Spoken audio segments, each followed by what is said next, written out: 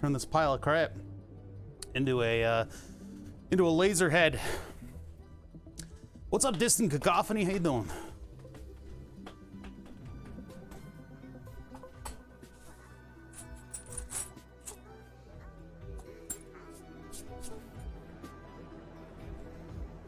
All the offcuts and stuff like that off the desk. I'm gonna need a lot of liquid because I'm sure that accompanying all those carbohydrates are probably an absolute assload of salt. OctaJ, 100 bits. Thank you for the bits. And we're doing burn the subs. We got the board on the wall. Ah, excuse me, I didn't mute that. Sorry. Got the board on the wall. Nice live edge board. The masking isn't as good as I think I'd like it to be. It's just this corrugated plastic poster board that I have. It was scrap material. I guess it'll do okay. We'll just leave it for now. It really highlights how uneven my foam tiles are behind everything. Distant Cacophony at a tier 1 for 4 months. Hell yeah, dude. Yeah, new board. What's happening between boards is that your names are gonna go into a little list of names, and that little list of names. Oh, Fatanon, thank you for the 101 bits. Are we doing Price is Right rules or something? Closest without going over. Yeah, so what's happening between boards is that your name will go in a list and then it'll get shuffled when it goes onto this board. So we're gonna shuffle the names around. Everybody is gonna be the same size. All of you people that just sub normally, same size. Gift subs, a little bit smaller, but they'll all be the same size. Nice wood. You would, Turts. Wait, you're not, it shows you're not sub.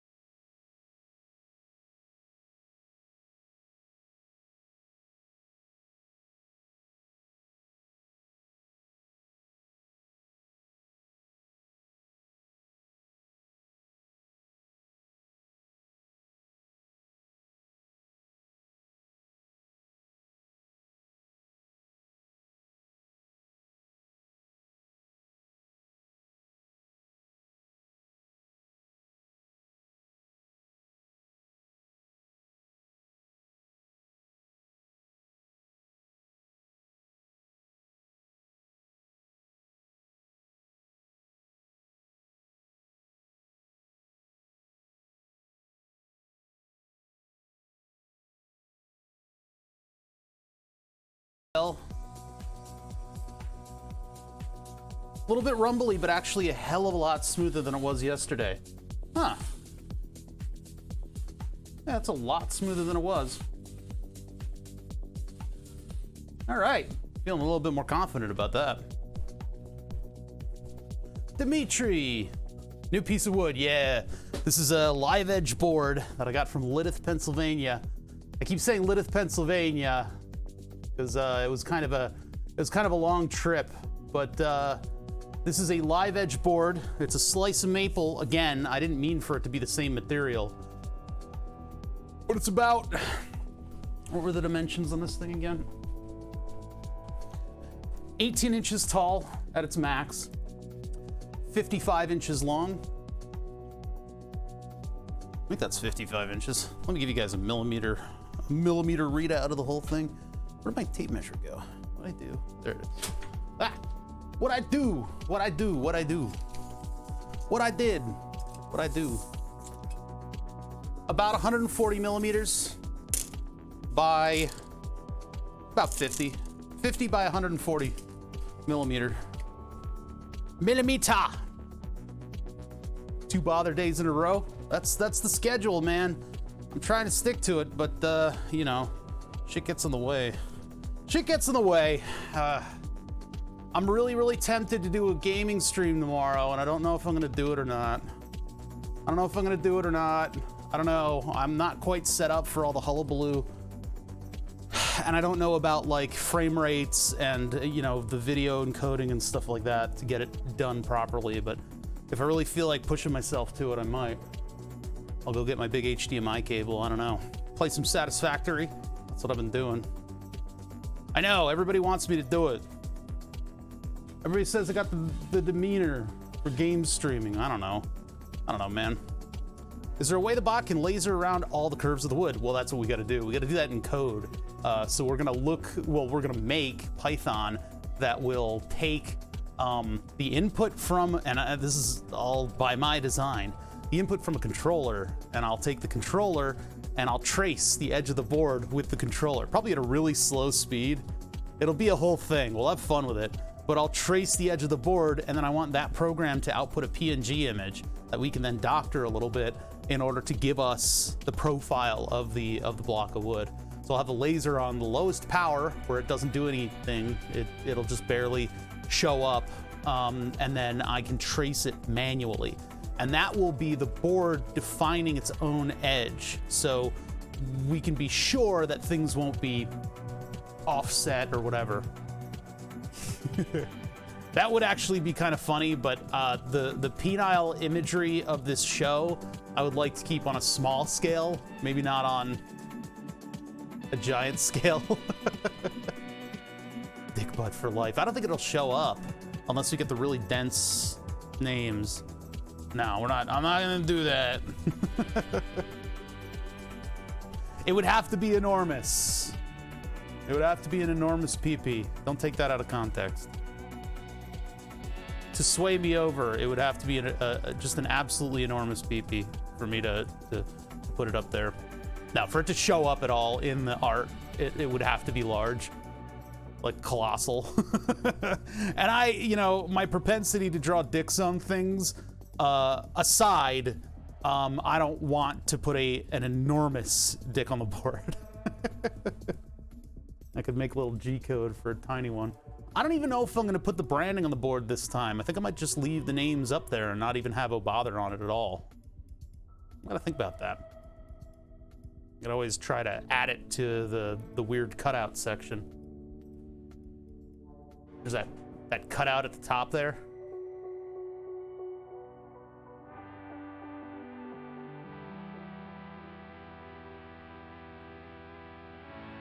That's what I was talking about. Yeah, that's what Fat was talking about too. Just a big negative space PP.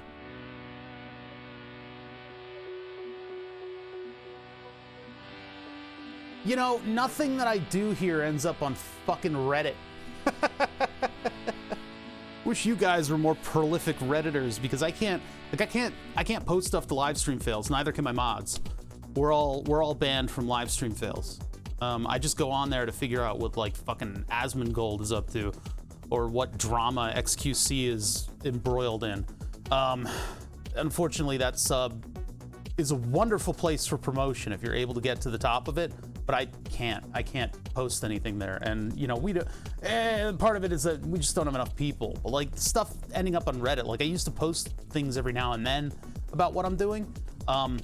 Man, you know, like the people build computer stuff and end up on the front page. People build, you know, silly little things and end up on the front page. We do all that here, and I just, you know, it doesn't. I don't get the chops. I don't got the chops. People see it, and maybe it's a little too well done, and so it's not that popular. I saw him bump the camera. I can't stand Reddit. I haven't used the site in 3 years, and my life has never been better. I've been lurking almost permanently on that site. Banned. What have you guys done? No, you're just not allowed to, as you know. I look at the front page and have no account. Having an account helps because you can filter stuff out. Like I've filtered out a lot of stuff, and that gives me all the relevant things that I'm, you know, looking for. That's how I use it. Man, we got to figure out this access cart. That's gonna be a trip. I guess we'll get the belts on first, and then we'll figure out the access cart.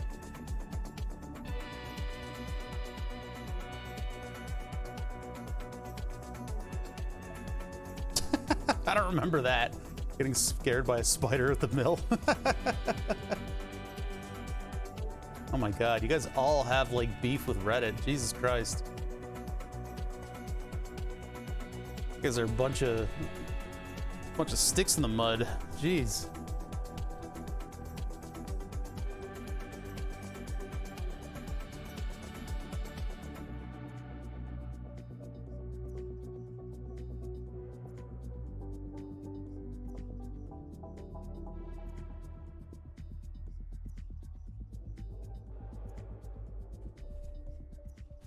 Reddit stream.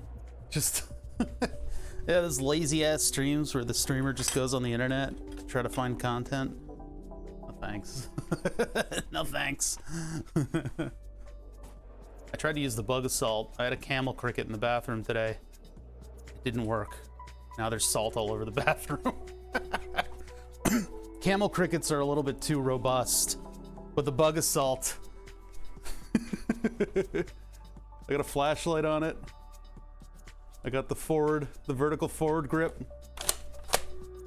And then I got the dot sight that's angled downwards. I think it'll work for like flies, but it sure as hell didn't work for a camel cricket. The camel cricket shrugged this shit off like it was nothing. I was gonna put a stock on it, but I can't find a good stock. The one that I bought never shipped. I need to go shoot this into the garbage can. Hold on. Get salted. Oh wait.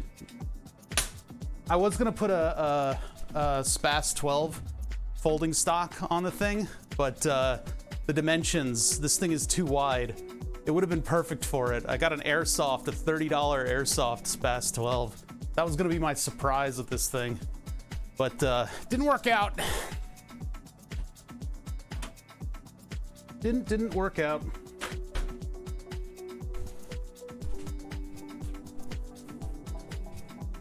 Gotta up the power for crickets. I know. The thing like just gave me a funny look. It was like, fuck you, buddy. Any cricket that doesn't chirp in my book is good in my book. Any cricket outside that doesn't chirp. I had, okay, so in a previous life, when I was working in DC, I lived in a basement. I hate basements, man. We had a camel cricket infestation. And so every morning, I would have to take my shower curtain and I would have to wash it down, and there were thousands of camel crickets that just were washed down with it. It was absolutely ridiculous. The cricket may think it's safe, but in a few years it's gonna have high blood pressure. I'm playing the long game with this one.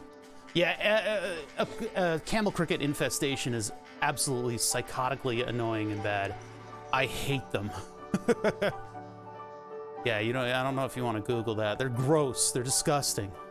I'd rather, you know, seeing them outside and be like, oh, look, it's a cricket. That's neat. You know, seeing them in a basement, it's like, this thing's got it. This has got to die. Maybe the centipedes down here will take it. Millipedes, forget what they're called. GeoGuessr stream. No, I'm not good at GeoGuessr. Everything in GeoGuessr I think is Pennsylvania. That's my meta. Everything in GeoGuessr looks like Pennsylvania. Like trees and a road, and it's a little bit ill-maintained. That's definitely PA. It's not. It's definitely not.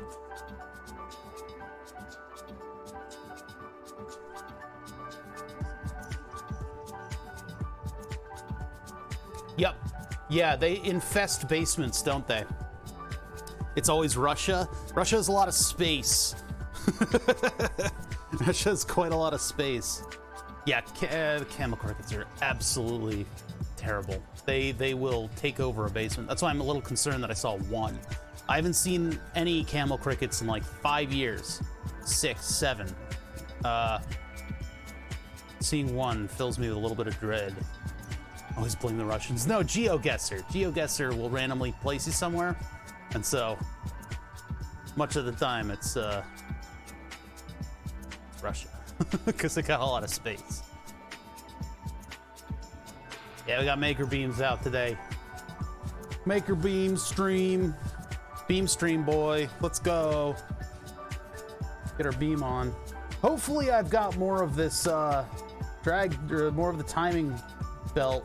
I hope I don't have to order some, but almost twice the size of the United States, not unreasonable. Yeah, exactly. You can click for half an hour and not see a sign, which is what the GeoGuessr people who make GeoGuessrs look for. They go, let me go to the most remote location, the most remote road in the entire fucking planet. Oh, there isn't a sign for like 30 clicks? All right, and clicks of the mouse, and it's like, all right, cool, that's my start space. If you see camel crickets, you know you have no mice. Oh, I had, so the previous owner of this place left behind glue traps that I didn't realize were there, and I had to deal with a mouse stuck in a glue trap. That was a horrible time. I felt terrible after doing that. Glue traps are horrible. But yeah, apparently there was a mouse, one tiny little field mouse. Yeah, fuck glue traps, indeed. Glue traps fucking suck. They're the worst thing ever invented. But yeah, I had to deal with that before driving down to Maryland one time. I just felt bad for the whole car ride. Got rid of them. But there was a mouse, so I don't know what we got sitting around here in the basement.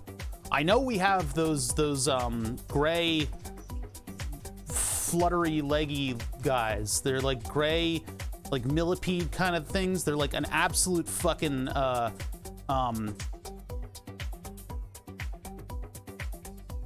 oh, what am I trying to come up with? Lovecraftian terror.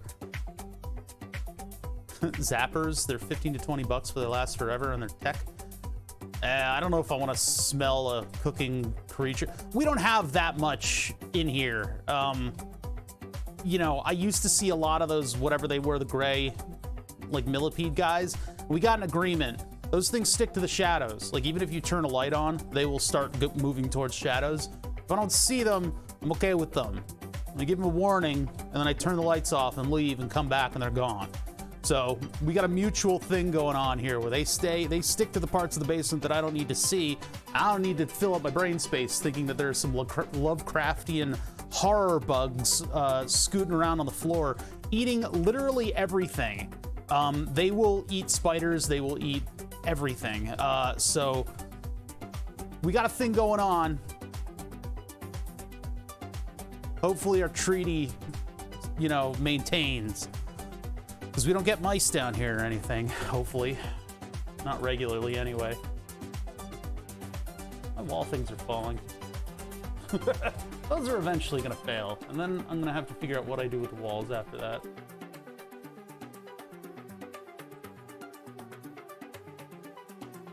Daddy longlegs? Daddy longlegs are fun, unless you're infested with them. They're not even spiders. They're like a little pod. They're like the cartoon walking eye.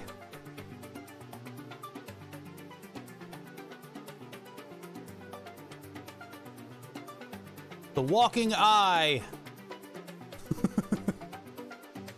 Yeah, there we go. The Venture Brothers walking eye.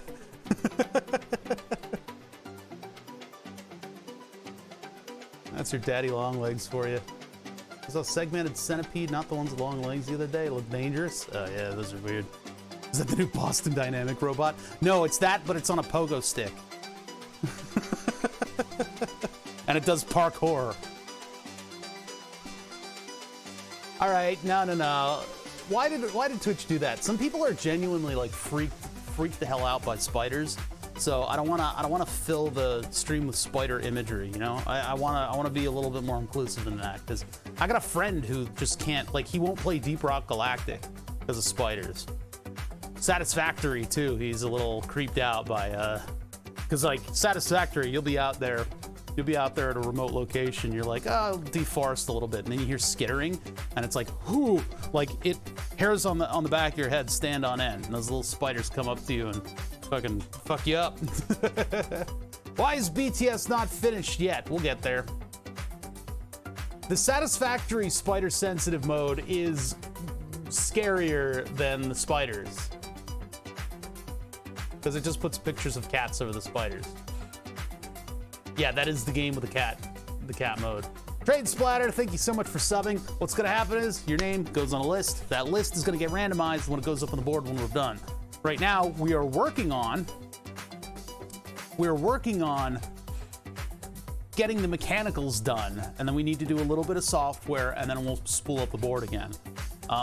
It's not easy, but we're not doing it because it's easy. Having the board up is second to having the board be interesting. So yeah, you're not going to be the first, Adam. I'm sorry to tell you that, but you will be among the first. You'll be among us the first. 13 months and this is what I get. Yeah, well, yeah, that's what you get, man. You know, other streams have people who sub for like 50 to 90 months, and they're just like, thanks. That's it. That's all they get. So you think you're lucky stars. We do a lot more for you here.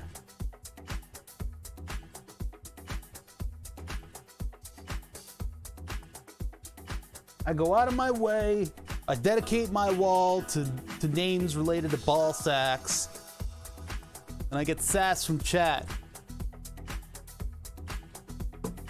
about not putting in enough effort.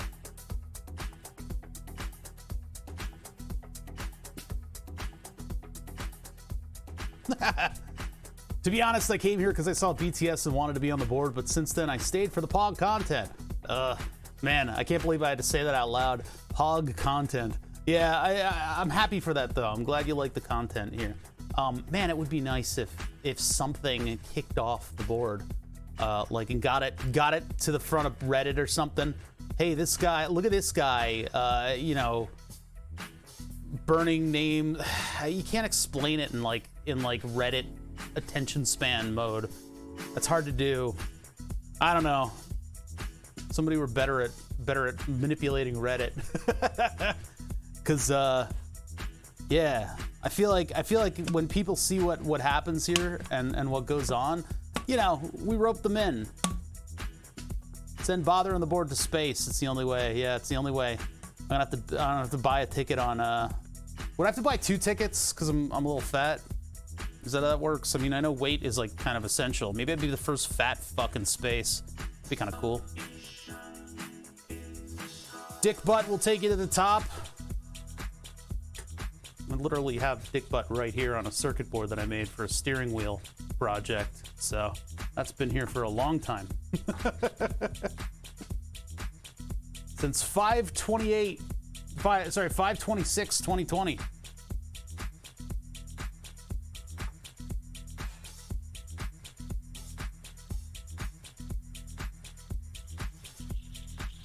Downtime banana. Am I using that steering wheel? I haven't taken it out in a little bit. I would like to. Not a lot of people like to watch racing streams, so it has indeed been this long. This was like one of the first ones that I did in Fusion 360, and we discovered that if you do circles, like if you do a circular trace, it fills in the entire inside because of some error in programming. I don't know if they fixed it at all since then. Yeah, a dedicated setup would be really nice to have, huh? If I could get like a 3070 and upgrade my old motherboard and then use those old parts to make like a stand. It wouldn't even be that hard to make the stand. I know, 9 to 17th place. Look, the wheel doesn't do you any favors. I'm regularly in 3rd place in the group of people that we used to race with. Regularly a 3rd place entry with a controller.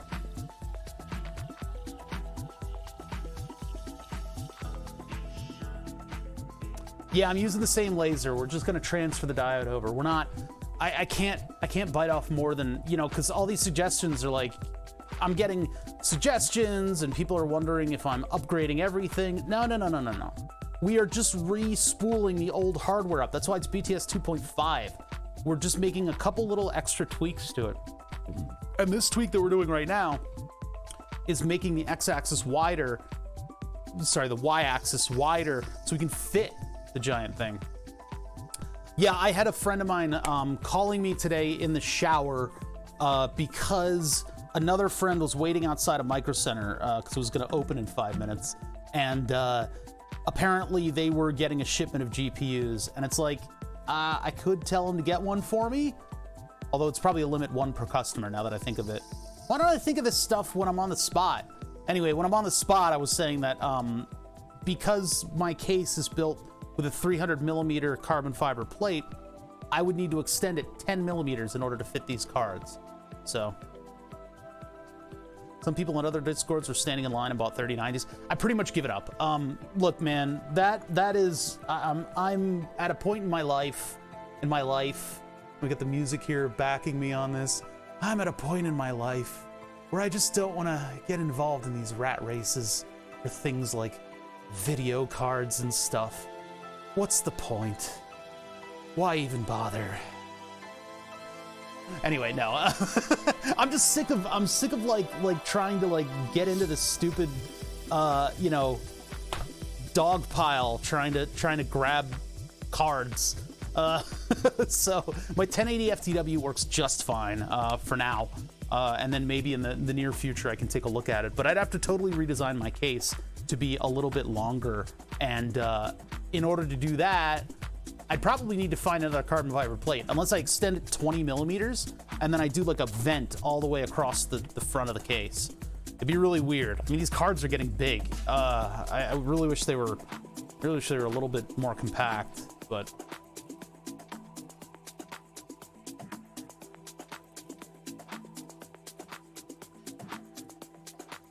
Blech. Odd numbers are often reserved for alpha releases, so 2.5 is an alpha. It's not, it's not a software project. It's an actual thing. It's not an alpha release. God. So, what was I gonna say? I forget. Forget what I was gonna say. Oh yeah, the camera thing. Everybody suggests the camera thing, and I think @M has suggested it several times before. I know I need to put a camera on the board. That's what the new version of the board is all about. In order to add a camera to the board, think about it for 5 seconds. How much of a project is that gonna be? That's a huge amount of work, because I'd need another axis, because I'm not just gonna put a camera on the laser head, because it moves around. It moves around too much. It's not a good shot. It doesn't look good.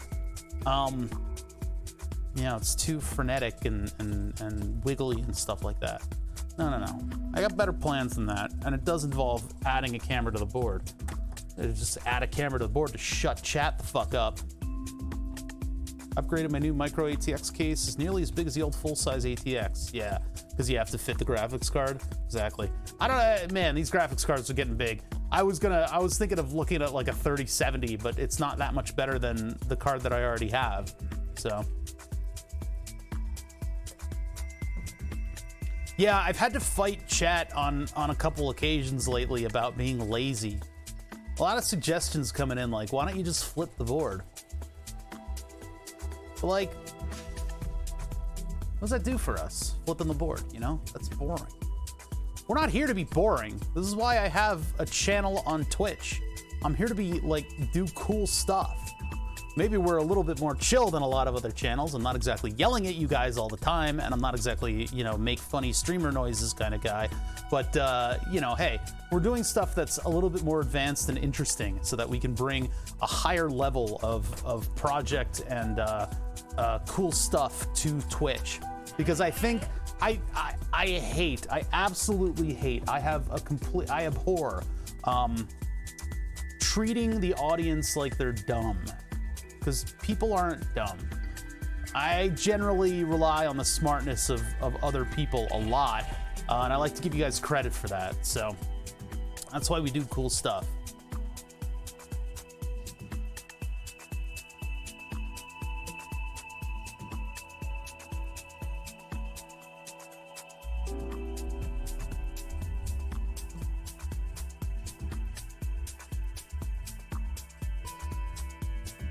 Yeah, your ideas are bad.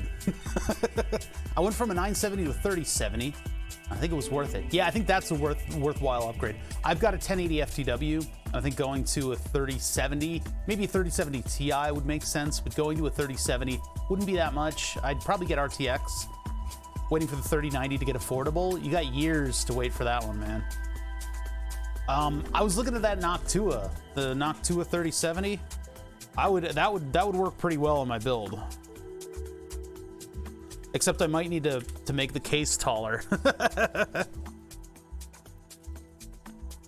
A Noctua fan 3070. The problem is those thin Noctua fans are not all that. They're a little less Noctua than other Noctua fans. My 1080 Ti doesn't really do it for a 4K ultra wide. Well, yeah, I don't have a 4K ultra wide. I got 3 monitors on that computer, and then I got a 4th one that I plug in order to stream, because I'll have OBS scaling the video and putting it on that monitor, and then that monitor I send over to this computer.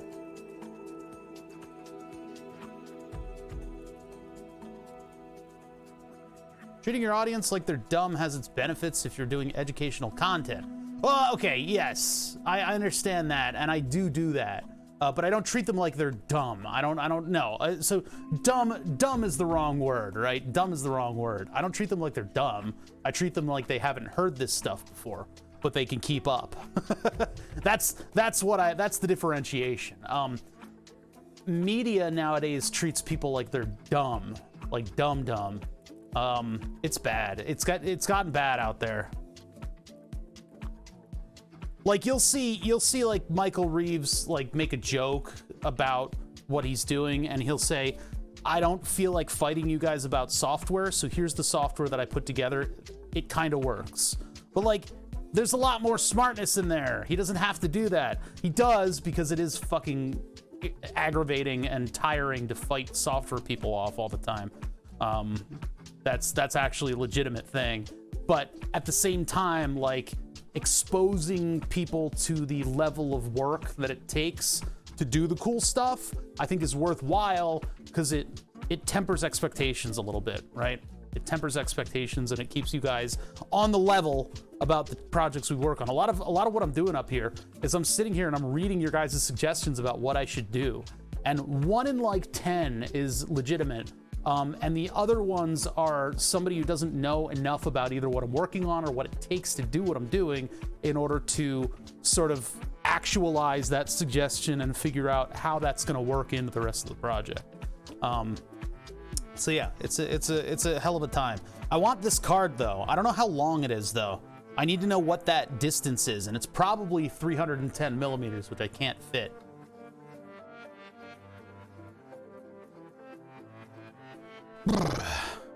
You don't need to hide, Lib. In Germany, with the term DAO, which is basically dumbest user that can possibly exist. What is the one about, like, castles in the clouds or some shit like that?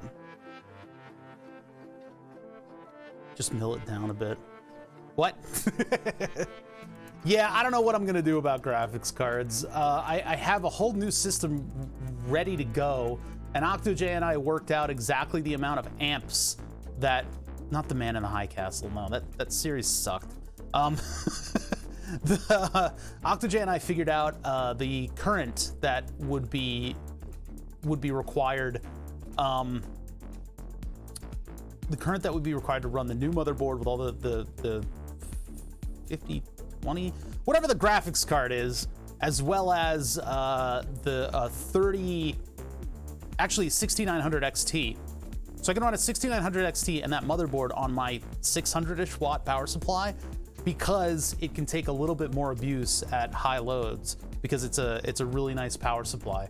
It's not like a bottom of the barrel, you know, priced to make profit power supply. If I go to a 3080, I guess that would be all right. And then I'd have NVIDIA drivers.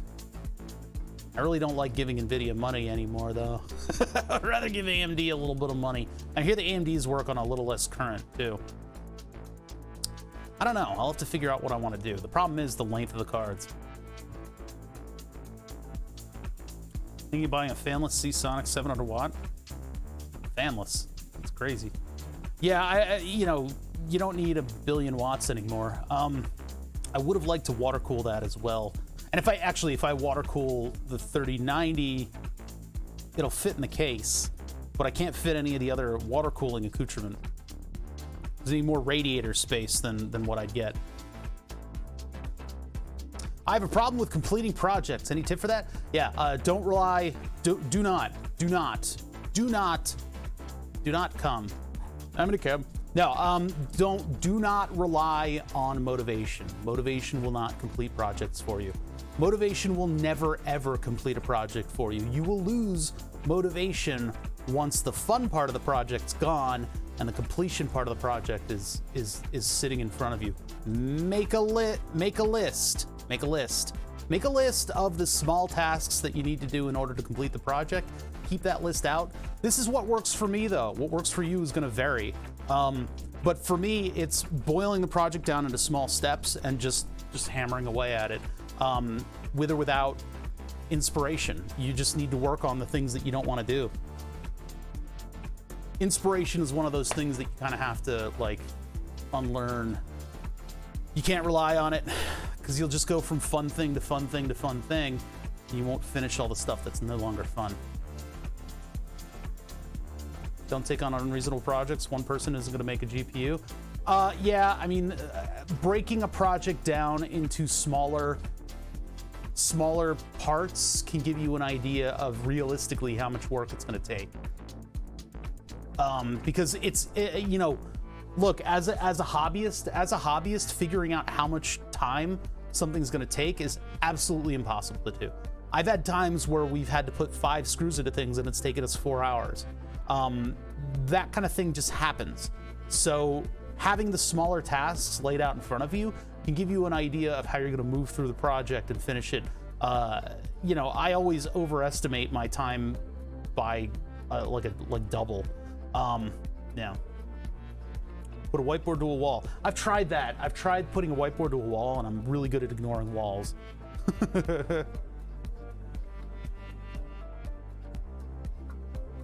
Yeah, keeping your workspace clean is it's a way of life. After I'm done a task, I will spend the beginning of a stream, for instance, cleaning stuff up, and then everything is ready to, you know, like I'm ready to attack the project after that. How long did you spend lubing up your balls yesterday? Yeah, that was a couple hours, wasn't it? My balls kept falling out though. I had to keep picking my balls off of the side of the board with grease. Greasy balls. Anyway, we gave up, and there's fewer balls in the one cart, but it seems to be smooth enough that I'm willing to accept it. So, all right, what are we working on today? Well, you know, hey, more of the same. We've got kind of like a high priority project, which this is really the only high priority project that we have around here. Burn the subs. This is my setup. Okay, this is my like the pièce de résistance. This is like the I don't know, it's the apex of human thought and understanding around here. This is like the whole reason my stream exists now, which, by the way, the original Burn the Subs was me just shooting the shit while working on stuff. My magnum opus, I think that's what the phrasing that I was looking for. It shouldn't be, though. But anyway, it's a thing that we have around here that's interactive, and it seems to have taken over the stream. So it's the one high priority thing that I have. Burn the Subs came about when I was sitting here shooting the shit with you guys, just working on random projects. And I think I got my laser, my blue laser pointer out, and we were kind of playing around with that. And I was like, man, you know, it'd be cool if I did like a sub board where I use this laser. And I'm like, So from then, boop, boop, boop. Back when you didn't think about things too much, I don't think about things too much now. I think about them at just about the capacity that I can. Yeah, like, so I mean, it was just like a random idea. I'm like, that would be cool if I could like burn names onto a board instead of a whiteboard. Honestly, to be fair, what I should have done is the less dedicated use gimbals, Weebos? I forget what they're called. There's a name for the little motors that wiggle back and forth. I should have used those and done a blue laser onto a board of glow-in-the-dark material, and then I could have just written the person's name, and it would have faded out, and we would have never seen it again. That would have been great, because then I wouldn't have 3 boards, 3 giant blocks of wood in my shop that I don't know what to do with. Maybe I'll put them up on the walls. That's probably a good idea. I could probably put one there and one there. But anyway, so what we're doing is we're working on burning the subs, but we're between boards. The board has filled up. Our previous board was a little bit of a stopgap to get me to sort of a new level of technology for everything. Because we got stepper motors, I want to upgrade to 3-phase motors that are servos. So that didn't pan out. That was 2.5 years that I didn't finish Burn the Subs 3 during. However, the board is full and we need to put a new one up. So in that, no, not ClearPath. ClearPath, they don't want to sponsor me and I can't afford them. These are Granite Devices controlled, like Hoppy motors. Anyway, new board, who dis? I decided to get a live edge board, and it's got a little bit of a unique shape to it. It's kind of got some interesting stuff going on.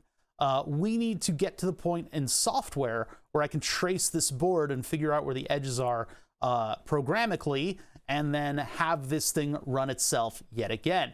Not as much space on this board, but we should still be able to fit a lot of names. And we're going to treat them a little bit differently this time. This time, the names of subscribers are going to be the same size as all of the other names of subscribers. And those are going to be in the double line font, because we got like no use out of that thing for the last board. So I want to have a lot of bubble line names on the bubble font, because it's a line outlining the letters. And then for people who gift subs, the giftees, I would like to go on the board as a single line font. Now, all that stuff can be done very easily. All we need to do is look at one piece of the return from Twitch to see whether or not it was a gifted sub. And if it was a gifted sub, we give it a different font size, and that'll determine whether or not it's bubble letter or not. So it's slight code alterations in order to bring this stuff to fruition. I talked earlier about possibly doing a profanity filter on it as well, because I just don't want to have to deal with that. I don't want to have to read all the names that are going to go up and have to like, you know, put the kibosh on it, because I will. Some names have slipped through the cracks and I had to sand them off at the previous board. I should probably have a little bit of an approval process for that. However, right now we are embroiled, that's the wrong way to put it. Anyway, we're up to our knees in hardware, literally. I mean, this is like a literal sea of bolts and screws in front of me. And so what we need to do is finish building the the y-axis, so that we can mount it up on the board. So all our hardware is ready to go. I still need to wash out the control box, because there's like weird stuff in the reservoir from sitting almost in the sun for the time that it is. It's not algae, but it's like white stuff. Maybe it's just like minerals from my water supply or something. It's very strange, but yeah, I gotta scrape it off of the reservoir. I would love to find a different reservoir for that thing that's a little bit more showy, and I have a couple, but I don't know if that's within the scope of the project of what we're doing. So I'll have to figure that out. We don't need an incredible water pump on it. I'm literally using the same thing that fills your Keurig with water in order to pump just a little bit of water through those tubes. It's not even necessary. It's not even needed. We probably could just air cool it and get away with it, but it's funny if it's water cooled. So, but anyway, that's all the stuff that I'm considering. We got a couple tasks against us here, and so it's Friday. Usually I like to relax on Friday and take something apart, although I'm running out of stuff to take apart. So instead, we're going to Burn the Subs. We're going to hang out. How's that sound? And if I can get my ass together tomorrow, Maybe I'll do a gaming stream, because it's about time that I do one. I've got a game in mind, so. The only problem is I'd have to get my friend in on Discord, and he'll inevitably talk about World War II.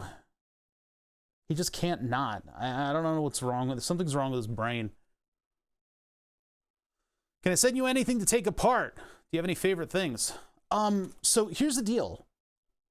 I mean, my Discord PMs are open. I hate to say that, because then I'm going to get weirdos. Hold on, I got to get paper towels. 1 sec. Was it the Keurig an air pump? It has an air pump, but it also has a water pump. That's how it gets water out of the reservoir, because it's not exactly pressurizing the open reservoir that people are refilling with water. It does have a pump in it, and I probably have that pump sitting right to the side here in one of the bins. No, don't make it creepy. Don't make it creepy. Listen, you can PM me on Discord if you want to send me something, but my policy with sending me stuff is that if you send it here, it is akin to just throwing it away. You're not going to get it back necessarily, unless it's something really special, or, you know, you're super nice to me. You're not going to get it back. It's throwing it out, because generally when I take certain things apart, I have to break it and then I just throw it out. Unless it has a couple parts that I need. Like the CPAP, the only thing I have left from the CPAP is like this heater reservoir thing and like some tubes. And the one part that I was hoping above all else to find. I was super psyched about finding this, by the way, because we went on a long search for vacuum cleaner motors that were quiet. But nobody makes quiet vacuum cleaner motors. They don't care, right? Vacuum cleaner quietness is achieved by putting stuff in the way of all the noise. We wanted flow and we wanted silence, and so a CPAP machine has those base requirements. So we're able to find this thing in the middle of a CPAP machine. By the way, I logged into my health portal today. Ducart, what's going on, man? Ducart's my cuz. How you doing, dude? Why you up? Why you awake? Go to bed. He's in friggin' Australia. Sorry. Anyway, we found this pump in the middle of a CPAP. I logged into my health portal today, by the way, the thing that, like, where all my messages are for all my shitty health stuff. And, like, I had 50 messages about how this unit was recalled. So this is a Philips Dream machine that was recalled, but it's got a 3-phase vacuum motor in it, which you can control very carefully. You get really good control over the thing, and so you can slow this down. So I can make this into a smoke sucker for the board if I want to still have that. Yeah, Philips was what it was. Too many parts. What's going on here? Yeah, let me address that. We're extending the y-axis of Burn the Subs. Burn the Subs is now a live edge board, courtesy of a shop in Lidith, PA, which I would suggest people go to because they have a lot of really cool hipstery furnishings there. If you're ever in the middle of like farmland, Pennsylvania, this place has really good stuff, finished and unfinished, epoxy tables and shit like that. It's like Cherry something or other. It's a good place. It's a really good place. And the guy with my friend and I show up there as a couple like idiots looking for a particular board. He looks at the price on this thing and he goes, and we didn't say we didn't say anything. He's like, I could drop a couple $100 off of this for you guys. I was like, oh, all right. There was like literally no negotiation about that at all whatsoever. He just dropped a couple $100 off of it. This was not cheap though. This is the new board. It is a live edge board. It is wider than the previous board, but it doesn't have as much space. So we have a couple ideas of what we're going to do with that. Building next door is a fire alarm going off, so listen to your sultry voice on headphones to go to sleep. Oh no, we're going to have to make popping noises in the middle of the stream today then. Yeah, I don't have that piece anymore, I don't think. I think I might have thrown it out. I should have kept it around. The Philips Dream machine, in order to silence the noise of the air going through the device, they had an air pathway that had pieces of just cheap foam in the air pathway. And that cheap foam, if you've ever even touched like an old stereo or a classic car, which you should be into classic cars. That's, you know, you just should. But if you've ever like touched a classic car, you know that foam that's been sitting in the environment for too long, it turns into dust. I fucking hate foam. I hate foam. Foam is this universal engineering like plug-in tool that people use to do all of these different wonderful engineering tasks because it's such a versatile material and it's so good at what it does. But then they ignore the fact that there are some things about foam that don't really work out for your machines and the things you build. And so people like me are digging through the garbage and they find a speaker and they take it apart and then they're covered in foam dust because the stuff disintegrates. It doesn't restrict airflow because it wasn't in the airflow path, it was next to the airflow path. So you had your duct coming through, you had a piece of foam above it and the air flowing below it. And so what would happen is people would either clean their machines with chemicals they weren't supposed to use, or just the advent of time. Time makes fools of us all.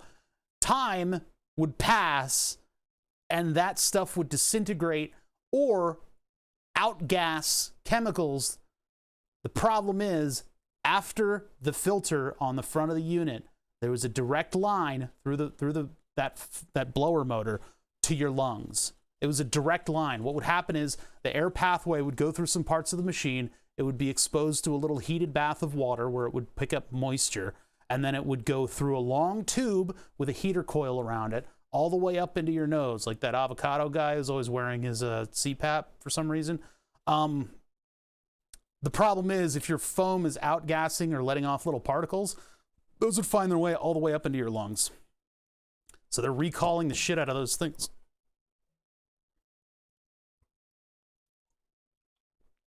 I have no idea how Philips even designed it that way without thinking about it. Yeah, I'm wondering about that too. Like, I wonder what the internal documentation is on that. Whether or not there was an engineer sitting by and going, hey, we probably shouldn't use the really cheap foam here because we designed it to have the expensive foam. Maybe another engineer is doing the bean counting and is like, we got to hit these numbers though, so we got to use the cheap stuff.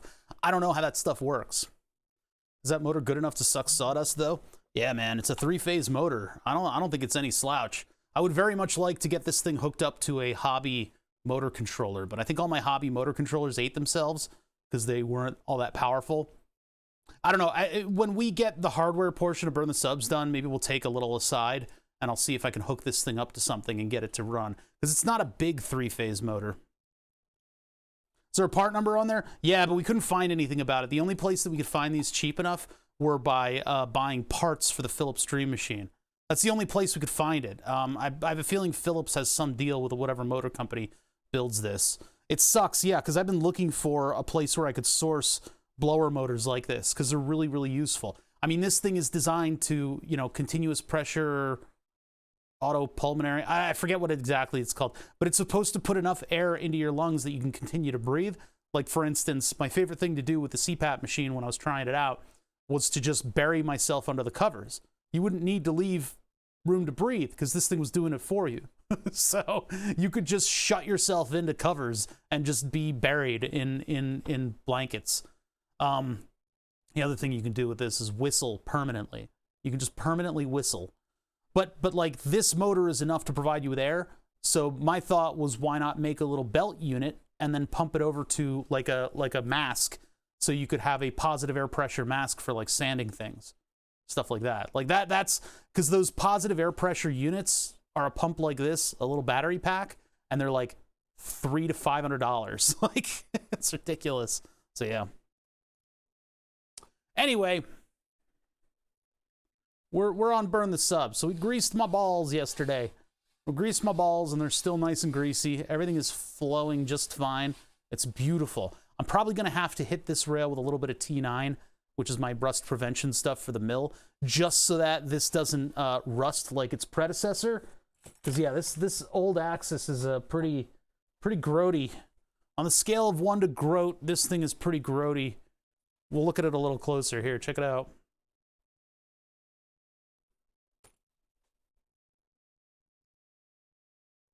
Look at all that groat. Now, this isn't the surface that touches the rolling thing, by the way. This one is. This channel right here is where all the bearings will sit. Blue or Black just gifted a sub to Grease My Balls. Thank you for the second gift sub historically ever. This is what I'm talking about. This is what I'm talking about with having a censorship engine on the board. I would obviously allow that, but you guys, I mean, like as soon as I mentioned censorship, everybody started kind of freaking out in chat and talking about how I'd be unreasonable about stuff. But like, you're talking to me, you know? It's like, I'm gonna keep it comedy. There's just a couple things that I don't want on the board, and I would rather have the peace of mind that you know, I'm approving the names that would trigger a filter. Cause like, man, no, you know what? I'm not even gonna talk about it. I'm not even gonna talk about it because you guys aren't allowed to know where that line is. You guys would toe that line, and I don't want that. I want you far away from it. I want you guys far away from that line. That one was totally fine, though. All right, I'm getting grease on my hands by showing you guys this. But yeah, this thing got a little grody. Got a little grody. It was a little... I thought these were stainless, but apparently there's rust all over it. So...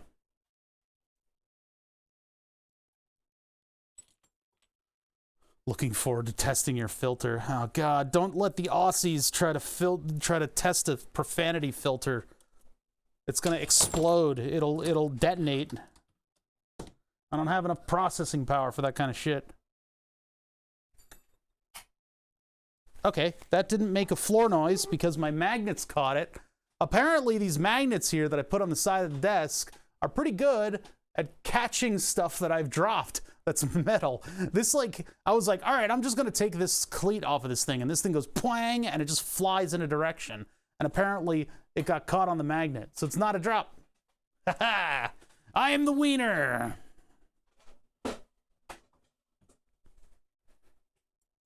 Usually I'll tell you guys when there's a drop, you know? Because you guys can't necessarily hear the subtle nuance. Laser me, daddy. It's gifted by Anonymous. All right. Do what you want. Cheater. No! I didn't even purposely put the magnets there. They're just there. They were holding up the silicon mat that I use when I use the air gun. All right, this thing is decommissioned. Move that out of the way. So now we got our Y-axis sitting here, and I got to start figuring out what parts are going to go where. Move you guys up like this and see what happens. All right, what am I doing? So I guess what I need to do is get the motor over here first. The problem is the wire run has like everything in it. This is all the wiring for 2 axes, actually. Well, actually just for this entire bar. So it's all the laser wiring, all of the, oh God, it's like everything. All right, now let's take apart the old one and see what we can do here. I didn't add connectors in a lot of the places of this thing, so it's kind of got to come over as one unit. One unified unit. Unless I pull wires out of stuff, which is a chore in and of itself. That is a pretty big task. Actually, one of the things that I need to do is figure out, you know what, I can unplug the motor and we can put the motor onto this new cart, because I want to redo the limit switches on this and have them be a little bit more definitive and have end stops. So I want to have a structure that's going to stop the cart from moving too far. And then I want to hit the limit switches a little bit differently this time so that it doesn't get caught. Because if I move this by hand, the design of this cart will get caught on the limit switches. So let's move motors first, which means I got to completely undo this guy. This little guy right here. It doesn't even have the right kind of fasteners on it. I don't know why I use that kind. They don't look cleaner. Why did I do this? What have I done? Why have I done? What am I? Who am I? That's Neil Breen. All right, let's see here.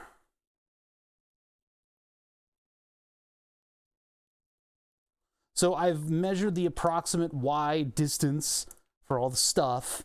So we know at least that the parts being where they are right now is approximately the size, you know, the distance between the carts. They're maybe like a millimeter off. But if I can get the motor over, and then let's see, which end's the top? This is the bottom over here.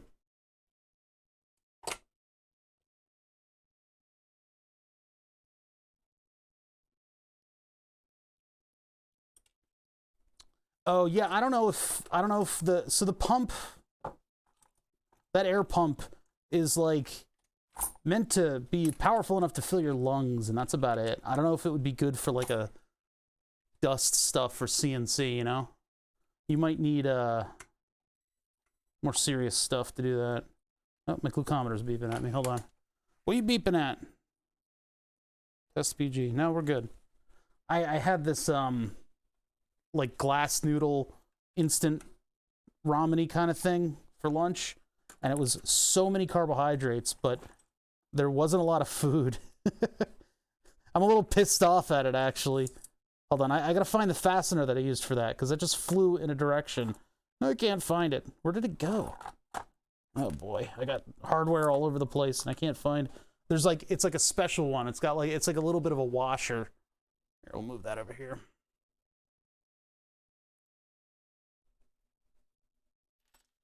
Well, that's the circle belt. How are those looking? Oh, they're pretty good. They've been kept indoors. They've been working in pretty decent environment. Oh, here it is. Okay, found that. I don't want to lose all the parts that I used on this thing. Oh, wait. I have another one that I lost? Oh, boy. Yeah, boy. I gotta find out the screws and shit. What do we got over here? Let's see. I don't see it. God damn it. Ah, where did it go? All right. Oh, wait, there it is. Found it. Right when I was about to give up, I found it. So what I can do is I can keep the fasteners on this thing and then slide it off of the rail. It's like they've barely got any threads gripping on these.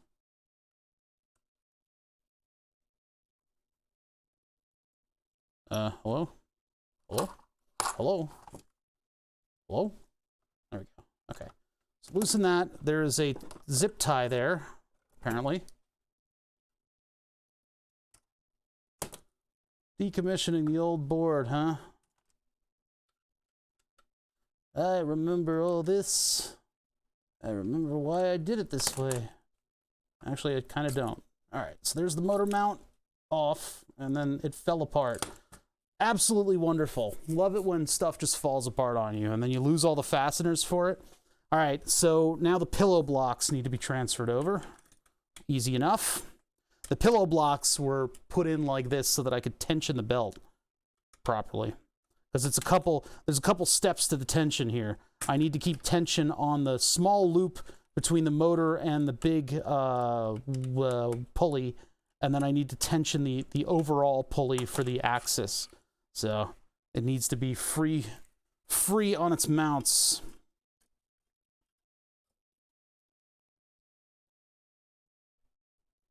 Try to get this thing to actually go into the channel.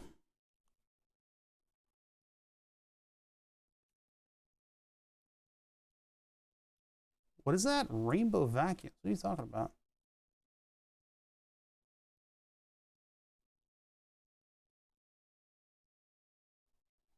What? Vacuums on the solar panels? What is this? What is this stuff that I missed? Oh, ozone generators. That's weird. Quiet methods to collect dust in the shop. You know, the best way to do that is just to have a big dust collector in a different room. You put your air compressor and your giant dust collector vacuum in a different room, and then it's quiet. I think I did this facing the wrong direction. What direction did I? Yeah, it was the same side as the... Okay, no, this is fine. This is the same. This is actually the right direction. All right, let's put that up against there, and I'll tighten that down. I'll have to stretch that later, but for now, that's where that's going to sit. And then this is the axis that moves everything. So we'll have the other pulley all the way over here. And I don't think there's much else that goes on this, aside from the limit switches and the tray that covers everything. All right, so let's get, I guess I'm going to have to undo all this. I don't have maker beam bolts that are slightly longer than these. I have ones that are too long and will get in the way of the motor. So like if I use these slightly longer ones, I'll at least be able to get a grip on the fasteners, but I don't think I'll be able to, yeah, I won't be able to mount the motor at the same time.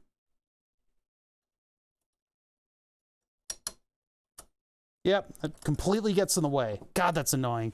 All right. You can mount a filter in the shop and run the duct to an external intake fan. No. I mean, there are already giant, you know, dust collectors for like wood shops. And if you put that somewhere else, you can buy ducting kits to bring it over to all your tools. So you just put it somewhere where it's not going to, you know, annoy the crap out of you. It's better to have more suction, you know? Especially when you're dealing with wood. Filthy, gross wood. All right, so yeah, motor mount. It's the next step here. Probably should have come up with some custom motor mount for this thing, huh? That would have been cool. Albeit entirely unnecessary, because I could just buy them off of Amazon for real cheap. So, unfortunately, though, these do need washers on them. Although, to be fair, I actually don't need the washer that I put down. I had washers on them, but then now I bought these M2.5 nuts that have their own kind of washer thing to spread the load. So I actually don't think I need to use washers on this. Although it is going to mar up the paint on this, I'm not terribly concerned about the paint on this. Let's be honest. Basement vacuums. Yeah, I think I used to have a family member that had a vacuum, like a central vacuum system in their house. I never got to see it in use. There were like ports in various rooms where you'd plug in the vacuum. Seemed a little crazy. But hey, if you needed vacuums somewhere, you know, you could find it. Where are the other... Wait a minute. Were these the... Only had 2 of them that were like that? I mean, I got a whole bin full of them. I'll just have to find them. Unless they're already on the desk. Somewhere that I haven't seen yet. Somewhere over here, maybe? Hiding? No? Okay. Well, I guess I had a variety of hardware holding on that motor. That's a little weird. That's a little cringe. Wait, here's one. There's probably another one then. I need one more of those sort of wide fasteners that have the washer seat on the bottom of them.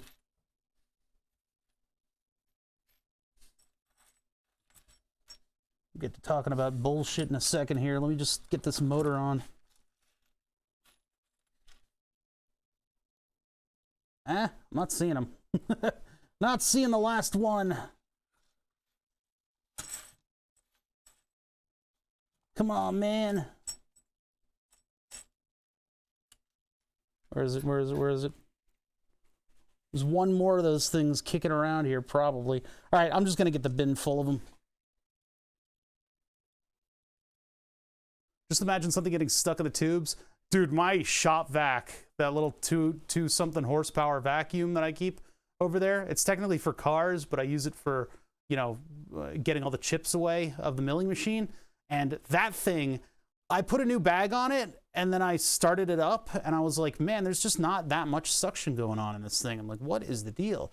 So I had to actually find a piece of scrap wood, and I started shoving it down the gullet of the tube there, and I found a huge, like a massive blockage, right? Cleared it out, got all the chips out of there, threw them in the bin. It still didn't have any power. It turns out both ends were completely clogged with hairballs full of metal. Yeah, I would imagine if you had like a central vacuum system in your house, that would be a huge problem.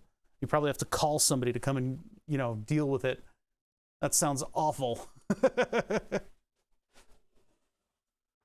Get the moldy dust all in your walls and make black mold even worse. Yeah, right? It's not your problem. You're outgassing all that stuff to the neighbors, right? That's their problem now. All right, let me see here. Let me find those bolts that spread the load out a little bit. Nope. What are these? Wait, what are these from? They got like kind of unique looking fasteners in this bin. They're kind of cool. Huh. I don't know what those are from. Probably some shit that I took apart and forgot. Like, yeah, I'm gonna save these. I'll definitely use them later. And now I'm like, I don't know what these are. I don't know what these are, and I don't want anything to do with them. Nope, not you. What about you? Nope. Got a lot of like English hardware in this thing. What I'm looking for are these, they got a wider base and they're M2.5. They came with the kit that came with these ones. These ones are huge. Where are they be at? What happened to them?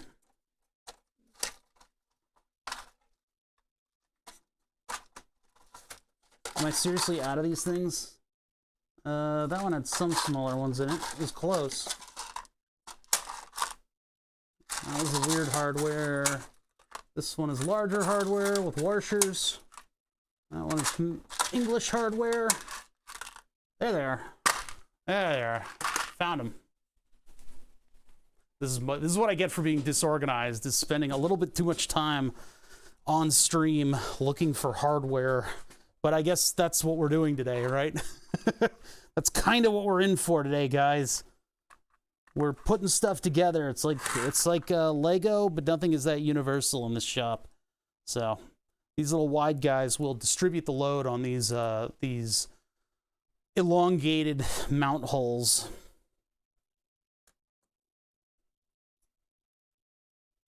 I do wish I could use taller hardware on this, but I just can't. One thing that I could maybe do is use some kind of a cap head with the what are they? With the whatchamacallits down there. Actually, this needs to be as low as possible so that I can get tension on it. Because this part won't move. This part is fixed. So that one is fixed there. Tighten that thing up. Luckily, the little pattern, the knurling pattern on the bottom of these things will hold them in place. So we'll have the motor locked in down here. Down here.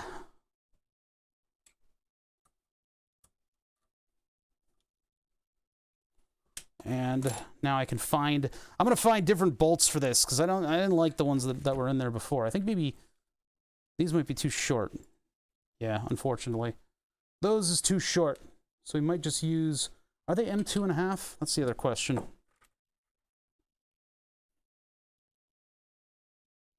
Yeah, look at that.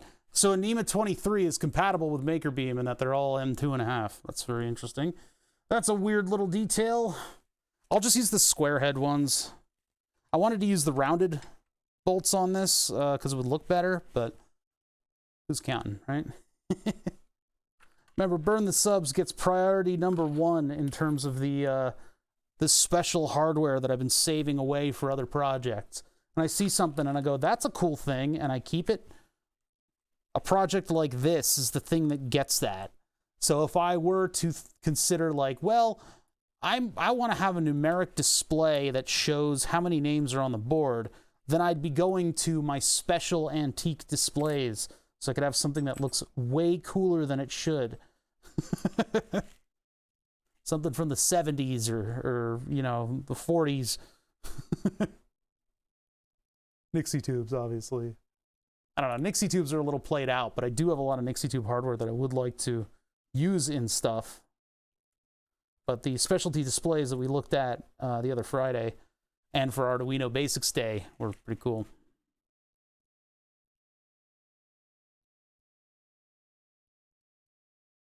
All right, so there's the stepper motor mounted. See if we can't get the belt around that. I'll have to adjust where this pulley is. Yeah, that whole thing needs to move.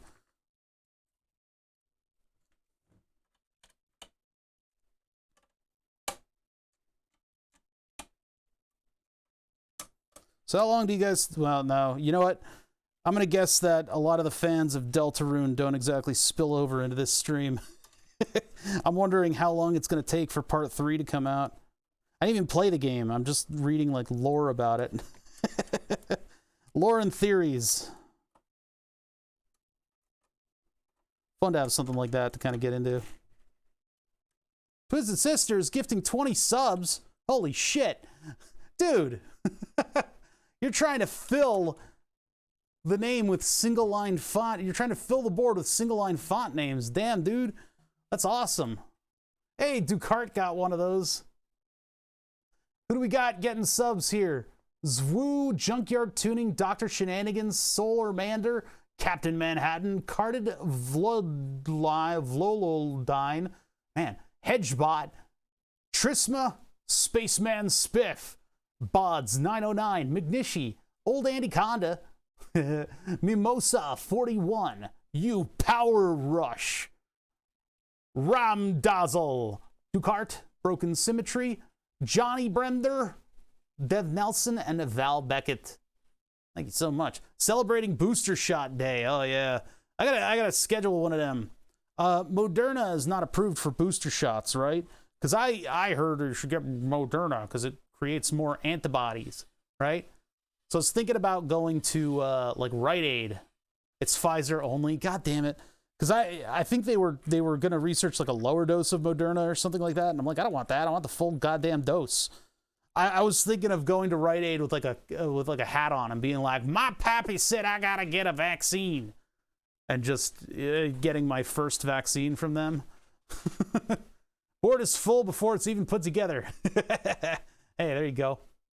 Gamer Girl Bongwater. Why? Is that some streamer or is that just a joke account? All right. Anyway. I may sacrifice this little 10 millimeters right here to having the cart hit a limit switch here, which means we're sacrificing even more space on the board, which means we're not going to get quite to the end. Lap MX gifted a sub by Twisted Sister. For the round number. Good call. If I move this to the other side of this, we'll get a little bit more room. Even if there's hardware sitting out on that. No, we won't. We're not going to get any more. No, because this goes all the way to here. This goes all the way to 11. And then the laser sits out like this. So that'll go all the way to there. It doesn't matter if it overlaps that. Because it's not really hanging down. Okay, all right. Sorry, I'm considering my options here. So we need to hang the laser out in front of all this stuff. And then I'm going to have to aim the laser too. That's actually one of the harder parts of this whole thing. So let's get the laser unit off of this using the wrench. Cooling wise, I think I'm going to keep the URAD here cooling, although it would be kind of cool. Oh, yeah, I get it.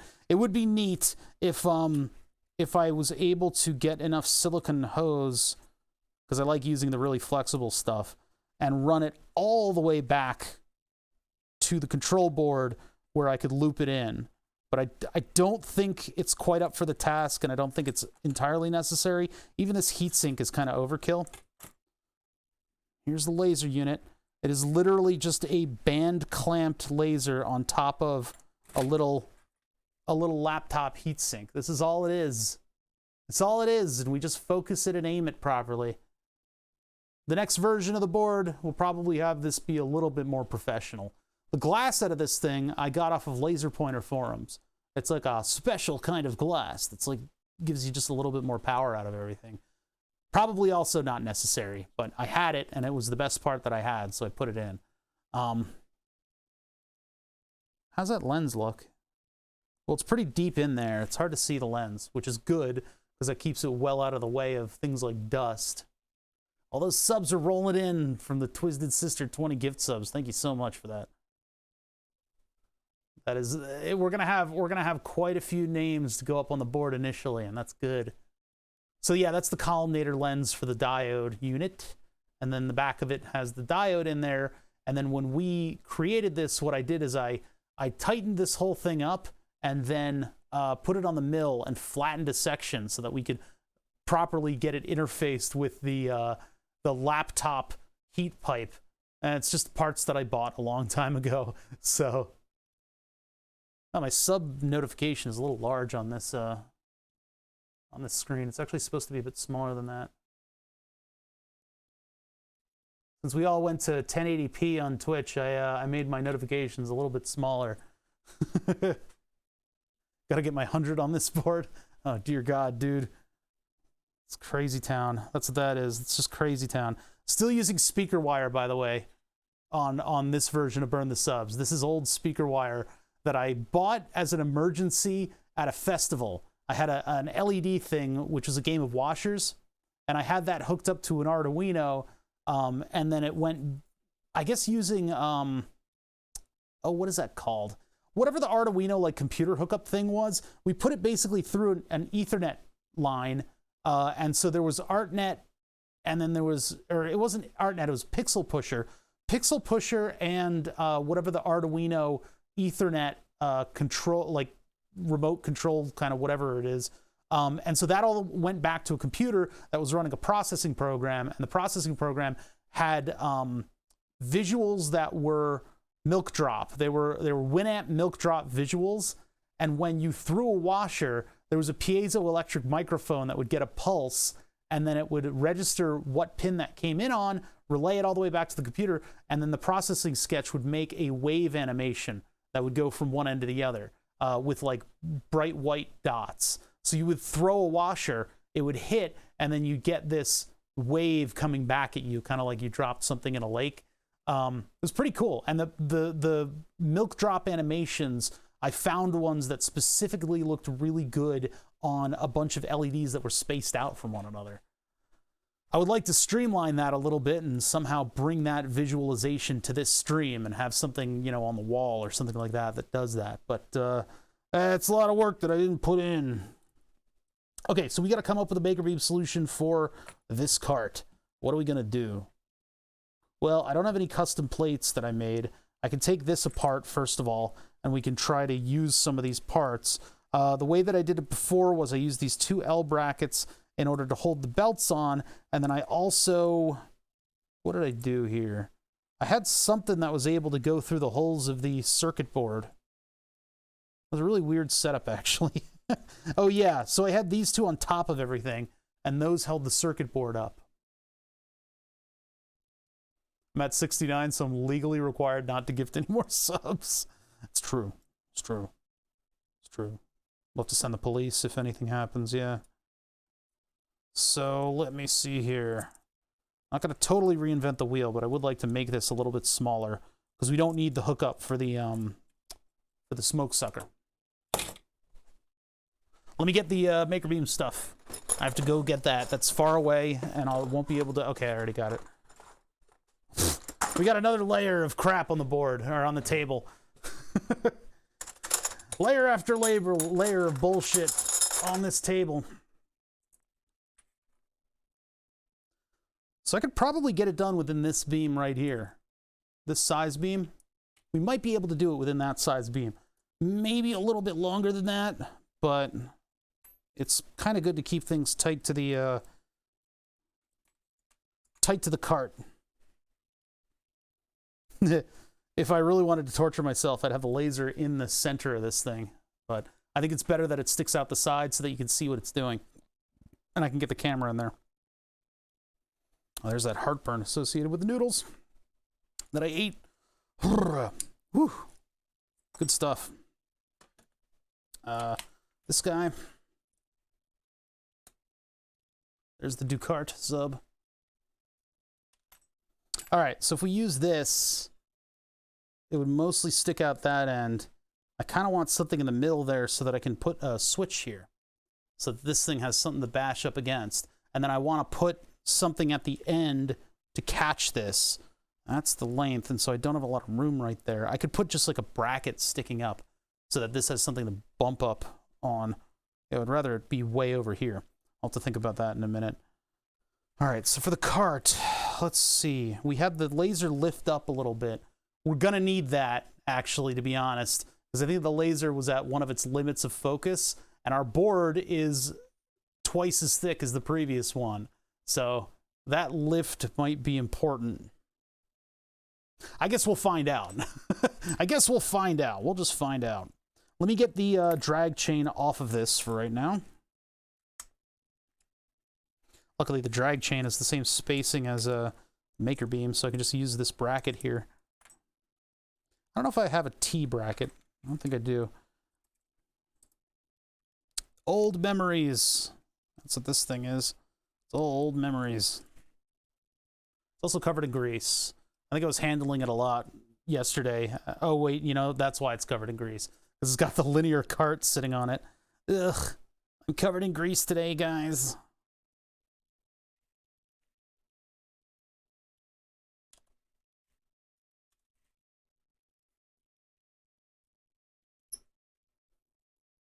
I saw a post the other day on Reddit that was like, "Dear Americans, this is bread." And it was a picture of some French bread. I don't understand what's up with European people hating on America on Reddit, as if we've never seen actual bread before. Like, everybody thinks that as an American, our day consists of just like eating like bland white bread and shit like that, and like drinking like Bud Light. And it just doesn't. I don't understand that. Speak for yourself. That stuff has its place. It does indeed. I just don't understand why, like, it's like, man, America and their shuffles deck. Bread! I don't get why everybody on the internet has to gatekeep everything. Yeah, it's just the internet. Just the internet. Somebody's making a little shit post and they want to trigger people, and well, here I am. I'm riled up about it, so I fell for it. Unfortunately, European people have also seen people of Walmart. Yeah, people of Walmart is not, man, you know, that's not a great representation of our population. You know, the site was made specifically because even Americans are like, yeah, they succeeded. They succeeded in triggering me timbers. Because it's like, I don't know, I just get kind of sick of it after a while. It's kind of like my friends constantly finding stuff about Chrome that they hate. They keep just hating on Chrome because I guess whatever articles they read constantly are coming out with stuff that's wrong with Chrome. But you could do the same thing with other browsers. I just don't do that. And so I constantly have to sit there and endure criticism for the browser that I use because I'm lazy. Right?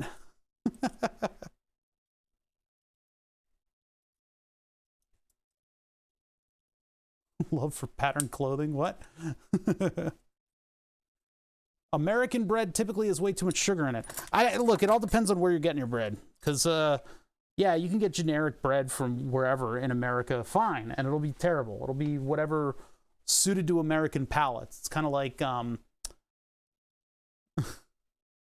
to anybody that willingly uses Linux. Yeah. But the problem is, it just wears you down. It wears you down. Because it's like, I am not equipped to weather a constant deluge of stuff that supports your topic, you know, your decisions, whereas I'm just trying to live my life, you know? Like, there's a breaking point. But yeah, on the bread topic, you know, it all depends on where you're getting your bread, because a lot of places, even a lot of very accessible places, have good quality breads, and it's not like it's totally catered to the American palate. You know, we got really wonderful wheat breads and stuff. It's fucking bread. You know, you put a bunch of shit together and you bake it. You can do that everywhere. Why, I don't understand why it's like, oh, Americans need to know that this French loaf is actual. Why am I'm loosening this? I don't have to. You know, it's just really weird the way the internet operates sometimes. What was I gonna equate that to? I had something else to. Oh, there are bolts behind that. No wonder. No wonder I was sitting there spinning my wheels. Spinning my wheels. One thing that I found hilarious was once I saw a documentary or something. It was like an ad where they were talking about how Taco Bell finds dishes, like the Mexican pizza. What was the development cycle of the Mexican pizza? And it was a long time ago, and I don't remember a lot of the details, but one of the things that stuck with me was what they would do is they would go down south of the border and they would look around at what the people were eating, and they would say, oh, this is a really popular thing now, this particular combination of the same 5 ingredients, right? This one's super popular with all the kids these days. All right, cool. So let's take that and let's make it meat flavored. That was their process. They would take it, and instead of vegetables, which are, you know, a little bit more dominant in Mexican cuisine than we give credit for in this country, and they would make it meat flavored. I found that ridiculous. It's like, okay. I'm hating on Windows and I still use it. Yeah. Yeah, look, man, the one thing that you don't ever want to do is put all of your loyalties in a team.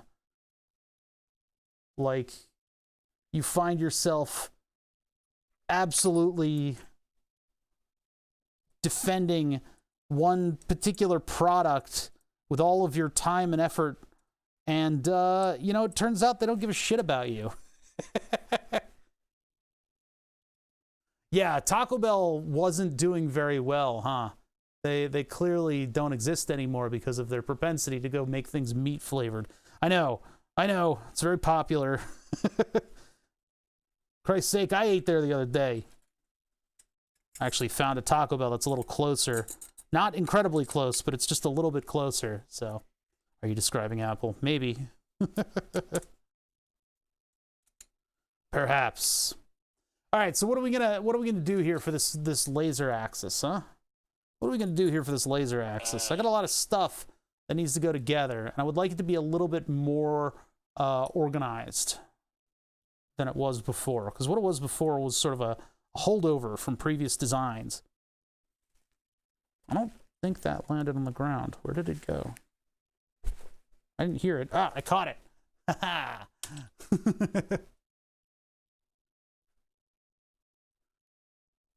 You chose MS Apple or Stallman? What?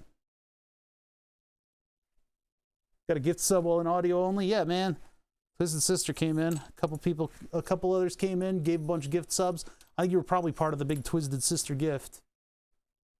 Yeah, another knot drop. That one I caught because I'm just sitting like this and it just went right here. Oh, we got another one. Ha. No drop. Okay, so let me think about this. I've got the 4 mounting holes here. The spacing of them is different for this one, by the way. I could do 1 bar for the whole thing. Is 1 bar going to shake around and explode? Possibly. It'll be easier to put all the fasteners in on it, though. I think we might go 1 bar. 1 bar corner cubes on this one. Yeah, I think that'll work with this particular axis. Yeah, I just don't want it to do that. But I don't know if it will. I don't think it will. Let's give it a shot. Let's give it a shot. Let's try it. Undo all this stuff. That's separated. We got the long bar, and I'm wondering if I can shorten it a little bit. The difficult thing with the singular bar is going to be attaching the timing belt to this.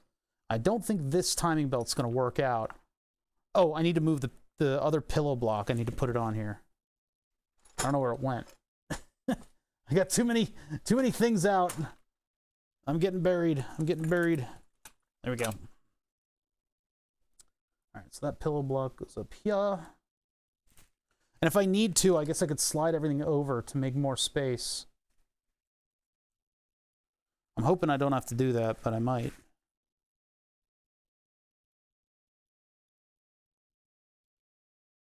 Oh, man. I've unintentionally awoken the Linux people who are insufferable. I'm going to replace some of this hardware here.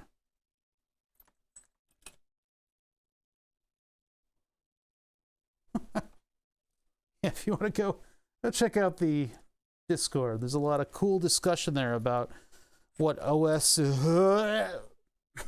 Sorry, can't get through the phrase without throwing up a little in my mouth.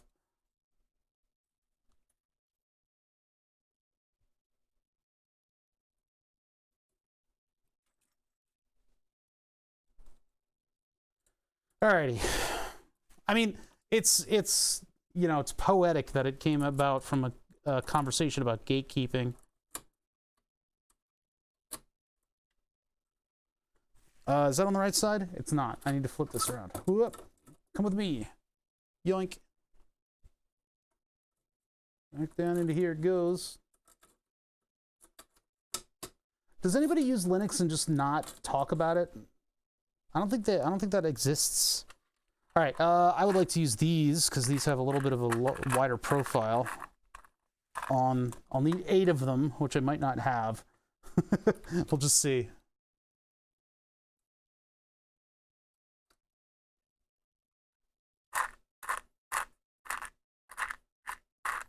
I think I had 1 in the bin. That's no good. That's no bueno. I wanted to use these because they're nice. I found 2. I guess we'll probably have to go back to washers then. Yeah, looks like I'm gonna have to go back to washers. I just don't have enough of them. I just don't have enough. I'll have to buy another kit.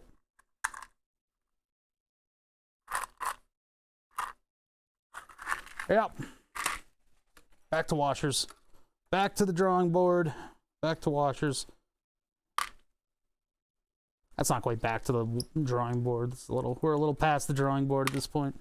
All right, so those like that, and then we put washers on there in order to spread the force out a little bit. Washer, I hardly know her. Da da da da da. Applause from the studio audience. All right, let's get these things situated again. Let's get the nuts on them. Where they at? There we go. Get one of these. Saving the lock nuts for specific things, like the part that locks the belt down and stuff like that. Tried using SteamOS for a while. I had it dual booted with Windows. Huh. I thought SteamOS was just for like couch gaming, right? I could be wrong about that. I haven't tried anything out like that.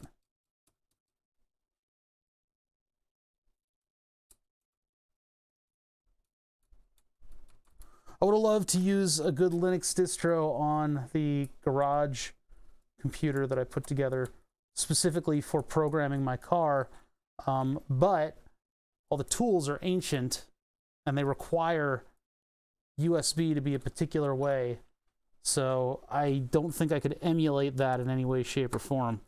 So I was pretty much stuck with using Windows in some capacity on it, which is unfortunate because it is an old netbook that has barely any processing power to begin with and a little tiny bit of RAM.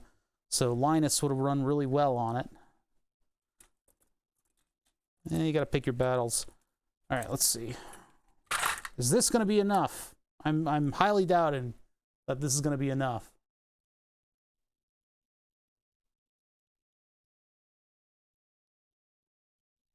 Testing to see if it made games run better. Does it? Did it? Did it work? Yeah, you guys aren't going to convince me that I shouldn't be running Windows on it, because we're talking about old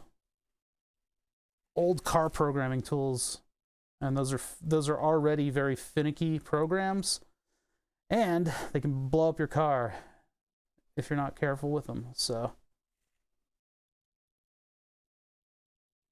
that comes close to what Windows does. Mac OS is close, but enforcing their stupid keyboard layouts. It's not about that with the car project. The car project, it's about hardware layer obfuscity. Yeah, so I'm definitely gonna have to get a longer belt. I'll have to search through some of my drawers in order to, some of the bins on the other side of the shop in order to find that.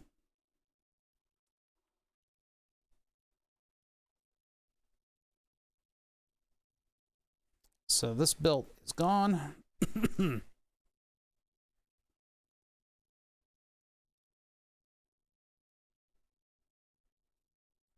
I don't know why I'm curling it up. I could just literally throw it out like that. Okay, I'm just gonna throw it out. I'm not gonna curl it up. I'm not gonna curl it up. I'm not gonna keep it super organized. There, it's gone. It's gone. It's gone forever. Okay, I'm fine. I'm fine. I'm okay. Okay, so let's see.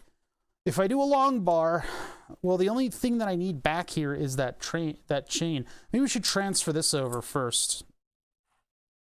Yeah, it's probably a good idea. This tray literally is just there to hold everything away from the board. But this actually came with the DRO for my mill. It is a unique thing.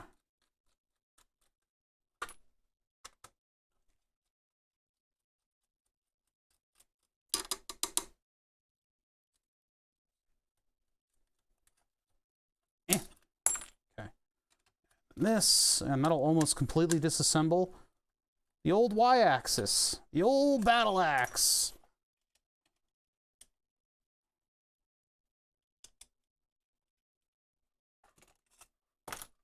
Yeah, it's kind of cool how Maker Beam, you can just put this stuff together all crazy like. All right, we got to move the switches with this. We'll reinvent the way that those attach, though.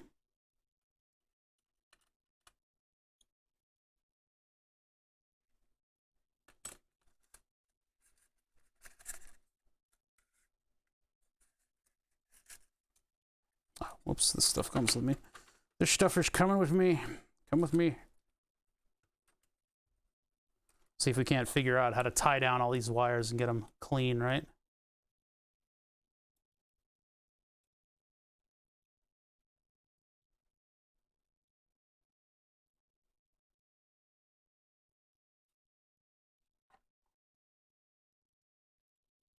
Oh, what is a DRO? It's a digital readout for the mill.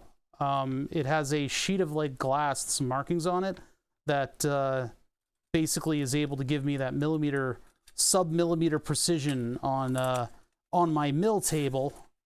And that came with the sensors, which were really expensive. And those came with these pieces in order to protect them from chips. But the way I installed them, they're protected from chips. I don't need these things. So I had a bunch of these sitting in the scrap pile.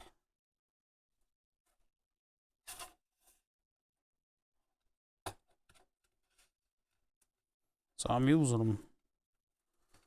God damn it. The problem with these Maker Beam things is that when you have something standing off on standoffs, this thing will go like that, and like the bolt will have a little bit of wiggle room, and so it'll go to the side and then it'll lock up. So sliding this thing off is a little bit more clunky than it should be. It's not a big deal, but it's just something I gotta deal with.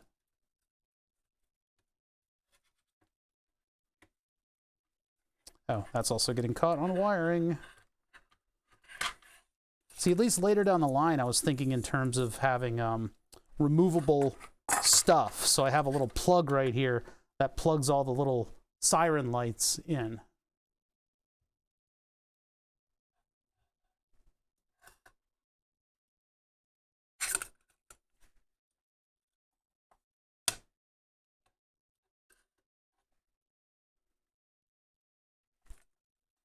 All right, so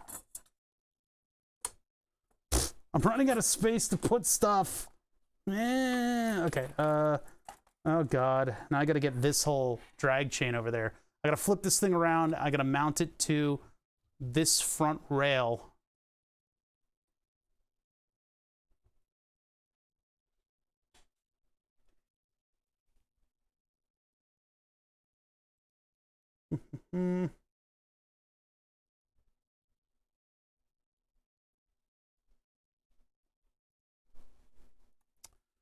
All right, let's see here. Grab some of this stuff.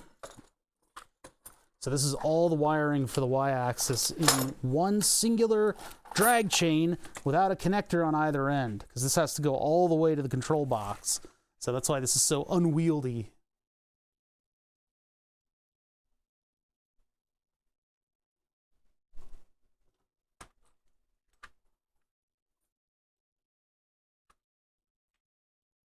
All right. Look at that. I even added a little plug right there. These are the various like hot fixes that I had to do to stuff in order to make sure that this whole thing worked. And this is just a mess. It's a mess that I'm not going to deal with right now. Let me try to get this all balled up right now, so it's not in my way as I move through reassembling the Y-axis. It wasn't a short, it was a ground loop. Ground loops are nefarious little bastards that'll ruin your day. The ground loop was with the activation of the laser, and so when it was jogging into place, it actually, the ground loop would cause the TTL sensing signal on the laser control board to activate the laser. And so it would just put like a slash on stuff. And then, yeah.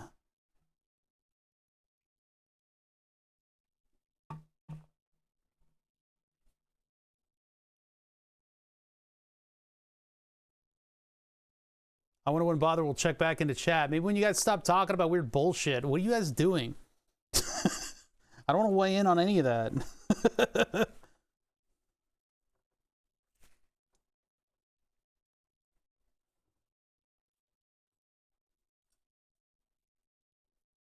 Chat's being yeah, seriously.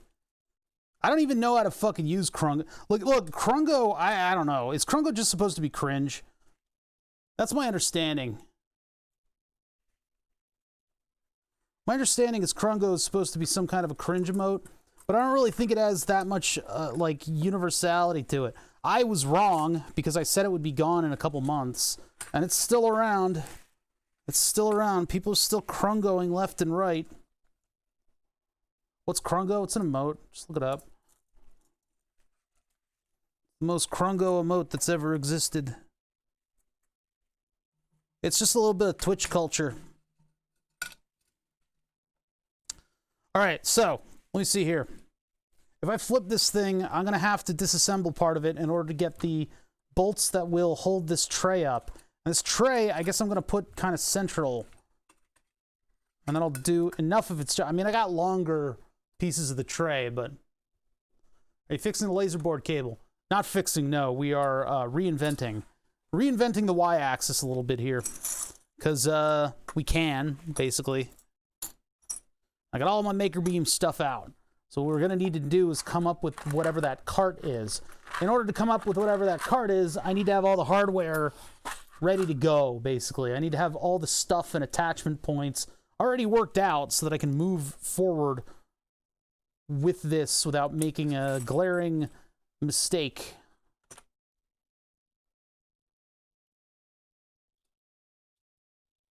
Am I doing tomorrow? Tentatively. Yeah, let's put that as a tentative yes. I think I'm gonna do tomorrow because I'm bored. Poggies then? Those sound like diapers. Are those diapers? Poggers? Let's put on some poggers, chat. And we can crinkle around the festival. Or the con. You got your poggers on, chat, or else you're gonna get stuff everywhere.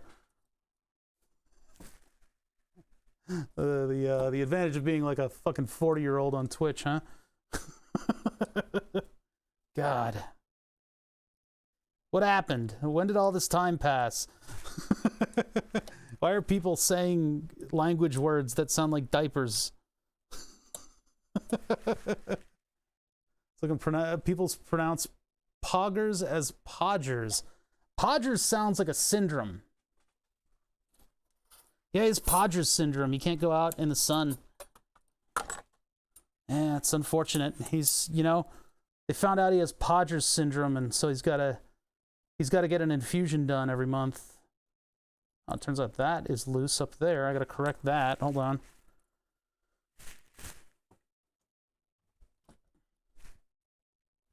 Yeah, he's got Podgers syndrome. He's a Yankees fan. You hate to see it. You hate to see it. Let's see. I need a small hex wrench to tighten this thing up. These pillow blocks have little set screws that attach. The set screws are gone. There are no grub screws in this. Okay. Okay, well, I guess that's just going to be there for moral support.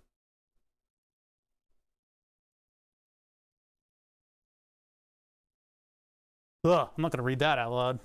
Knowledge.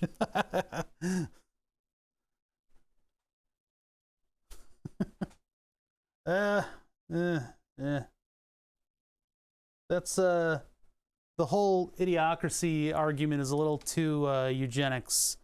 It's a little too eugenics-y, because smart people come from stupid people. Smart people don't exist in a vacuum, and they're not genetically smart. Genetic smartness is a little bit... That's a little bit 1950s, and it's a little cringe. Let me see if I've got any. Let me see if I've got any grub screws sitting around in the old motion bin. I got to get that out anyway, so let me go across the shop for it. Boop. Da-da-da-da-da. Okay, what do we got here? I got food sitting on top of these bins because it's another open surface in the shop. Shops abhor an open tabletop, much like nature abhors a vacuum. I don't have space for this bin on this table. I don't know where I'm going to put it. Perfect.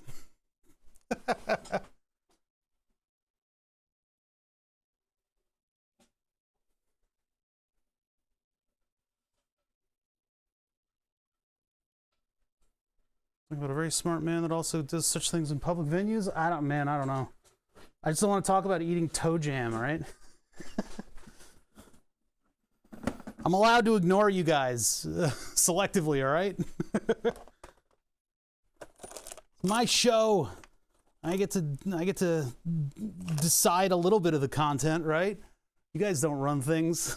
Do we have one that's already open, or do I have to open a new one? Might have to open a new one. This is where I keep all my motion stuff. This is where all the goodies are, like drag chains and stuff.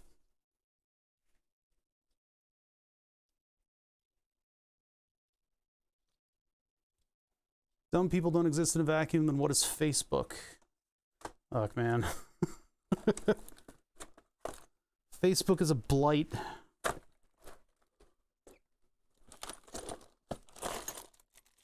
I basically just abandoned Facebook because it doesn't deserve to know that I'm no longer using it. What we're really looking for is some grub screws, and I guess I could steal them from these other pillow blocks. Do I have any pillow blocks that I don't like, that I'm not using? I mean, yeah, there's a bunch of pillow blocks in here, obviously. I'm gonna need these parts, though, for Burn the Subs 3. I think my face is in the way, right? Yeah, it is. This might not be enough. I don't think this is enough. Well, I'll open this one first. Sugar-free streaming. New to the stream? Why the infrared camera view? Ah, because we can. We do a lot of soldering here on typical days. Today we're doing a little bit more mechanical related stuff because we got a board up on the wall that needs to be reboarded. It filled up with names. Filled up with the names of subscribers to the channel, which is awesome, but it means that we got to go back to mechanical stuff for a little bit here instead of soldering things together. So that's why we're here. That's why. And the infrared camera, I mean, if you got it, flaunt it, right? Come on. I don't understand why people ask that. Does everything need to have a purpose in your life? Are you that hard to be around? Are you that boring? You ever meet somebody so boring that it feels like they've poisoned you? Justify everything. I'm an engineer. I'm insufferable. I'm not actually picking on you. I'm just... It's all good. It's all good. I don't see absolutely miniature... I see grub screws, but not of the size that I need in order to tie down that pillow block and make sure that it's doing its job. So I'm going to have to steal them from another pillow block, which down the line is going to bite me in the ass.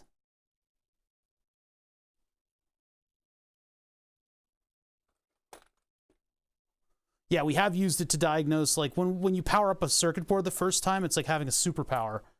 It's really cool to be able to see where the heat pools and what's possibly failing, because when electronics fail, they heat up. So it's a really nice diagnostic tool. That's probably going to fall over. All right.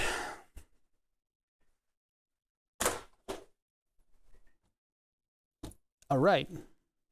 What do we get from that? Well, now I can steal the grub screws out of this thing. God, this thing is gross. There's only one. All right, fine. Buy some grub screws or something. Actually, I might have them from the laser level that we took apart. I probably have like 60 of these little guys. I just threw them in a bin. Predator vision, yeah. I don't know what that is. What? Uh-oh. I almost dumped a bunch of stuff down. No, come back.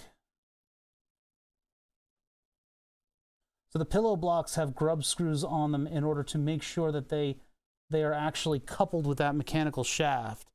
So I do want to get that on there. What is JWST? What is that? I don't know what that is. The infra helps with drops. I've never tried that. I don't know if the screws, because the screws often reflect long wave infrared.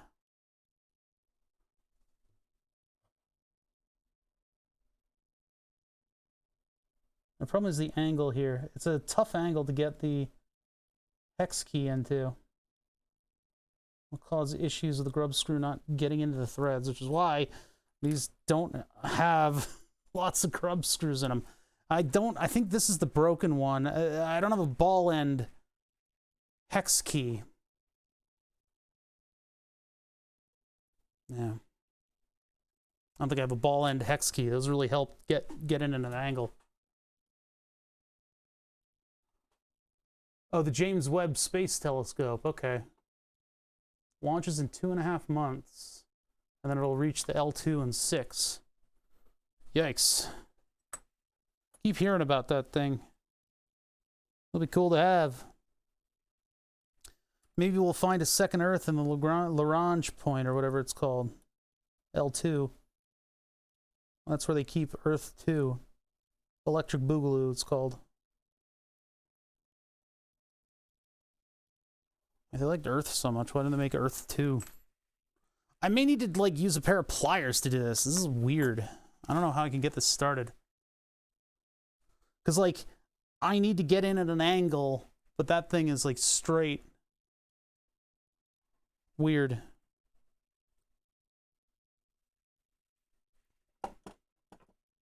Oh, is that scam thing where you can buy... Yeah, Earth 2, where you can buy plots of land if you're like a retired millennial. That shit was so stupid. I lost the grub screw. I'm not putting the grub screw in. I'm done. Fuck you, grub screw. That just fell on the floor. I don't know where that's going to be. That's nowhere. It's literally nowhere. It's in the cat dimension now. That's such a small part, and it just flew off of the pliers and just gone. Oh, Earth 2, the actual show. Oh, well, there's another one that was like a game, sort of, and you just like buy plots of land as like investment. It was like investment for investment's sake. Clancy Brown was in that? Oh, I like Clancy Brown. All right, let's see. All right, fine, whatever. No grub screw for you then. That was going to be the piece that kind of held these two pieces together while I removed all this stuff, but instead... I'm just doing without it because it flew away and it's gone. Bring back Sim Tower. God.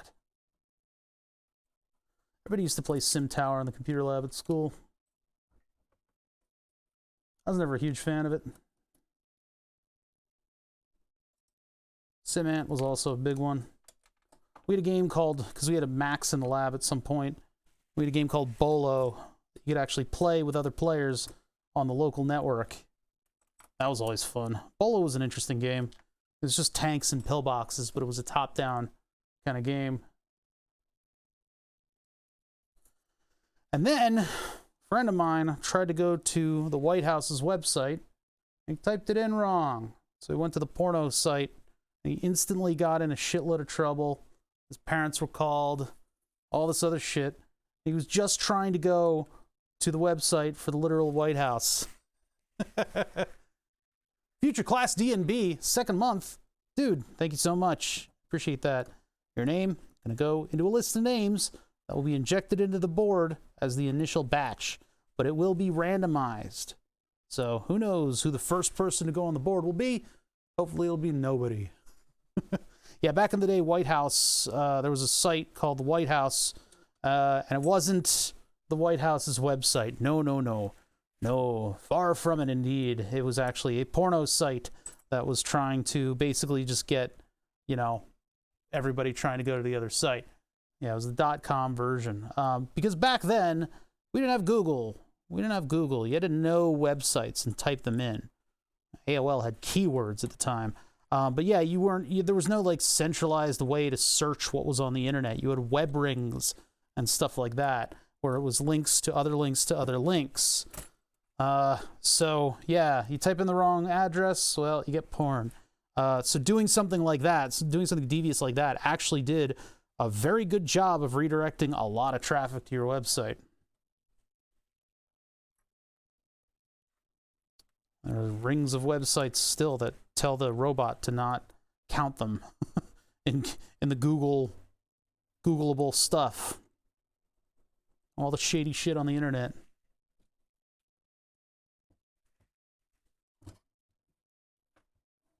All right. Got the pillow blocks in. I got my 2 fasteners. I got my 2 I thought I forgot them for a second there. Did that as a kid, but it was science.com. I was banned from computers. That sucks. Yeah, to outright ban somebody for typing the wrong web address because they fell victim of a very common scheme. One skill I had, I wish I still had, was the ability to remember phone numbers. I had a friend whose phone number was so simple that you can't help but remember it no matter what.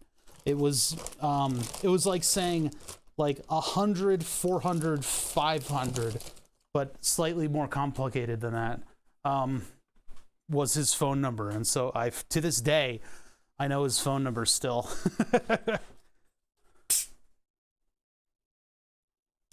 Getting more seltzer. My throat's dry. I got a lot of stuff to assemble.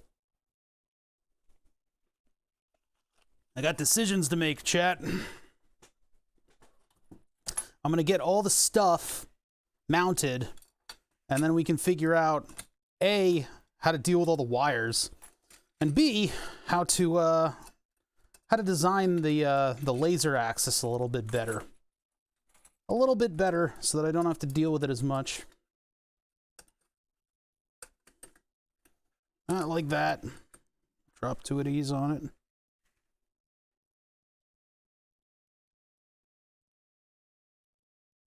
Using proxies of the AOL Instant Messenger in 9th grade programming class to still be able to chat with people before text messaging was really used by everybody.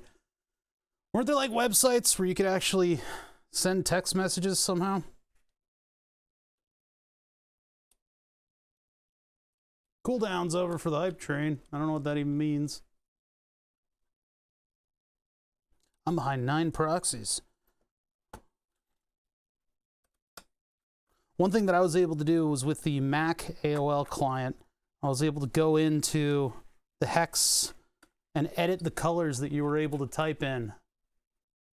That was like a big deal back then. Probably more recently, you could probably edit them, you know, with like a program or something, but I had to actually go into the Messenger hex code and change the values. And the person on the other line could see the custom color. They just didn't have the UI in order for you to mess around with it. Baked into the program. Give someone a drinks tray. What the hell is that? You do that? Oh, in GTA to make custom car colors? Yeah.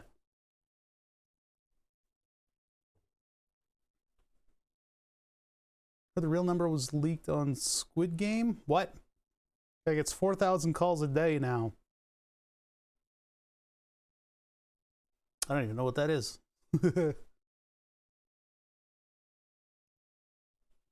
Yeah, it's not Oh Brother. A lot of the times they'll try to punch up a little bit and like raid a bigger streamer, and they're a little bit distracted.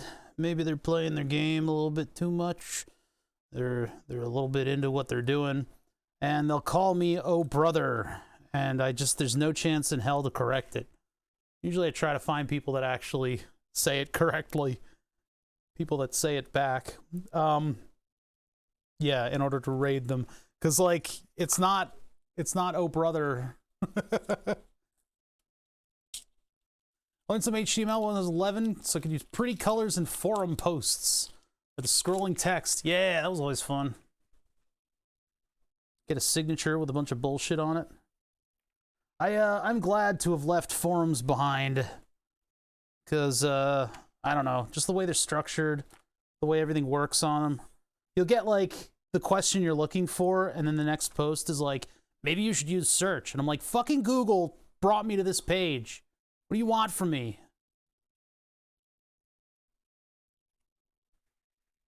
Yeah, and it's just the visual layout of everything is just so convoluted. All right, I gotta open a new one of these, which means I'm gonna get belt everywhere. Like I said, I don't need to do this yet. I can put that aside right now. What do I need to do now? Well, I need to decide how I'm going to attach stuff to the cart. That's the important part here. I've got my hookup for the little LED lights here. Everything's all ready to go on that. It's all mounted. We're not going to totally reinvent the wheel, but now I need to hoist the laser out in front of this mess. Bless this mess. I need to hoist the laser out in front of this whole mess so that it can get a good aim on the target, basically. And wherever that ends up, wherever that laser ends up, is just going to be whatever. I mean, we don't need to map the controller-based mapping is really going to be what puts this thing into its proper position, so we know where stuff is, right? I think. Maybe we'll have to figure that one out. We might need to do offsets and stuff to place it properly, because wherever that limit switch is, that's the upper limit. I'd like to have the limit switch. You could have the limit switch mounted behind it. Just trying to think about how this thing goes together here.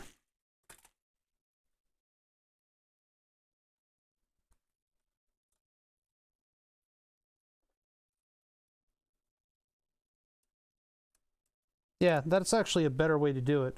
All right, so that means I'm going to have to remove this pillow block up here and put 4 bolts down through here. Right. It's nice and easy. Because with these flat on the thing, I can put a block on this end that'll catch the cart, and then the switch will trigger when it's just at the very end of its travel here. Although having it actually push like that would probably be better, but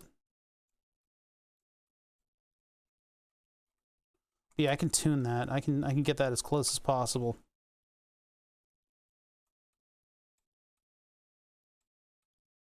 Yeah, okay, cool. That's how we'll do it.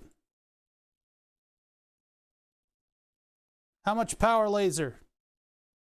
It's 1.4 watts. 1.4. Gotta make sure these switches end up in the same locations. I might accidentally flip them, in which case it'll be looking for its 0 point and go way past it. I want that to happen. So I need to find bolts that are going to go through the maker beam and not stick 100,000 yards up from the maker beam, because we'll mount these closer to this. What's in the way? Nothing's in the way. Actually, the belt goes around that. Should go around that. Maybe we need to figure out where the belt is, just in case. Figure out where the belt is, just in case. Just so we don't collide. Just so we don't have a collision. Collisions are bad. I may just lift the switch up a little bit. And I got to make sure that the switch doesn't go too much higher than the cart, because the cart's going to have something sticking out of the back of it. I don't want it to interfere with the... Ooh, I got to be careful about that. I don't want it to interfere with the back of the cart or anything. I think that's probably why they were mounted where they were before.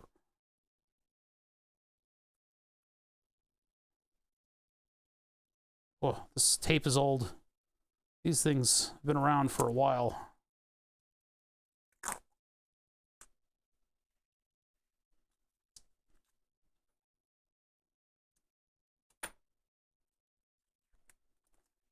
Ugh, jeez.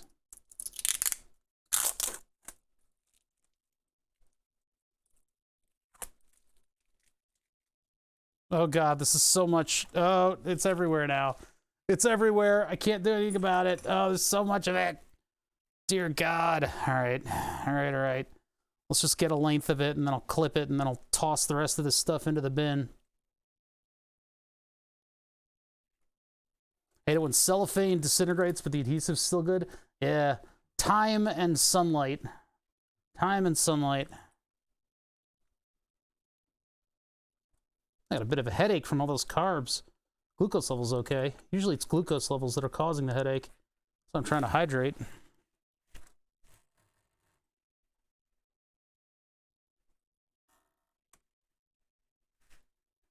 Yeah, what's interesting is that the cart is hitting the belt. Oh wait, no it's not. I'm just not on the thing. There we go. There we go. The belt is right behind the cart. That actually makes it more difficult for us to put the limit switches there. So if I were to do the limit switch here, I would have to lift it up a little bit. So I'll put a spacer under it in order to lift it above the belt so it doesn't interfere. I'm not going to throw away the rest. I'm going to put it in the bin. I'm going to keep it. Don't you worry. Don't you worry about that. Yeah, so this needs a little bit of a spacer to get it above the level of everything. All right, so I'm gonna cut this where it overlaps just a little bit, just so I have a little wiggle room there. Before this completely unravels, I'm gonna put it back in the bin. Yeah, not the garbage bin. Not the garbage bin. The motion control stuff bin.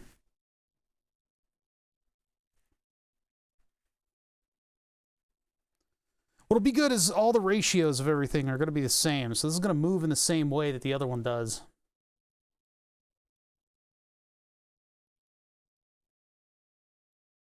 I'm thinking.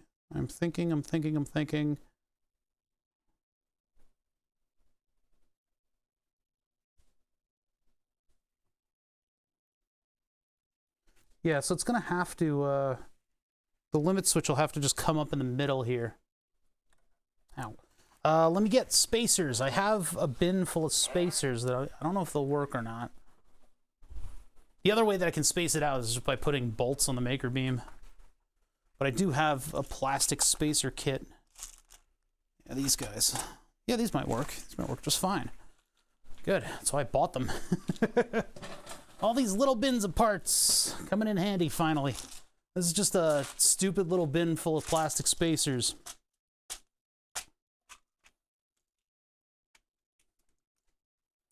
So we could try this height. I've got like 4 of each. Jesus Christ. Like, this is not... It's not enough. Like, one project and the bin is depleted. All right, so let's get some hardware on this thing.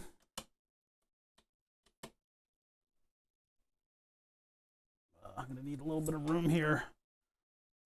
God damn it. All this stuff is piling up.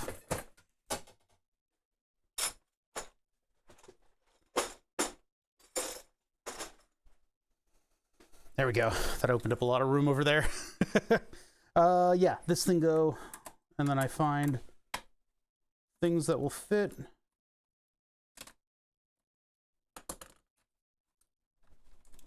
Hello? Hello? Hello? Speaking of gear ratios, guessing he wants to take a magnesium supplement and or electrolytic minerals. What? No.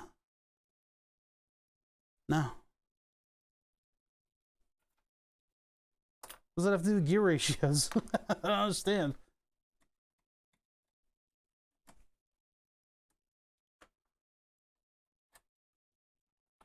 All right, longer bolts. What do we got in the Maker Beam stuff? My hair's in the way. Move you guys forward a little bit. You'll look a little bit more vertically down at everything. Low in electrolytes? No, it's just carbohydrates swinging. It's when glucose levels swing around that you get headaches. So actually, right now I'm fairly stable. So I don't know what it is. Maybe I'm just not hydrated enough. That's probably a little bit of it. It's pretty warm down here streaming. We're all looking down on people. Yeah. Yeah. Yeah. Yeah. Let me see here. So I don't want the longest ones because they're obscenely long. I think these will do. Actually, they won't. I think I need to use the obscenely long ones. Yeah, those will barely get to the other side. All right. All right. All right. The only other length is like absurd. So I gotta go all the way to the absurd length in order to mount these still. Even on the smaller spacers. Unless there happens to be something between the two lengths. All right, that one dropped on that was a drop. Every time I do Maker Beam stuff, the drop counter gets a nice workout. I have to pick all the Maker Beam off of my floor later on. Yeah, I gotta use the super long ones. I hate having like bolts stick out of this thing in weird ways. Here, you guys come over here. All right, so in order to do limit switches, this stuff up on here. Oh, I keep seeing stuff moving in my peripheral vision, but the stuff I see moving in the peripheral vision is just the digital readout with my tablet on top of it shaking as I accidentally kick my knee against the table. Oops, that's BTS focus. That was the wrong camera. That was the wrong camera. That was the wrong camera. Trying to make it so you guys can actually see what's going on, although the brightness is ridiculous. Maybe that's a little better. Okay, there. Now you guys can actually see what I'm doing.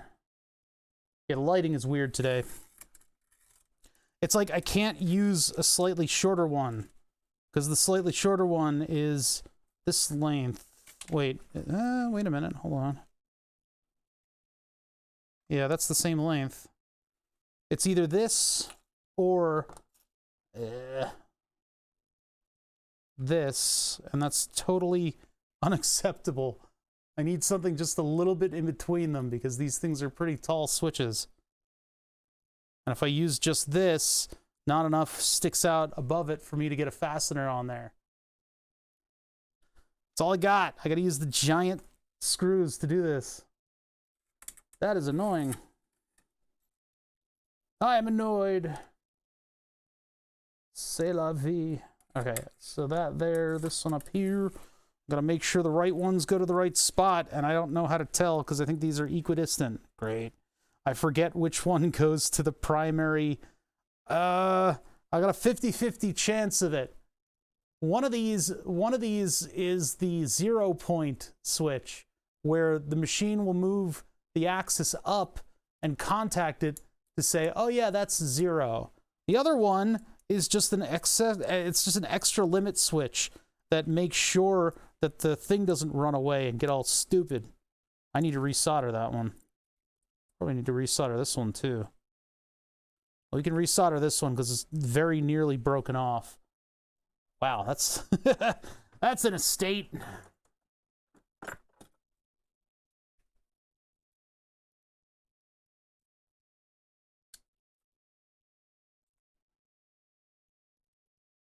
So I'll just do this real quick.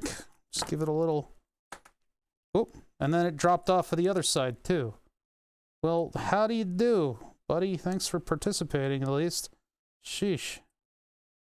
I believe they are on the normally. Are they on normally open or normally closed? They're on normally open. That's not a good way to do it. They should have been on normally closed.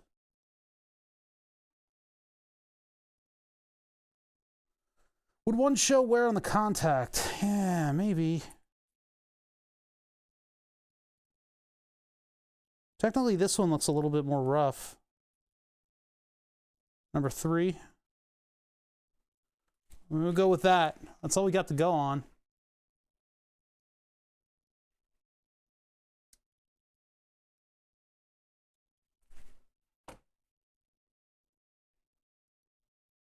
And then I'll tin these and then attach them to everything else.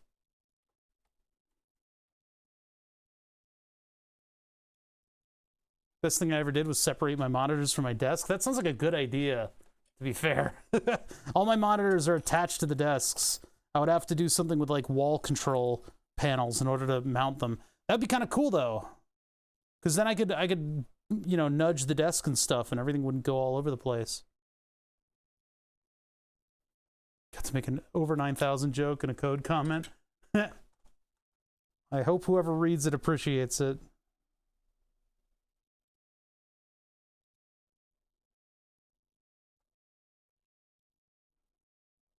I've still got the really fine tip on this. Ugh. That makes this job a little bit more difficult. When you're tinning wires, you can use a big, chunky soldering iron tip. It'll get the job done just as well. And you've got all that heat available to you. So these are labeled on both ends to be number 2 and number 3. And that goes in a particular order on the actual controller. Really, technically, I should put some shrink wrap on this, but I really need the larger tip to do this. Yeah, let's get the larger tip on this. It's not going quickly and smoothly enough.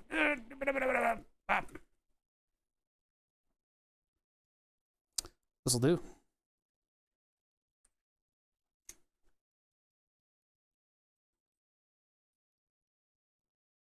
These are just 1/4-inch fuse holders that I put on a perforated prototyping board. It's just how I hold these things. I was hoping that I would be able to drop the iron on it and then pull back and have it unplug the tip, but I haven't gotten around to making that work. If only you had better labeling, I know. This job may predate the labeler.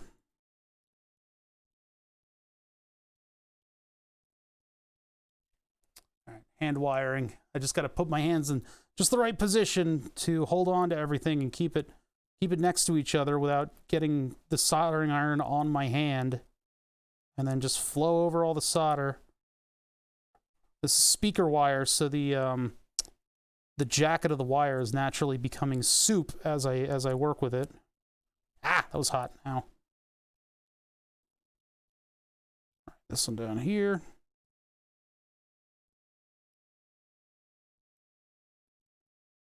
See if the 4-year-old solder will flow over.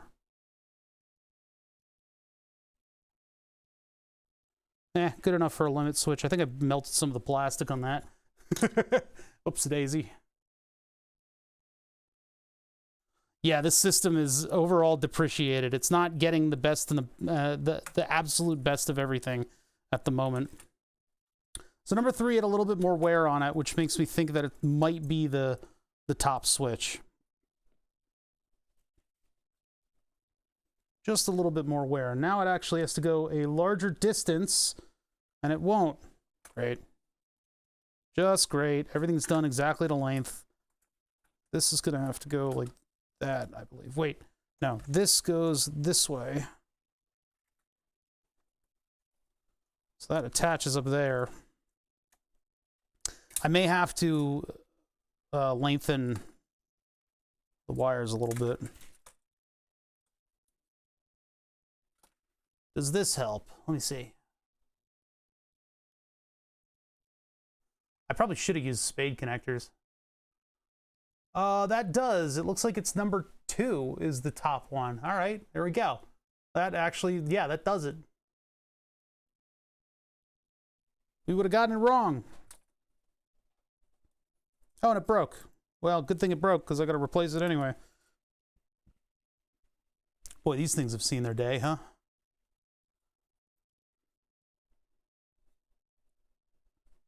That one was number 3. This one was number 2. God damn it. Well, let's keep them straight. Yeah, so this one needs to be extended. This one will still reach. In order to keep the wires straight, I'm going to first solder number 3. Yeah, one step forward, 2 steps back. I get so much booty, I don't know how to act. Let's see. We'll do that, and then I'll loop it back, and that one will go there. So I don't need this to be too long. Cut that. If the switches were flipped, we'd get more content. You get what we got when we first started testing out the board, where we'd get as the belts slip and stuff goes in the wrong direction, which we might still get if I plug the stepper motor into the wrong port, since that thing has ports for 2 motors on the one controller. Yeah, Twisted Sister went nuts. Pretty cool. Pretty cool, pretty cool. I'm glad you guys enjoy the content to the degree where you're willing to actually give money to support it. It's weird. It's a little cringe, guys. It's a little cringe. I don't know if you guys want to be that cringe to, you know, actually contribute money towards the efforts here, or to like join my Discord, or to hang out and chat and like talk to me. That's a little cringe. It's a little cringe. And it's not even September. When did that end? Because I saw the Tom Thinks September promotion last night.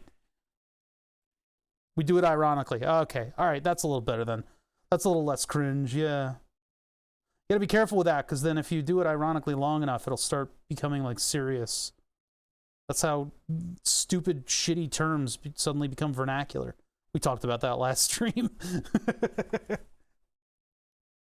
This is quality second monitor content. I appreciate that, man. I'm glad I got a little bit of space. I love it that Tom is getting official Twitch work. I am filled with jealousy and also admiration, and also I absolutely love that Tom is popping off. I love it. I love it. It's, you know, I'm not too big to say that I'm jealous of it. I'm fucking jealous as hell. That's so cool. But I also fully support Tom getting popular, because he absolutely deserves it. Of any of the people on Twitch who deserve to be front page constantly, he is definitely one of them. Where am I going to flick this so that it doesn't get wire all over everything? Do that. I love Tom Thinks. His content is so good.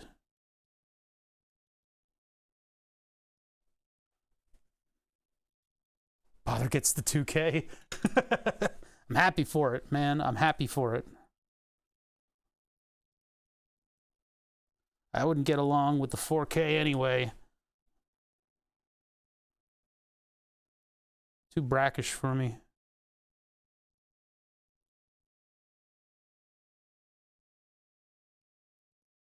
Plus, this is only in 1080p. I can't broadcast that much data. Probably could, actually. You imagine?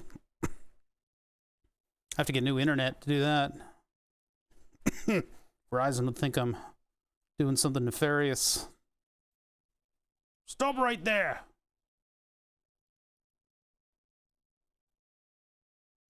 Twitch can broadcast 2K now, but I'm on my Xbox Series X because the entertainment unit. Yeah. I find it a little crazy that people watch me on their phones. What are you seeing? What do you see with your telephone screen? Why are you not soldering? What's going on here? I feel like I'm just melting the jacket of this thing. There we go. All right, now these should get strain relief on the wires and all that, and they should probably go to a plug that I can unplug on this thing, but we're not going to go through that kind of length for this system at the moment. Ha ha ha, that was very hot. I keep doing that.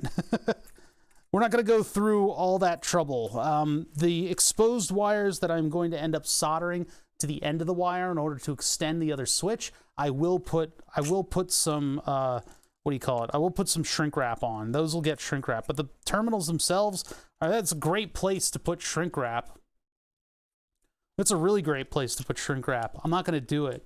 You guys saw how frayed those wires were. But those wires should never be in motion. They should just be tacked to the hardware here and be mostly motionless.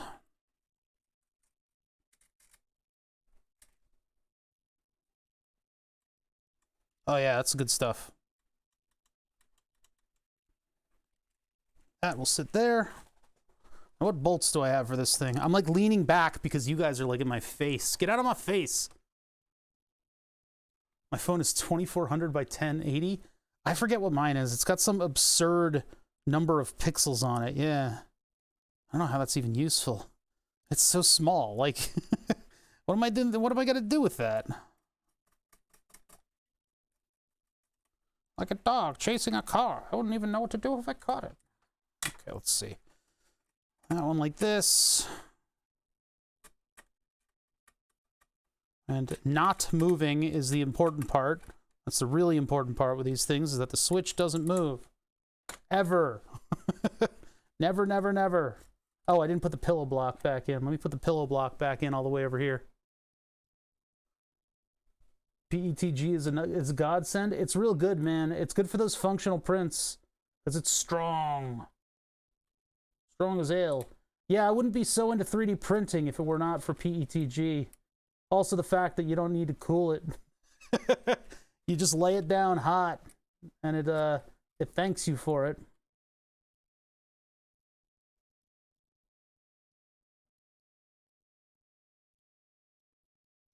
Yo, first two. Get the second two in here. Strong without the vapors. Yeah, the other part is that you can have it in your tiny little shop and not gas yourself out. Want to see more biodegradable plastics? Yeah, it turns out plastic recycling was a big scam. Like a big scam. We thought we'd be able to melt down plastics and constantly reuse them, but it turns out, nope. Nope, that is not what you can do with plastic. I would like to explore making a machine to recycle the old filament. You can get away with it like once, right? Alright, so that like that. Let's tighten this up. I just want to see the belt in relation to the height of the belt in relation to the limit switch that we just put in.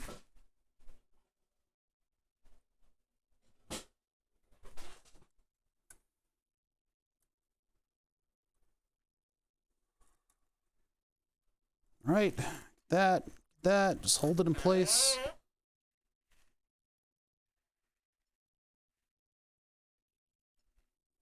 And it's hitting. I need to lift it up a little bit more. That's why we do this. Yeah, see, that's hitting up against the switch there, which would cause all kinds of havoc. So I need a slightly larger spacer on these, which I have. Hey, thanks for the 50 bits. Jamez TV. Appreciate that.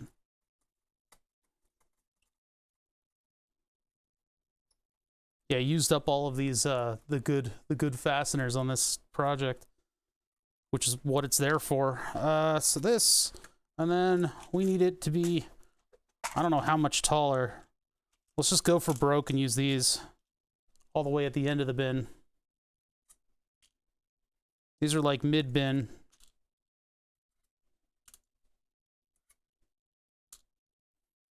So this one. And this one. Drop the switch down. Drop the switch down. Drop the switch down. Drop the switch. There it goes. Okay. And then put the bolts back on. Then I'll stretch the belt and see if it fits. Booney64. Loving the stream, bud. Hey, thank you, man. I really appreciate the 15 months of Booney64. I really appreciate that, dude. Your name is going to go into a database. Well, it's going to go into a list of names, and they'll basically be distributed randomly in a random order onto the new board. So nobody's first on the new board. Man, we are collecting a lot of names, though. It's going to be a lot of people going in, which is good, because it'll make the board seem a little bit more lived in at first. It'll be a good little jump start to the whole thing. Boy, those noodles are not agreeing with me properly. My glucose levels are okay, but it was like a big load of carbs. That gets us approximately in the middle, and it appears to not be interfering. It's getting real damn close, but it's not interfering, which I think should be okay.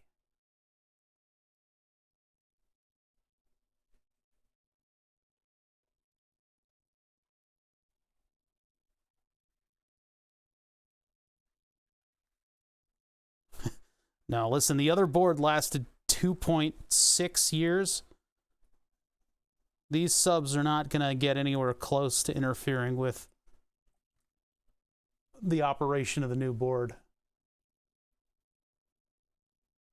Alrighty. So yeah, that clears now. Good. All right, so I know the spacers that I need to use.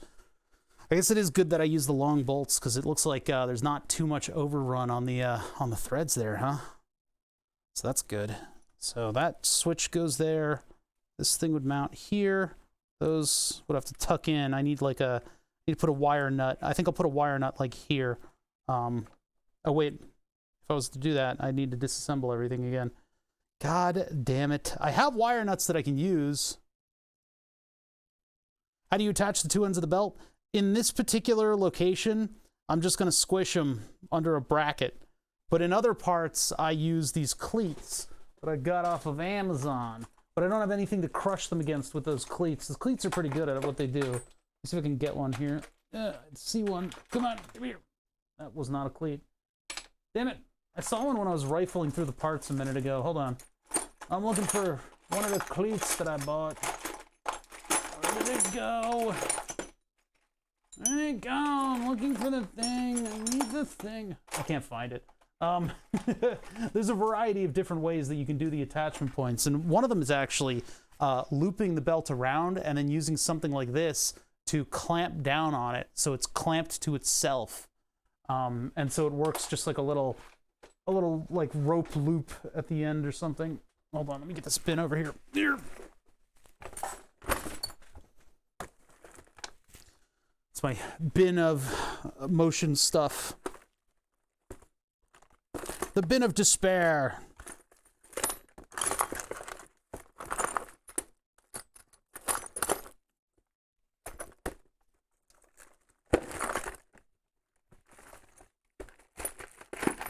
I should get my kit of wire nuts over here too, because those wire nuts are going to cause me to have to disassemble the whole thing again. That's the advantage that 2020 rails have over the Maker Beam, is that the 2020 rails use cleats.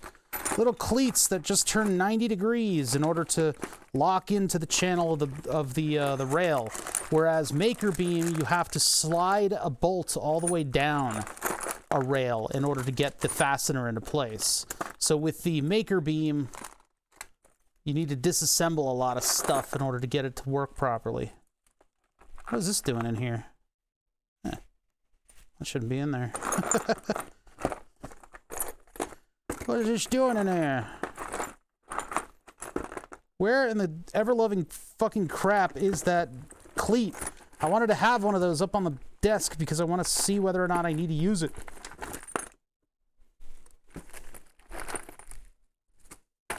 You son of a bitch! You betrayed me for the last time. Hey! Trinova Labs! Thank you for the 6 months. Trinova Labs. Really appreciate that.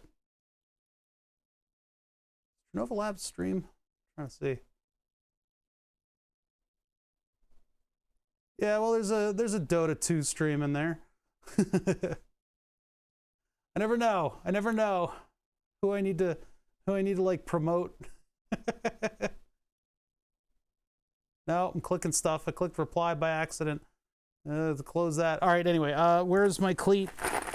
Where's my cleat, you son of a bitch? You owe me. You owe me, bin. You owe me a cleat. I'm gonna get it out of you if I need to take blood. Nah. I will get what's owed to me. I'm gonna cough. Hold on. Wow, that was a dry cough. Hold on. I'm gonna. All right, back at it. Let me find that cleat. So they're like these little metal bands. I don't know exactly what they're called, but they're for this type of belt. And it's basically just got like a little cutout on it. And so you can put both belts onto one thing. But the important part is that you can't tension it with those. So you need something in order to keep your belts tensioned. Tension is important in a timing belt system, otherwise things slip. So you could do something like adding a piece like this, which is something that bolts onto a 2020 rail and allows you to screw tension the belt. The problem with that is that you have to check on these periodically. So I'm not a huge fan of this particular system where you have this screw tensioning thing that you have to check up on in order to make sure that your belts are still tensioned. What I would do to something like this is add a spring, and a spring is going to continually keep the amount of tension on the belts that you need. The other thing that on this system, what I did is I have these little clip-on springs that'll clip onto the side of the belt, and those will add just that little bit of extra tension at the end of the day. These are very, very cheap. They're kind of like clothespin springs. But what it does is it just locks into that timing belt and pinches it. So if you put this where it won't get caught up in stuff when you hit your limit switches, then it will tension your belt throughout time, in memoriam. At least until you'd be more worried about your own body breaking before those do. All right, here we go. There's the cleat that I was looking for. It's just like a little machined piece that can hold on to 2 belts at once. 2 belts at the same time. 1 cup. All right, put this thing over here. All right, so where are we with this shit? That's how I feel right now. Where are we with this? I got a lot of stuff still to do. We got to extend wiring, and we got to get the second switch mounted. And I guess I need to see about where I can probably put the spring. Well, this is going to be, what height is this going to be at?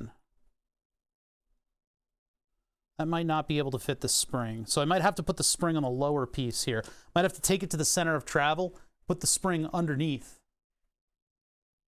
That's not at all what I was expecting it to look like. Hey man, that's your own hang-ups.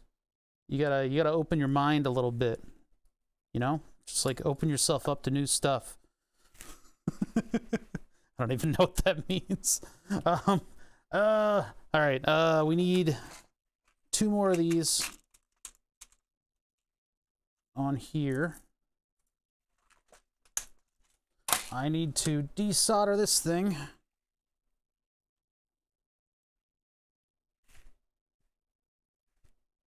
What's up, Leaf?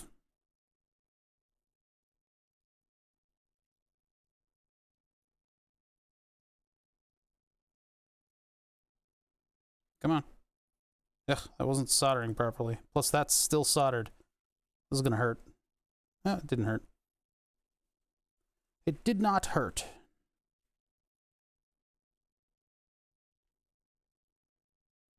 It is, however, a mess of frayed wire that I need to get rid of. There we go. I got rid of it.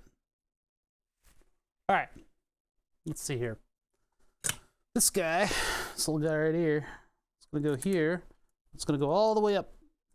Ow, that was a hot terminal. Ow, that was a hot terminal too. Ah, fuck, ow. You can see the heat on my thumb. It hurts. Okay, move this all the way up here. And it'll be approximately in that location. Now, I need to give it a little tiny wiggle room, but not that much. And I'll use the big wide washer bolts.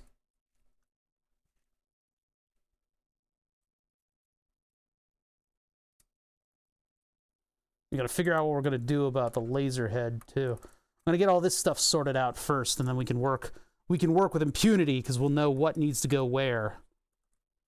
And what our limitations are and stuff like that.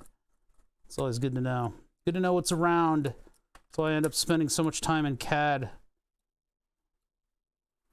This is a wonderful project because it doesn't exist in CAD at all.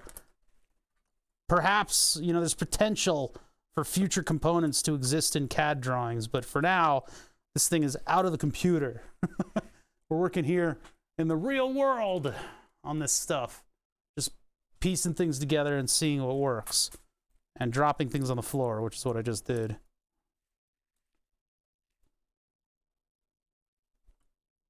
Yeah, it's looking good. It's looking good. So we got that going on. This will not reach without taking liberties. It's just within. It can almost touch. So I think what I'm going to do is I'm going to take the scrap piece of wire that I got and just put that in there. And my other question is whether or not I want to have wire nuts holding everything together this time. I think I do. I want to go that extra mile and do wire nuts on these things. So actually what I'll do is I'll take this and I'm going to clip it and we'll splice it into this one. Chaos-aided design. Something like that. That's not too inaccurate. Oh shit, I frayed the wire up something fierce. Damn it! I hate it when you peel two pieces of wire apart from one another, the ones that share a jacket, and it gets down to the wire itself. So you've got just one wire, just like, what's up? It's just like hanging out in space. You're like, no, that's not what I wanted. Are you doing this? Okay, so let's get this all twisted up. And we'll just solder these together, and I'll get some shrink wrap on it, because I don't want it to make contact. A way that if I really didn't even want to do that, I could have just made one a different length from the other one, and that way the two exposed pieces would have been sitting on different parts, but it's not really necessary here. This is barely an extension, but I guess it's gonna, I guess it gets far enough.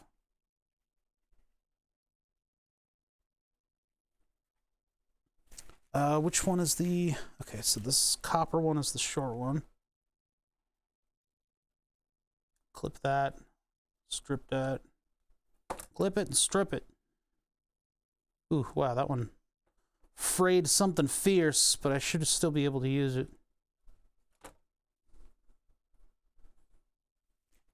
Alright, let me get that. What should I do first? I'll do the shrink wrapping first. Got the shrink wrap right here. Everything within arm's reach. It's almost like this shop was sort of shaped by this project. Previous iterations. I use the hideous blue stuff. The hideous Swedish blue.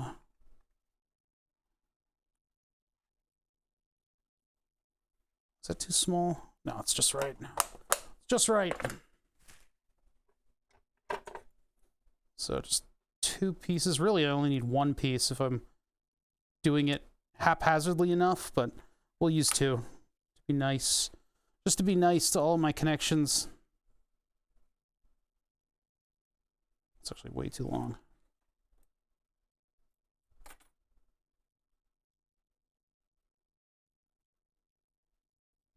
And the problem is how much wire, or how much heat is this wire going to carry into its extremities while I'm soldering.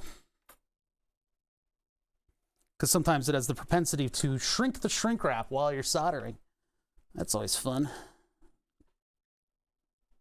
I should redo the metal plate on the bottom of this solder reel. I did the metal plate on the bottom of the solder reel before I had the milling machine. So it's like real janky.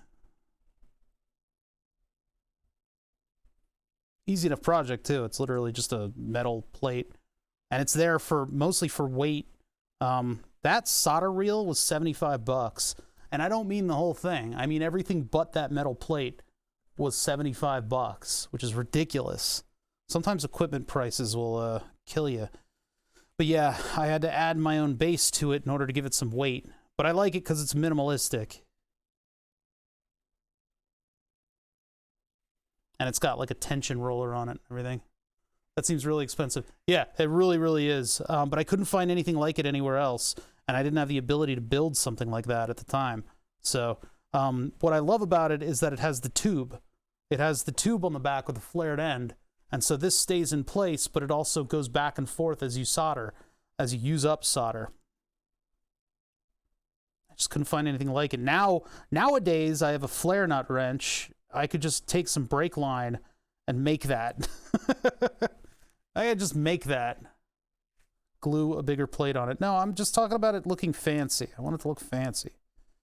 Need to machine another plate so that it's got nice ends and it's square and everything. But, you know, if it ain't broke and all that. What the... Okay, this is... Hold on.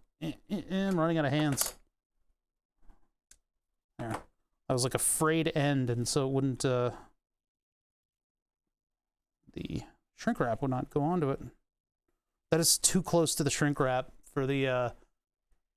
way too close to the shrink wrap. Hold on. Alright, that's still too close, but it's less too close. And then let's do the silver one first.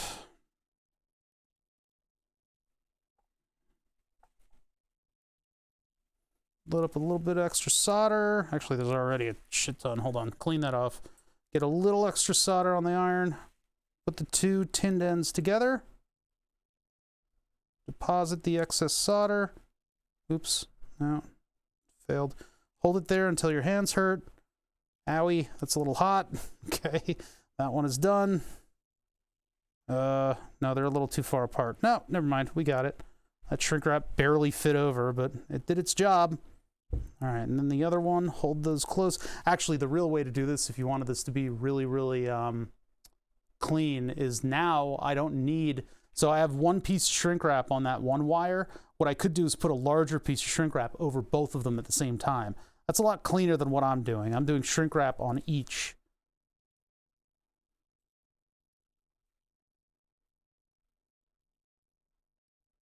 Yeah, you'd shrink the smaller one, solder, and then put the larger one over it all. But this'll be all right. This is actually the real way to do this is to make a wiring harness and not do shit like this. But what are you gonna do?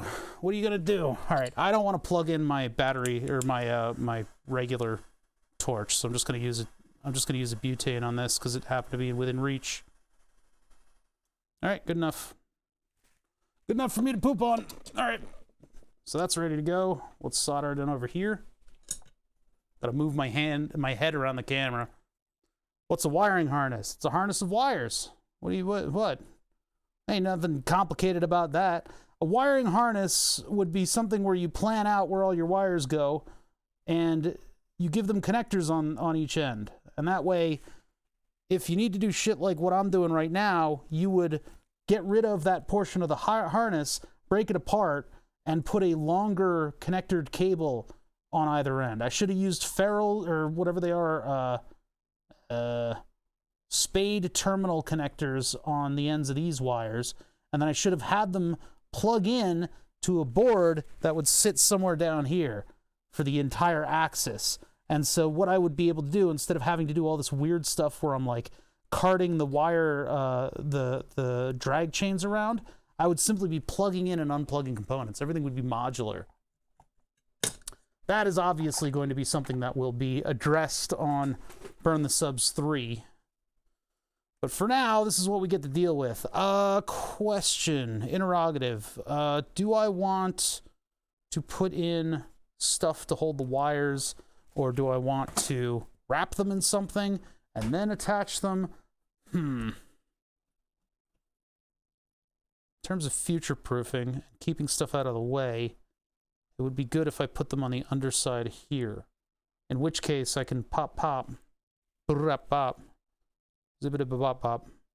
and just put 2 or 3 under this, and then I'll have 3 places.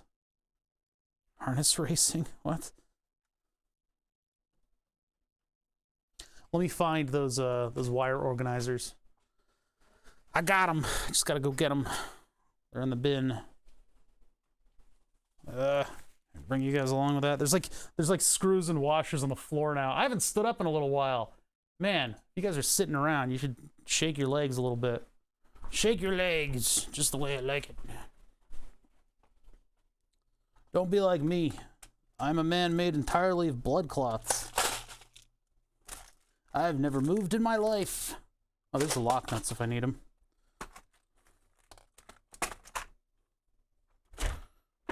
Ineffective bug assault.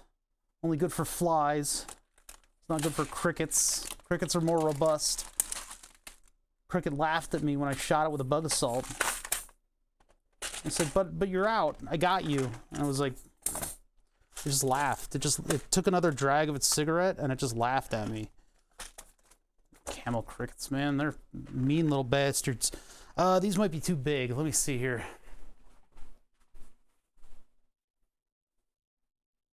Leg check, yeah. So I got these things a while back, and I probably should have gotten smaller ones. But yeah, they're just little swoopty hoops, right?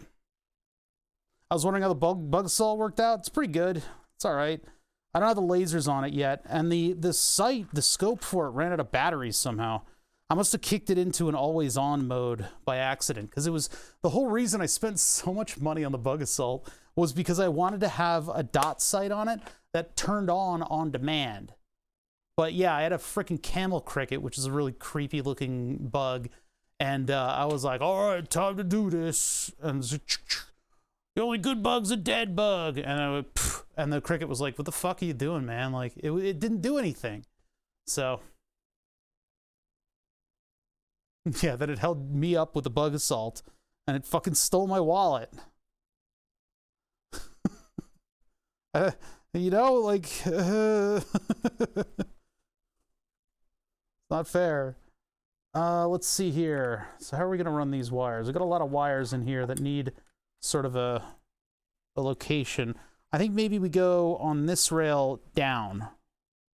And then I'll be able to get to the bolts. And everything can ride along the back of this. How close to this is this, though? Oh, that's actually right up against it. Never mind. How am I going to do that? Starting to realize why I don't have wire hold downs on this thing, because I can't go in like this and I can't interfere here. The only way I could do it is if I did inside from below, and then I wouldn't be able to get to any of the ones that were over here. God damn. I think that's how I'm going to have to do it, though. Yeah, that's just going to be the way it is. All right, so we got a little surgery to do here. Just a little bit of surgery here. There's a lot of stuff going on in here.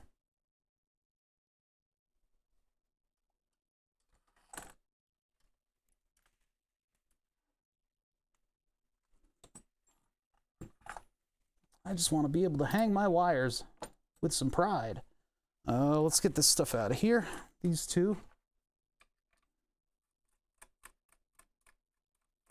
The only problem with this is that I'm not really going to be able to add wire to it very easily. Although we kind of know everything that's going into this at this point, so additional wires are not as much of a concern. You guys tell I'm kind of in my element right now. This is OG Burn the Subs work, guys. This is the kind of stuff that we got up to in old streams, old bother streams.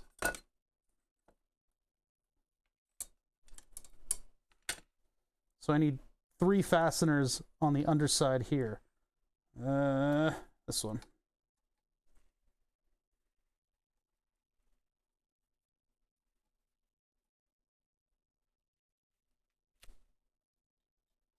You know, another thing I saw in that bread thread was that people are saying that mustard should only be sweet, like American mustard. And of course, they were talking about American mustard and gatekeeping the ever-loving shit out of it, right? So they thought the only mustard we had here was French's, like, and that all mustard should what, like, taste like champagne mustard or something? Like, it was a weird fucking thread. Like, I don't know. Reddit when America goes to bed gets real freaking weird. I don't understand the gatekeeping on mustard having to be sweet, because I'm a big fan of just straight up yellow mustard, but I do love more complicated flavors. Boggles the mind, you know?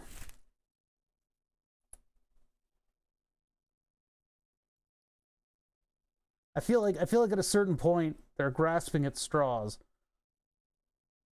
There's plenty to hate on our country for. It's totally fine, but when you start talking about like food, that's when I'm like, hold on a minute. How do they feel about mustard? It was like in my notes, I'm just saying like yeah, mustard must be sweet was one of the comments that I read. Which is odd, because, I mean, mustard is used in so many different things. Like, it's not sweet when you put it in wasabi substitute.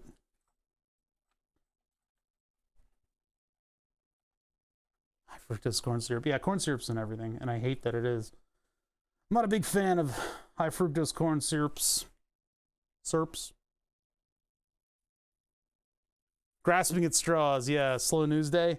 You know, I get into weird parts of Reddit when I'm left to my own devices. When I'm actively trying to not work on a project because I'll burn myself out. That's when I get into like weird spots on that website. Okay, among the things that we need at the top of this thing are the flashing lights. So I need to incorporate them into the wire tie downs. Corn scissor.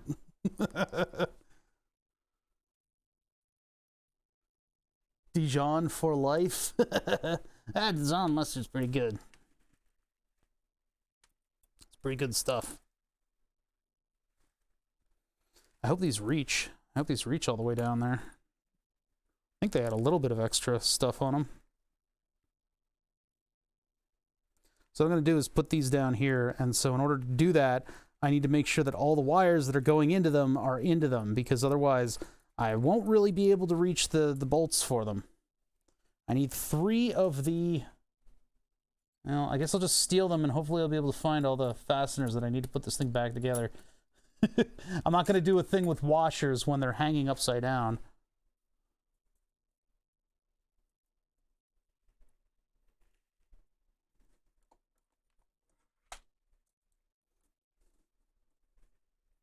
One.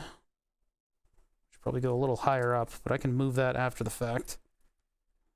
I need, like, tiny wrenches. I need tiny, open-ended wrenches. Resin powder. Oh, resin printer. No. I don't have space, and I don't want the mess. I don't want the mess. Resin printers are messy. They're gross. They're disgusting. All right, so let's see. We have a bunch of wires here that need to go into a wire nut. Probably right about here. So that's where I have all this stuff, like, cabled up. I mean, I could stretch it a little bit. There we go. We can go there. So this one's all the way down there. This one will be mid-span. Get one of these out. Did I get it out already? It is. It's right here. Metal sintering, yeah. That'd be neat. Not exactly, you know, hey. I don't know, how much can you trust sintered metal, though? He says, with a milling machine that is literally made out of powdered sintered metal. That was unfortunate when I found that out. I was like, I'm going to drill in a mount for this. And so I go to drill it, and it's just like powder. Like, oh no. Where'd that bolt go?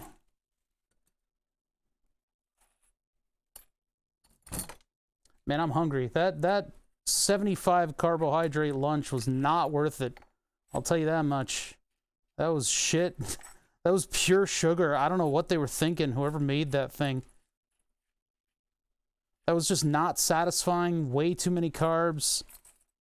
It had decent flavor and everything, but man, the volume was not good.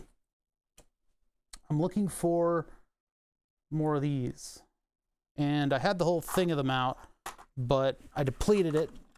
I think I left the thing open. I don't think there are any more in here.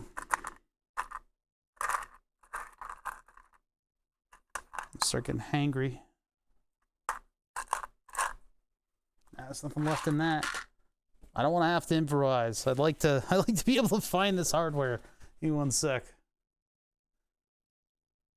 Don't they use those printers for like race car parts and shit? Not just like prototypes. Well, the really good, yeah, the really super duper ones. I was thinking you were referring to one that was like affordable. But yeah, race car parts and what is that new thing for Fusion 360 where it does like the spider web kind of design? There's some cool stuff out there, man. You can actually get that plugin for fairly cheap and design parts using that stuff. Does this need to be facing down? Oh yeah, that's right. I can't get anywhere. I got to keep these out of the way of the drag chain. That's what this whole thing is about right now. Everybody's got to keep out of the way of the drag chain.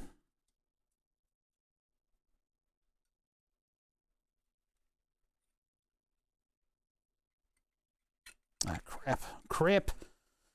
We have to push that back through so that it holds onto it. Contact for price.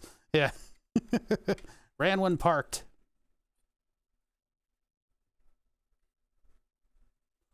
Hold on. I just got to feed a wire through a thing so that it holds onto it and doesn't get in the way. That's the whole purpose of what I'm doing right now, is to keep wiring out of the way. But there are some things that are fixed to the rails and some things that don't belong in the drag chain. And so they've got to sit behind everything and not get in the way.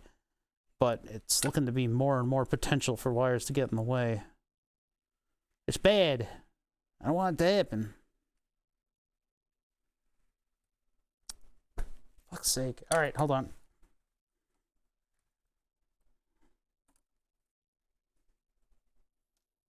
Sue's back in the house. Heels click-clicking about. All right, let's see. Let's do this. My head in the way? I don't think it is. I keep looking up, and when I look up, my head moves, so... Just making sure that, like, I don't do this, and so you guys don't just get, like, a back of my head stream.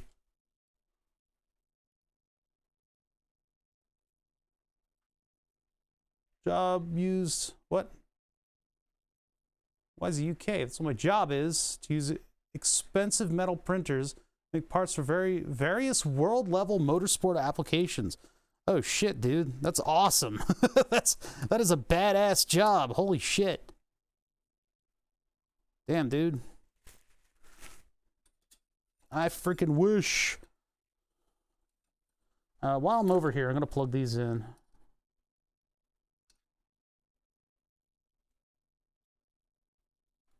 We just keep this hookup for the other lighting things. Is that even plugged? That doesn't feel like it plugged in properly. That felt weird. All right, next one.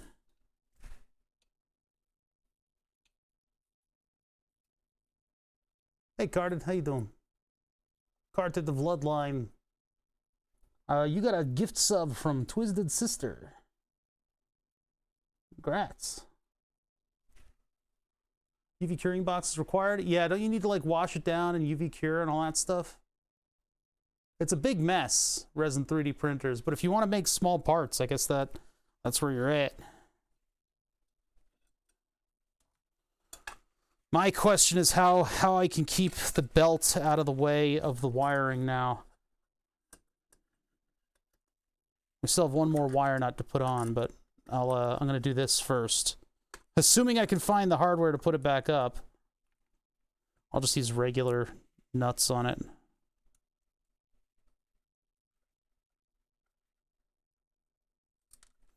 This cart here is to keep wiring from hitting the board. I gotta figure out how I can keep wiring from hitting the belt now. I don't know what I can do about that. I don't know if I have like a plate that I could put on, or maybe I could just bend the wires down a little bit. Because they're going to be pretty close to this now that I've mounted that stuff there. The other thing that I could do is mount those wire nuts on this face, this interface, but that's going to make them impossible to use. I mean, what I had before was just, what do you call it? What I had before was just twist ties, holding them to one of the belt lengths. So I'm trying to put something in that's a little bit better, but it might not work out that way. Let me put this a little bit more back together, and we'll see where we're at. We'll see what it's like. Why is that spaced out so far? This is why I wanted to lock down that thing. Okay, do that, and then get some of these. Slowly but surely, we're making progress. Slowly but surely, we get this thing a little bit more together, bit by bit, moment by moment. If I can keep my shit together tonight and get a decent bedtime, I can set up tomorrow to do a gaming stream. We can take a break from this for a couple hours. Because this is all that's going to be occupying my headspace for the weekend. Board is down, new board needs to go up. One track mind, you know?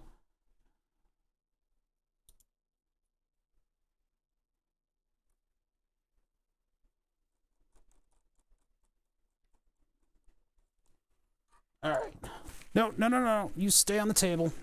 You don't get to fall off the table. That would have been bad. Those all the wires.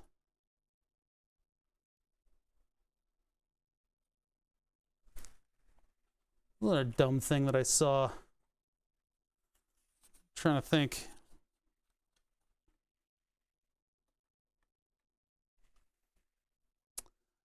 So NASA had a spacewalk the other day, and they broadcast it on Twitch, and they had a mostly open lobby of people watching the spacewalk.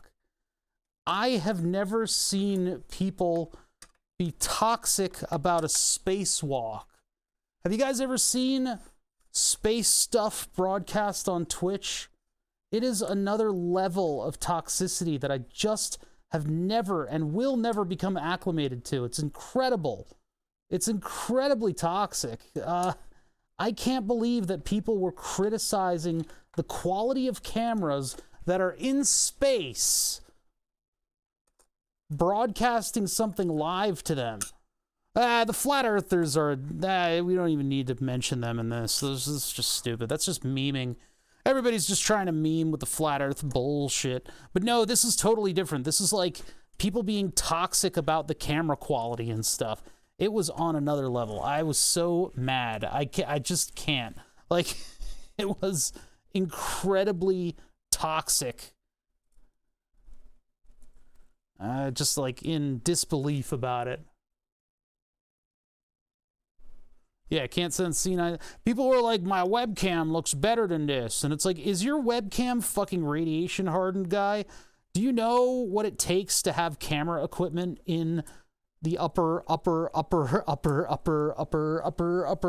atmosphere?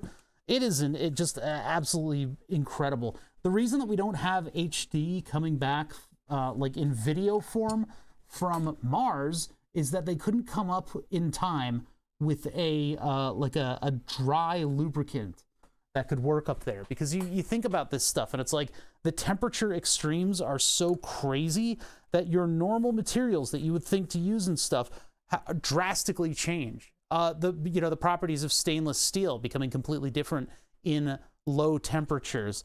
Your grease becomes a solid at that point. You can't just throw what you would normally think you'd throw at a problem.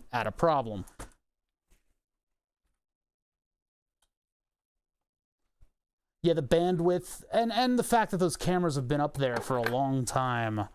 SpaceX has kind of spoiled the internet, hasn't they? Haven't they? Hasn't them done that with the spoiling?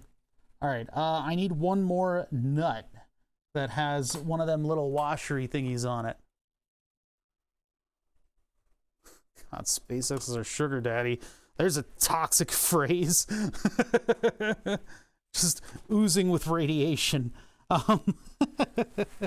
No, they have spoiled us, though, with space technology, haven't they? And I guess they kind of have more of a media focus, which is nice. It's nice on our end. It's nice for us, right? We kind of benefit from that.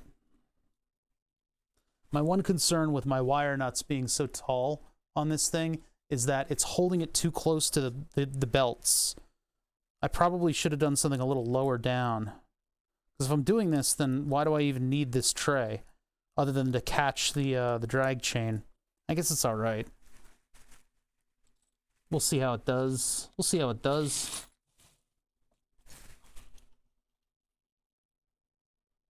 Space ain't real. Yeah, it was shit like that. Like, I mean, it was an unmoderated... I think there was one moderator, and they weren't really doing much, and there was, like tens of thousands of people watching, and it was that normal Twitch, like, shitheadedness, just sort of infecting that whole chat.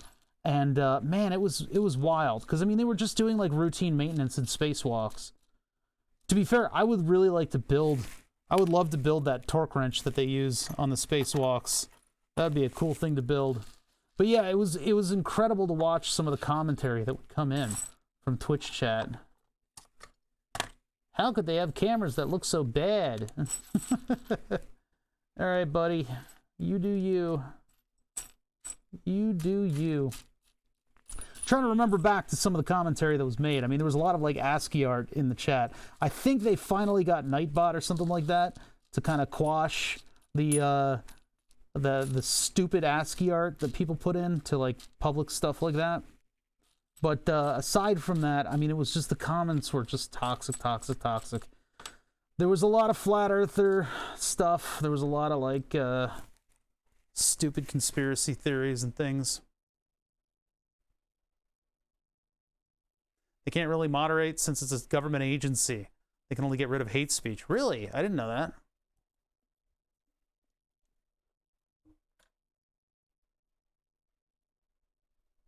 If you're the best of the best, you're gonna get pretty damn good.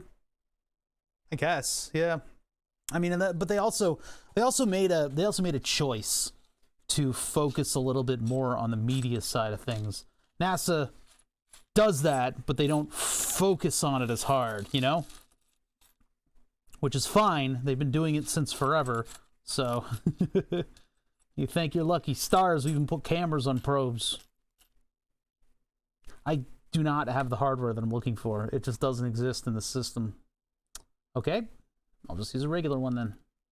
Regular one, and then I gotta use a washer because these have a large opening at the bottom.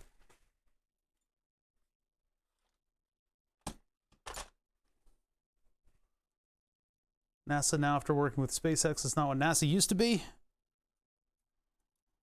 I don't know about any of that.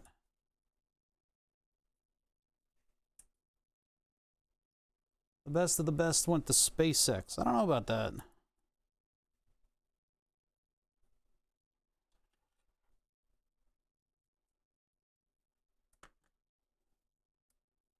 I don't know, because SpaceX has a particular work culture to it that's a little bit rough. Whereas with your government jobs, day's over, go home. Something to be said for that.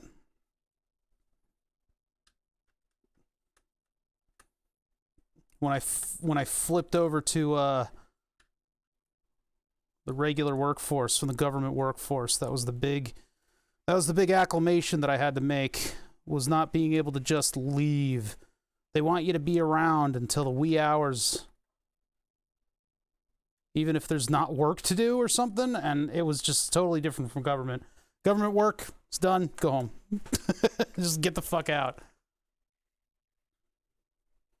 Elon Musk believes that if you try, you deserve credit, and if you do well, when you deserve great recognition, you don't try at all, you deserve some punishment. What is that? That's the most generic thing I've ever read. I believe that if you work, you should get the compensation for the work that you do. Well, okay. I don't know.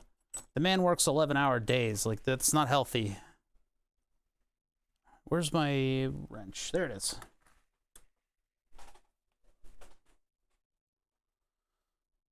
Pay on work rather than work ethic.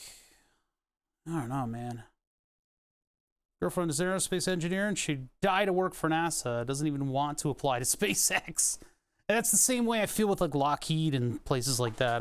You know, everybody wants me to apply to those places, and it's like I don't. Every story I hear coming out of that place is toxic as hell. I'm just averse to toxic workplaces these days in my life. You know.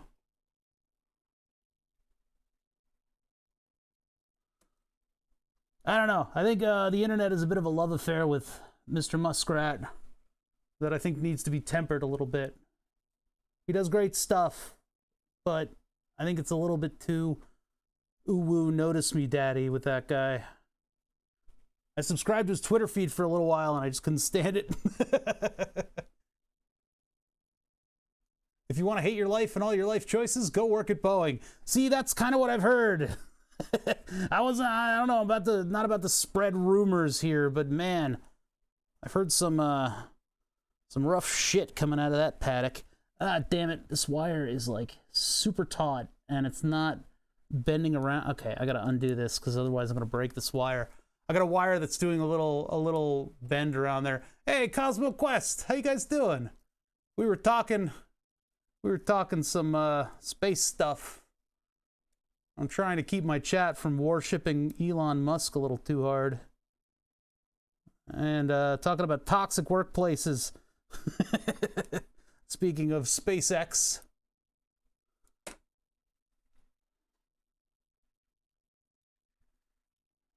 Okay, let's get... this wire is not cooperating. There we go. Right now, I am working on Burn the Subs, the automated laser etching table board thing on my wall. What I'm doing is I'm trying to rebuild the y-axis, the vertical axis. What's going on is we expanded this axis to go 550 millimeters as opposed to the previous 400 something. So what the purpose of this is to lock down a little bit more of the hardware and to expand the board so that we can have it burn subs onto a live edge plank of wood that I bought in the Lidith, Pennsylvania for a lot of money. It was an expensive thing. And that way we can free me up so that I can work on Burn the Subs 3.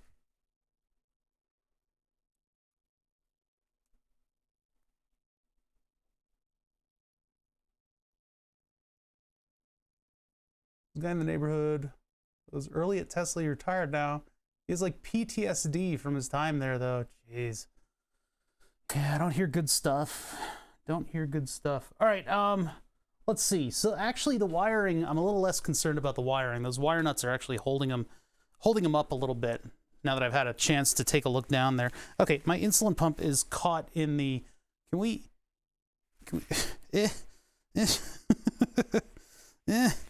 No? Okay, wait. Okay. All right. All right, there we go. Now, 1.4 watts is not good enough to cause plastic. It'll cause a little bit of melting on the edges. I tried to cut some plastic with it before when we were in the early stages of it. You really need a much more powerful laser because what you're trying to do is ablate. Is it ablation? Is that the word that I'm looking for? You're trying to hit the material with a laser that's so powerful that it immediately turns into gas. And this doesn't do that. This laser is good for etching because it hits it and the material heats up to the point where it changes properties and looks darker. Yeah, actually they do. I hate to be such a fucking wet towel. Oh man, I wanna go along with your joke because it is funny. Why don't they make a wireless insulin pump? No, but they do. Here's me being a wet towel, and I really don't mean to be. There's something called the Omnipod, which is it's basically like a little plastic thing that has a little patch around it that sticks to your skin, and the Omnipod is completely wirelessly controlled in order to give you insulin. So it is technically a wireless insulin pump, and that one's a subject of a lot of the sort of pump hacking realm. But yeah, it's I get the joke and I did laugh at it. I'm sorry. All right, yeah, so here's our y-axis. It's actually looking pretty all right. I don't like this, whatever the hell this is, but I'll live with that. I will live with that shame for the rest of my days. So that's pretty good. We got everything packed in nicely.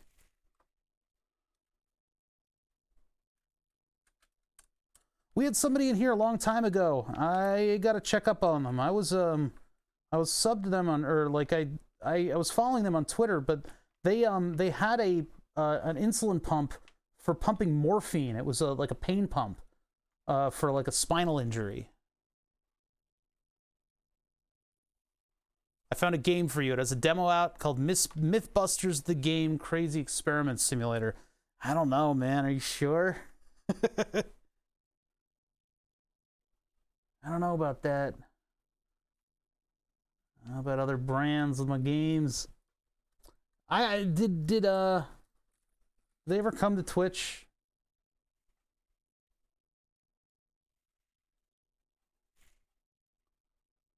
Sounds like it's just like an ad. It's like the 7-Up game. Oops, that's not aligned. All right, so how do we look in terms of like clearance for belts? Stuff like that. If this is attached somewhere around here, Our limit switches are cleared, and our wires are well away from the belt. The belt looks like it's interfering a little bit with the cart. The new cart is a slightly different shape. I don't know if that's going to affect things badly. Or if I just slide that over a little bit. Yeah, if I slide that over a little bit, it'll clear. So I push these out a little more. What's click, click, click? Oh, it's just click, click, click because I'm skipping because of the resistance. Okay. I don't know what it is about this channel, but it's like comfort food. That's interesting. Hey, man. To each their own. Yeah. I don't know. We're just sitting here building stuff. It's fun to do, right? Ablation is the material of going straight from solid to gas. Okay, so I do remember the term right.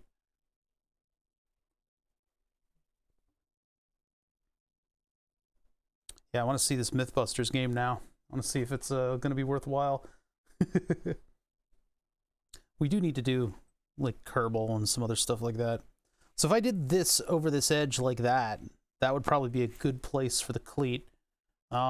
Which would mean that I need to make another plate for the side of this thing. What's sublimation? I know conflagration and deflagration. There's just two different forms of things being on fire. Although the people at the bomb squad would like to refer to conflagration and deflagration as two completely separate things.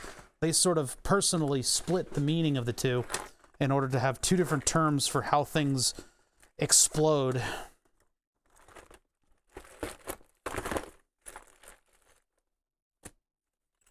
Which is kind of wrong, because nobody else is using those terms.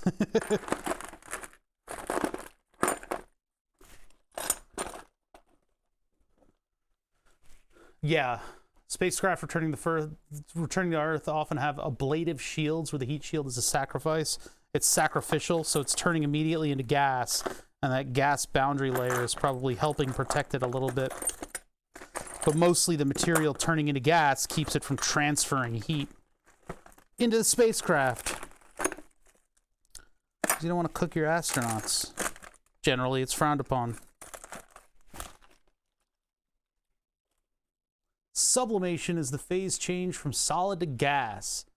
Dries to CO2 gas is sublimation. Interesting. So ablate, sublimate, deflagrate, conflagrate, flagellate, great, con, subcon. They're great. All right, it looks like I was looking to see if I had any pads here that were like pre-cut, because I've done a fair amount of experiments with this hardware to try to make it work. It doesn't look like I've done anything with it. It would be good to have some kind of a bracket that could just go on that, which I could machine, but hold on, I gotta move some stuff so I can put this away. So I can put this to the side without causing an avalanche. So I've got a choice here of what I can do, and I think what I want to do, I'm sort of leaning towards machining an aluminum plate for this, so I have a slightly better axis mount, so that I can have this cleat sitting off of it just right there. Corning started as a re-entry heat tiling on the space shuttle, turned into food cookware when they realized the broad heat uses. Hey man, when you got government funding coming in to set you up to do a particular task. Let's see here. Yeah, I would like to do like a plate on this, but then what else is attaching to that? Because the way I did it before was I just used corner cubes. A little bit lazy. It worked. It worked for the overall thing.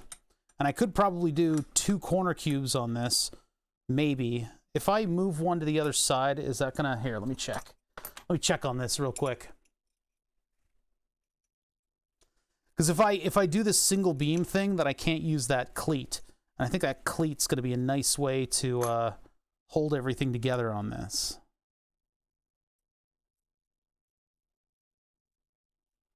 I'm just gonna try this out and see what I get.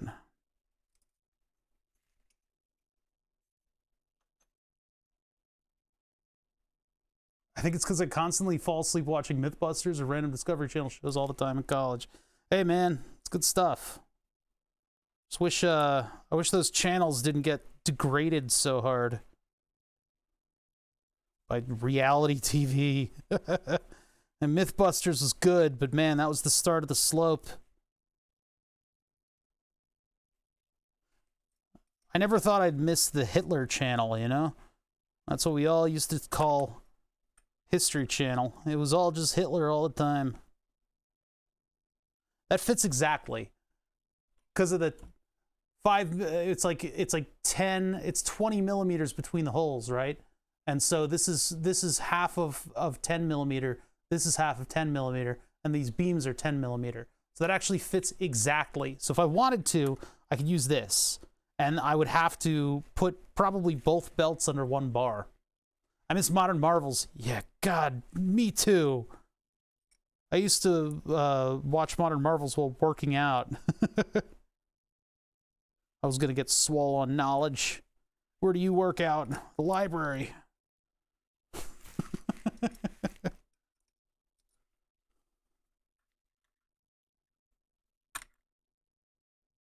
Yeah, that fits exactly.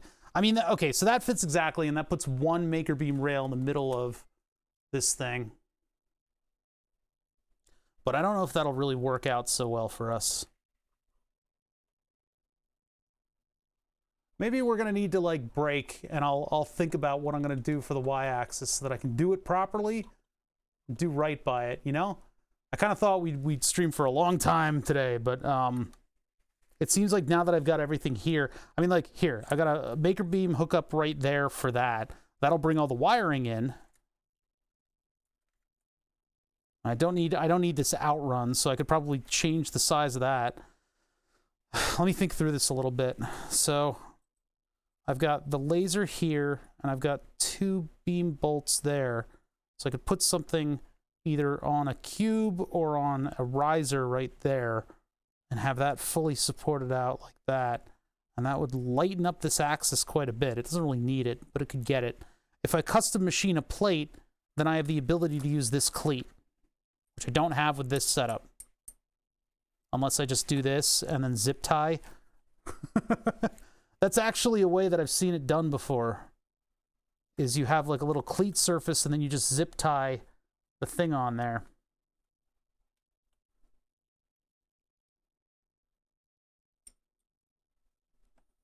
Unless I have a plate to go on the other side of this, which I don't. I don't think I have a plate to go on the other side. Hold on, I do have these plates. So there's one plate in here. I've got one singular plate that might do the job. And if that's the case, then we will continue building it. I'm hangy. Getting hangy. Those noodles were too easy to digest. It's all right. I can take it.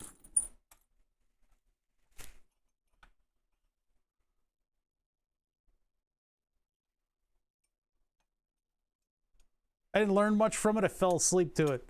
Yeah, they always get the good narrators on those shows, right? I like finding them on YouTube and watching them every now and then. Oh, here it is. The one program that I saw that I really liked was Walleye.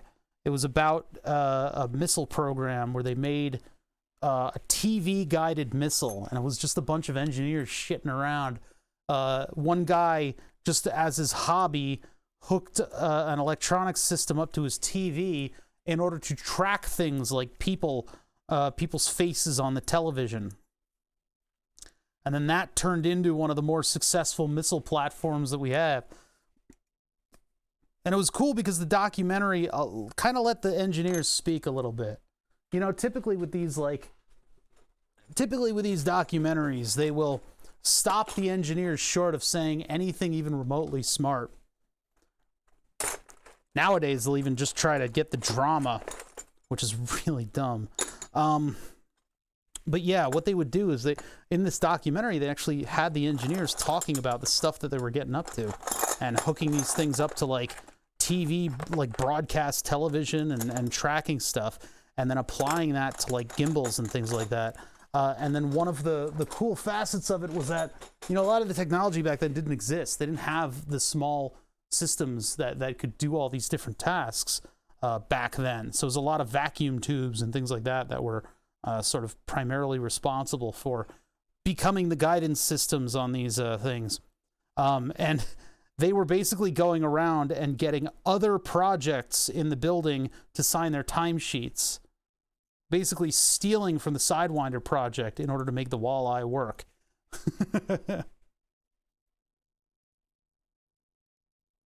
Diluted documentaries make me stop watching television channels entirely. Yeah. How it's made narrator, like to slip in. No. No, but you always do listen for the innuendo at the, not the innuendo, the pun at the end. Those are always great. Like, wait for it. And then he'd make his little quippy comment. Yeah, how it's made is like a holiday family tradition around here. You do nothing but watch that show. This one's been cut. This one's a custom length. What's up with that?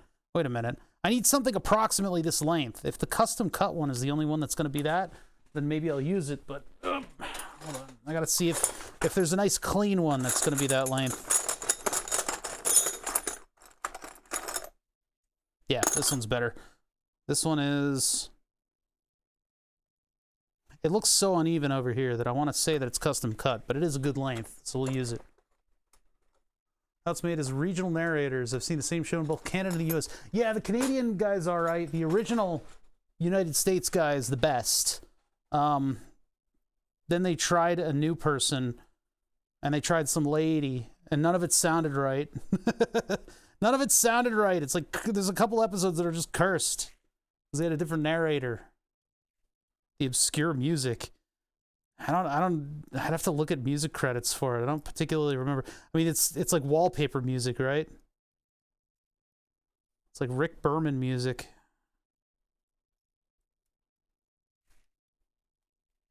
All right, so I'm going to try to mount this to the cart. We'll do it this way instead of machining stuff. I think this will be better off. Since we don't need as much mounted to this axis anymore, I am going to try to reuse the plate and all the other stuff that goes along with it. I think maybe this is the distance between these. Let's try that. I'll try to just measure it out like this. It's a Canadian show, so we're right. No, the American narrator's good. Yeah, I know it's a Canadian show because they don't show like brands that anybody knows anything about. Only the Canadians would be so lax on their company secrets to allow a film crew to come in and figure out exactly what's going on. Reverse engineer their whole operation. Although it is always fun when they're like, we're not allowed in there because it's a company secret.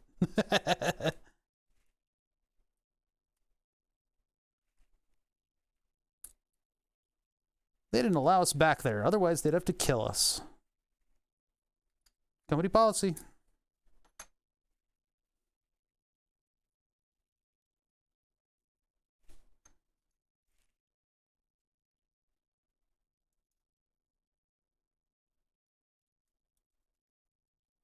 All right, so now what I need are the countersunk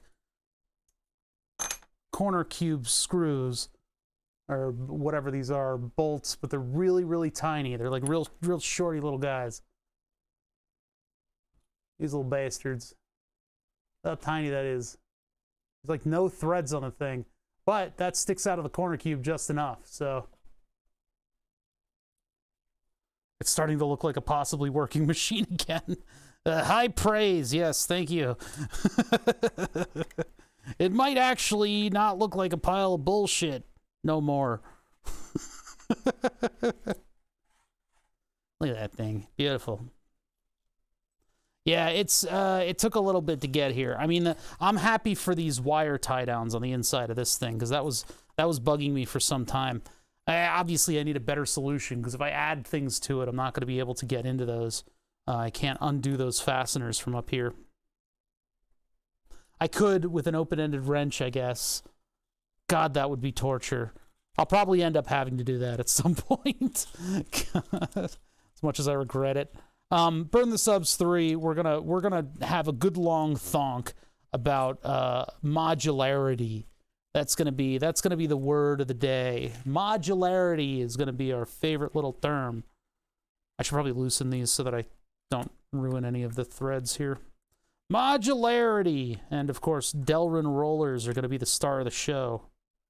Delrin rollers solve quite a lot of problems that I have with these linear bearings. Now, the linear bearings are wonderful, and they're very high precision.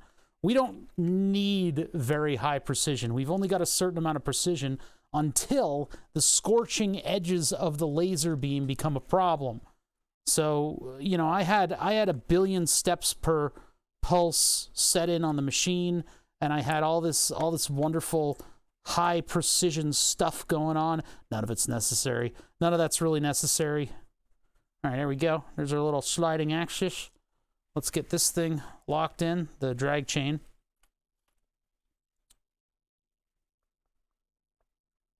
Oh, that's right, it's October. Guys, I forgot, it's October. Hold on.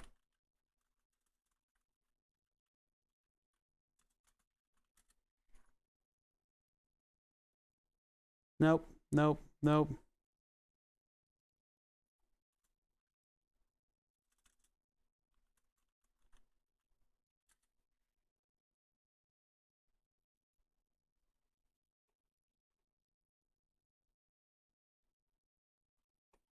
If it'll load, it's a very old thread. Yeah! Welcome to October. Is this gonna actually play, please? Please? Guess who back in the house? Heels click clack in a bound. October! Get your sweatshirts out. Time to get ready for Halloween. I don't have anything planned for Halloween, by the way. I really should actually plan some cool stuff for Halloween, but I always fall behind on it. But yeah, 'tis the season. Welcome to October, everybody. We made it. We made it. Party excuse time of the year. Get the sweaters out, get the sweatshirts out. Dress in your flannels. Goodbye, summer. Fuck off.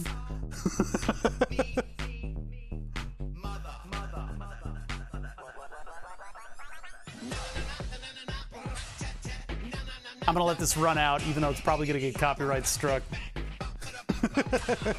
Oktoberfest, get the brews out. Let's get that pumpkin spice going. Yeah, it's October. That's the face chat makes when I play that video. All right, anyway, that's like a 4-year-old Reddit post. And I still love it.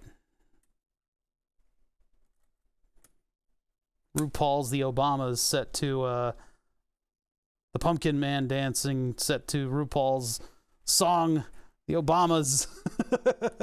It's hard to find a proper Marzan. Marzan, what is that? I don't know what that is. Is that a brew? Is that an October thing? Is that the Halloween costume? What is it? What is that? What is that? What is that? Should I move this forward more? I think, no, I think that's a good spot, actually. We'll figure it out. I want to mount the laser so that it's up against this, so that it evens it out, and I'll maybe use a corner cube. Marzan is the actual name of the Oktoberfest brew. Aha. Ah, that's cool. The brew, ha-ha. Brew, aha?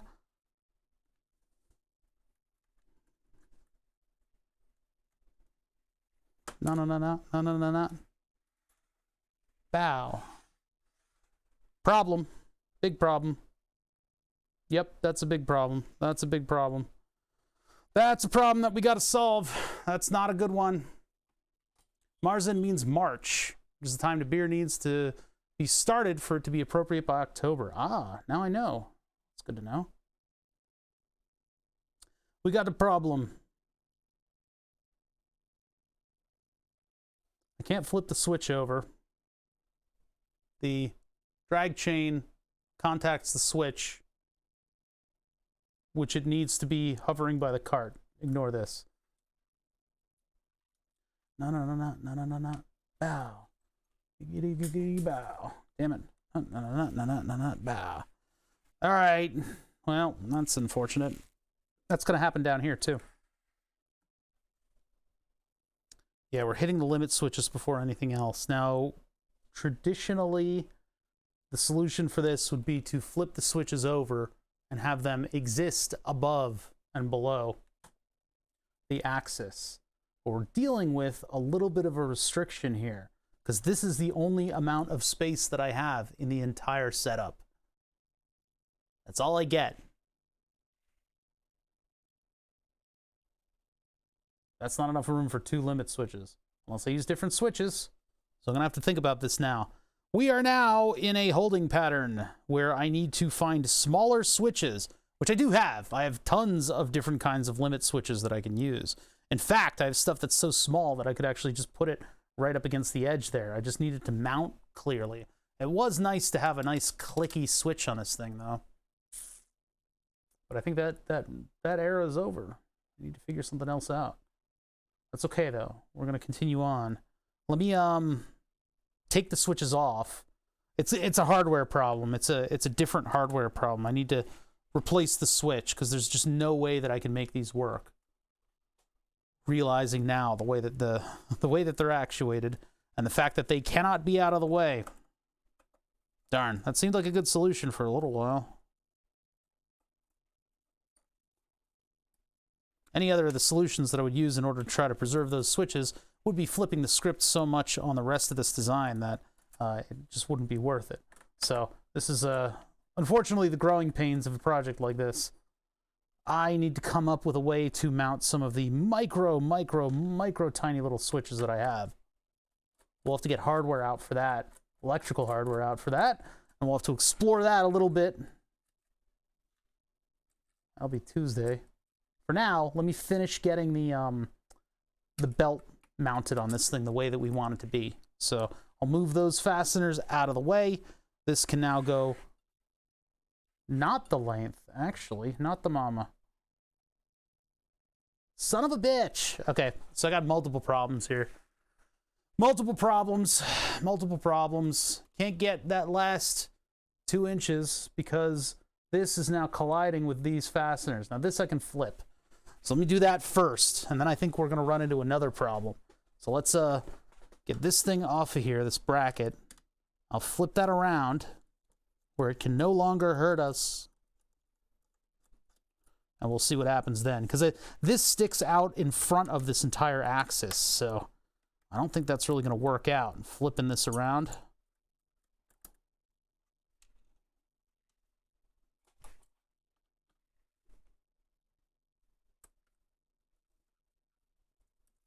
It's funny how I woke up a bunch of people in chat by playing that song. Wake up, chat. Your government is in control again.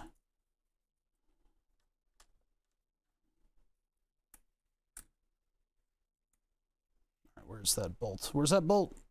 Ah! Lost it.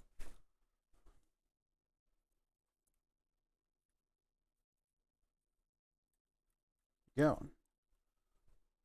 So if this, damn it.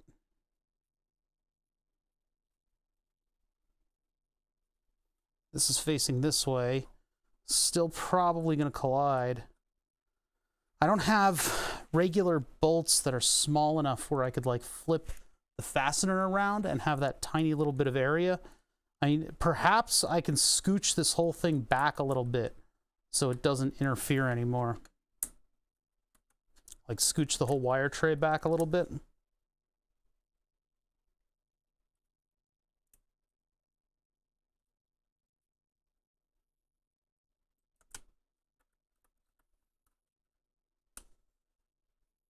Yeah, there's the problem number 2. Not enough chain. Not enough chain. So I'll have to deal with that. I've got more of the stuff. That would be this right here. Problem is, this stuff that I ordered sucks. It sucks really bad. It doesn't have, like, it doesn't open on the top. Spend the extra couple dollars, by the way. If you guys are doing a project like this and you need to incorporate drag chain and everything, Look for the ones that have the little pop-up tops, because that'll save you a shitload of aggravation. Boy howdy, would it have saved me. The problem with breaking this down and adding more of this stuff, which I need to do, is that I can't fit this through the drag chain. I don't think that's going to fit in there. So I'd have to desolder that and make sure that I solder it back in the exact same way. This is my solution for the ground loop.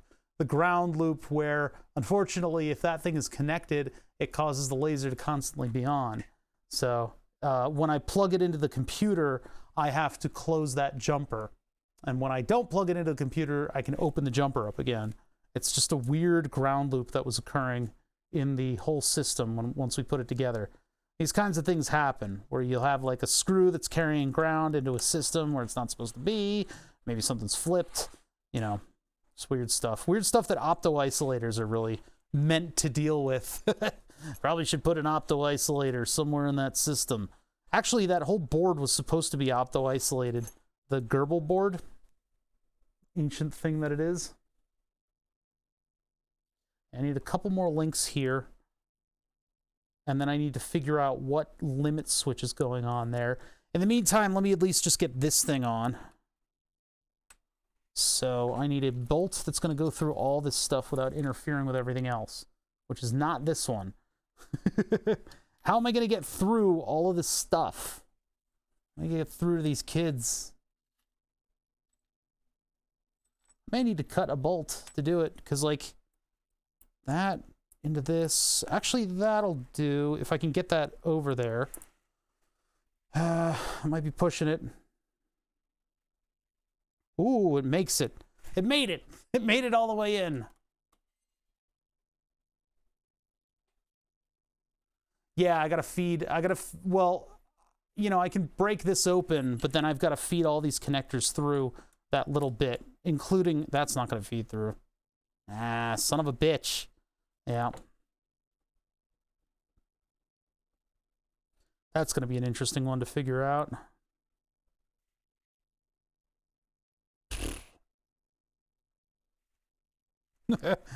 It would almost make sense for me to cut the wires and extend them. 1, 2, 3, 4, 5, 6, 7 wires that I have to extend, because this stuff, these will fit, this won't, this might. Yikes. This is what I'm talking about, having like a harness, because then you'd have less work to keep it together. But yeah, anyway, we're going to continue with what I was doing. We'll just keep going here. We'll see where we get. See where we get. Okay, so I'd like to use this. I'd like to use one of the ones with a washer on it. I think I'm going to do that, because we're going to need different hardware for those switches anyway. The problem with this setup is that I think it can twist and come undone. So if I do it tight enough, I guess it'll be okay. Oh wait, actually that needs a lock nut. That gets a lock nut. So that gets a washer and a lock nut. The lock nut is there specifically to keep that torque in place at all times.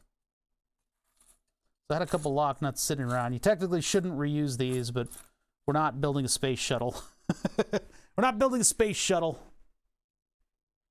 I know. Yeah, having connectors on everything would have been nice. Such is life. All right, let's see. No, tilting was a bad idea. Tilting was a bad idea. No, get back here. You bastard. Okay, there. Trying to hold this sandwich of things together so I can get this lock nut on the end. I'll have to use a pair of pliers to tighten it, though.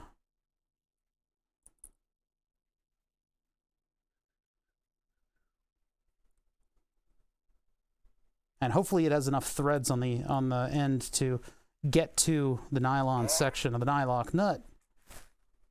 What do you want? Thread lock? No, just nylock. Just nylock. It's just got a little nylon insert that gets in the way there.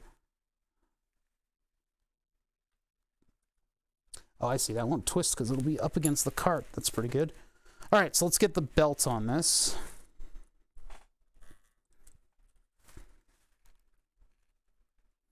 Problem with doing this way is that I've got to... Let me move this out of the way first. Yeah, it kind of sucks that this doesn't quite work out, huh?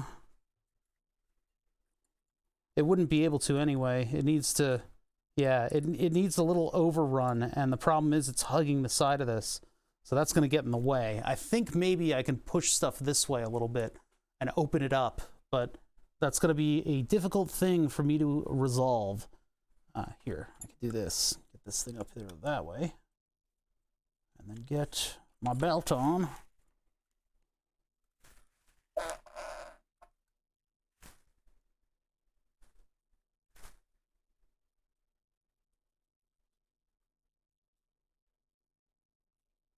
Why'd your 5700 need repair?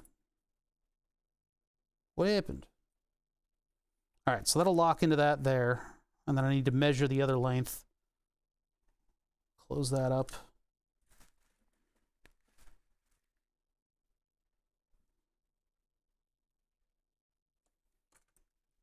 Right about there. That's about right. I'll do the cut. Hopefully I don't screw it up.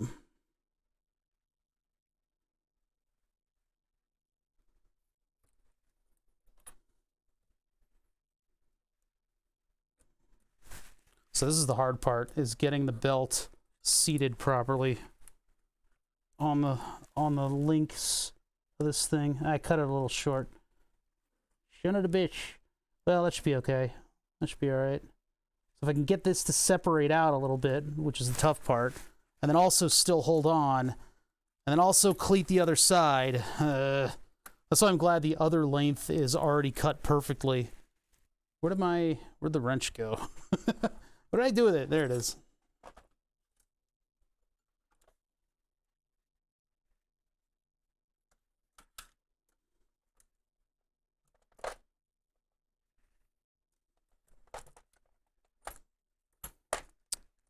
Just everything is in the way right now. Everything is in the way. Technically, I want overrun, but I cut it too short. So let's see if I can get it like that. And then stretch, stretch, stretch. Yeah, too long. Okay, hold on. So move that up one. You guys see what I'm doing at all? No, not really. Okay, hold on. There, that's a little better. I'm just trying to tension this thing and get that all connected.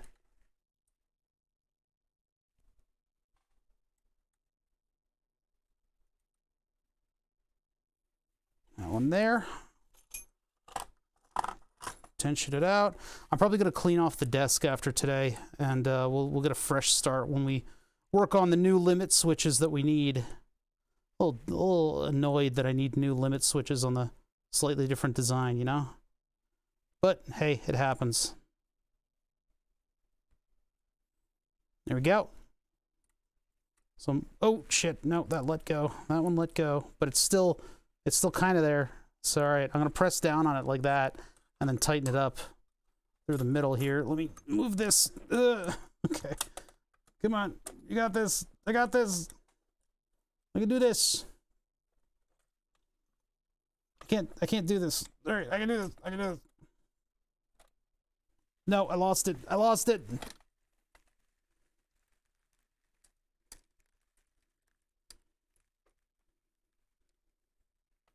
This is like the worst part right here, is getting the belt on the cleat. I'm glad to be using this type of cleat though. It's a better type of cleat. It might actually be interfering with the belt though. If I'm honest, it might be interfering with the belt. I may have to go to the other method. Yeah, that might have to be done. All right, hold on. Let me tighten this up and we'll evaluate it. All right, so that ain't going nowhere. Jeez. Okay, that's not going anywhere. All right, so that's not going to work. That ain't going to work.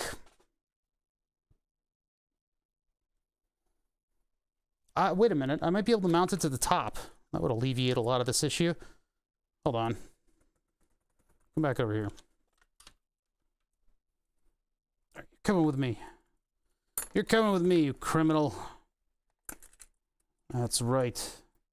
Okay, so this I can flip. Basically flip the screw on it. I mount it to the top.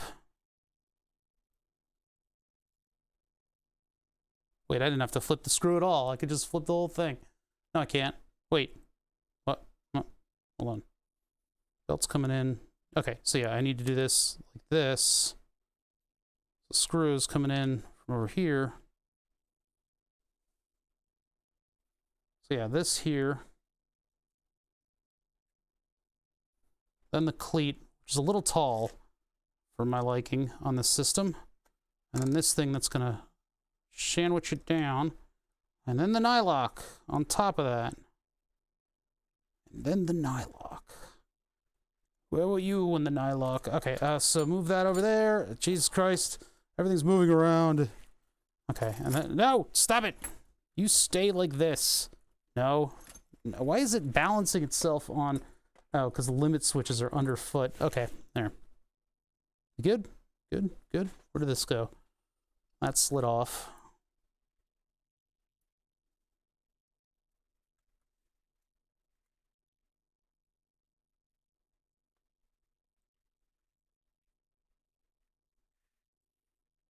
Okay, all right.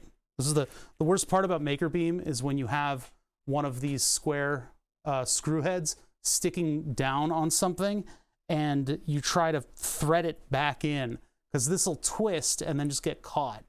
So it helps if you can to disassemble it and then put it all back together. Yikes. Big yikes, guys. Big yikes. Yikes in the chat.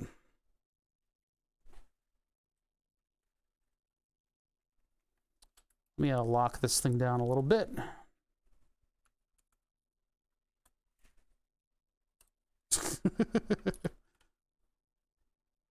Literally typing yikes. Nice.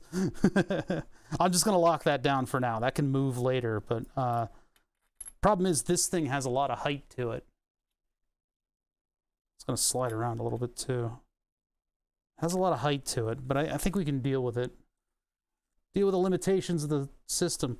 I'm limited by the technology of my time, Tony.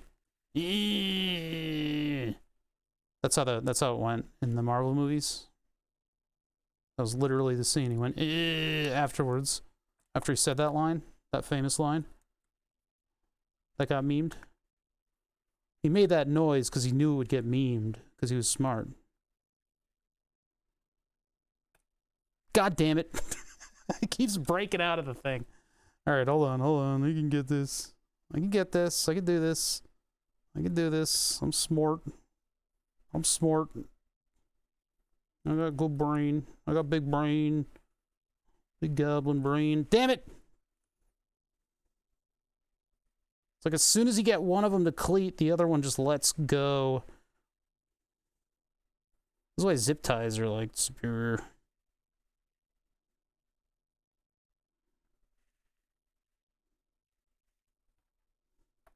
Ah, where'd the bolt go? My hand hurts. My hair heater.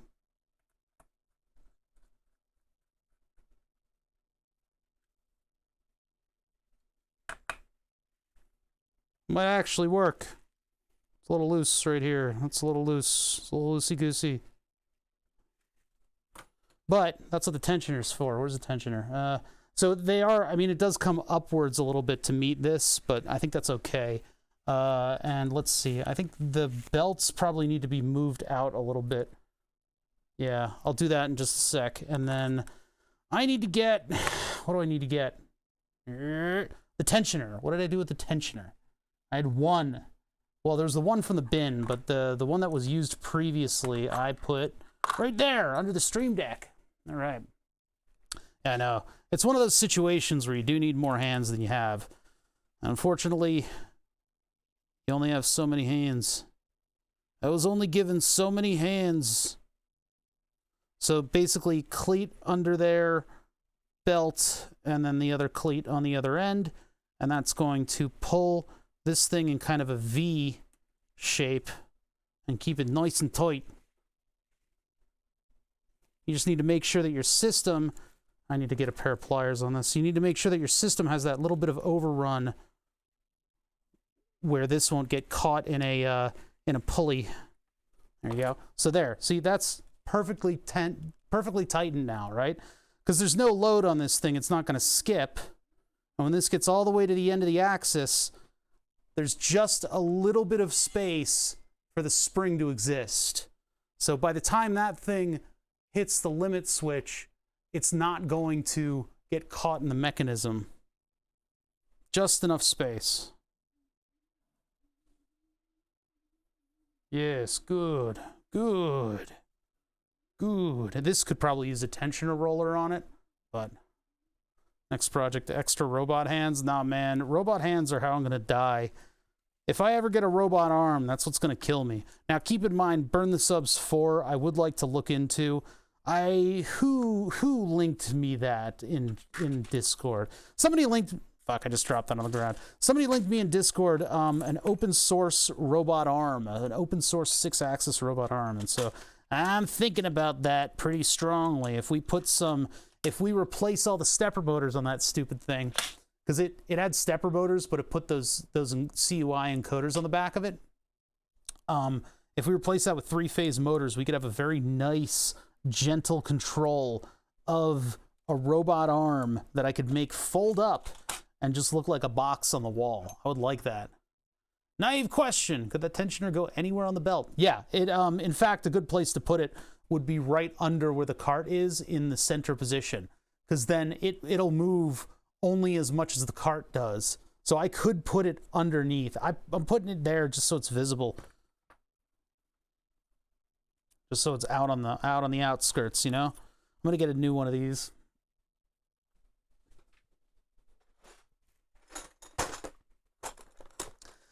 I'm annoyed about those limit switches.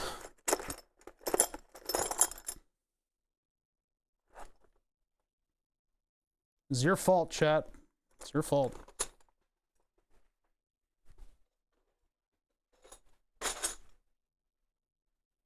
Hemostats.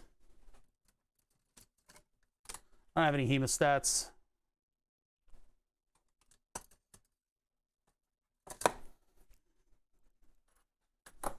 I don't know what you're talking about.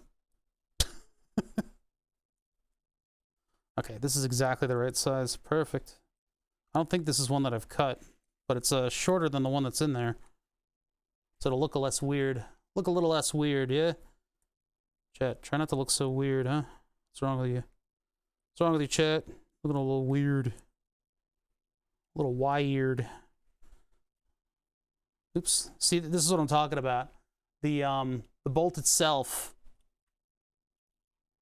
Ah, what have I done? Let's put that back. There are keyboard shortcuts to do that in OBS, but yeah. So what happens is you try to push this thing in, and it just goes all weird, and then you can't move it anymore. Absolute position only. You know how quickly that would degrade into chaos? Absolute chaos. Complete, unadulterated madness. Just madness. You're talking crazy talk. Oh yeah, this needs to be up a little bit further. There's heatsink compound on the bottom of this thing that just couples it to the heat the heat pipe. What's up, Mr. Yan? Look forward to it. What are we looking forward to? I forget. All right, so this needs to be up a little bit from where it typically mounts. So right there is pretty good. How do I want to attach that? I could put a singular corner cube on it. My only concern is that this thing is going to wooble around back and forth, right? I don't want it to wooble. Came for the tech thumbnail, stayed for the UI. I used to reverse engineer IEDs. I don't talk about that much. I know I put it in the title because I'm gross and I needed I need to have something in there to draw people, right?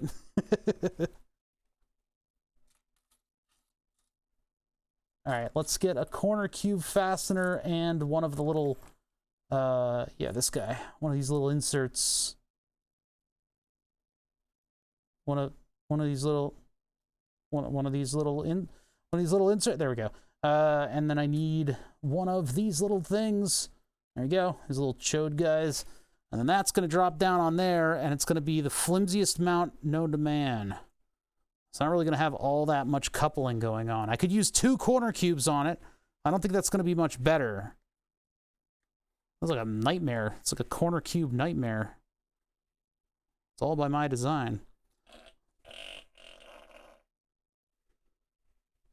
I'm trying to use this to keep this straight.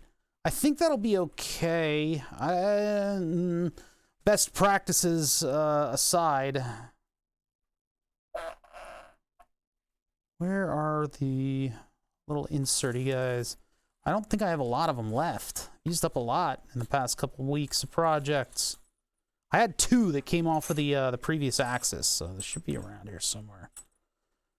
Should be able to find one. Should be another one sitting around here somewhere. This is the scraping of the bottom of the Lego bin, which makes a particular sound that's very nostalgic to me. The shoomph. A lot of sound in that shoomph. A lot of high and low frequencies going on at the same time.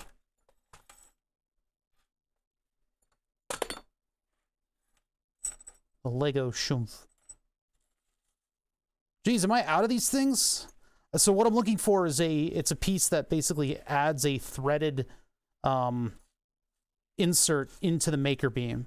It's like a particular little thing. I got some a long time ago and they were badly machined, but the ones that I got more recently are pretty good. I found one, but I need one more. I need another.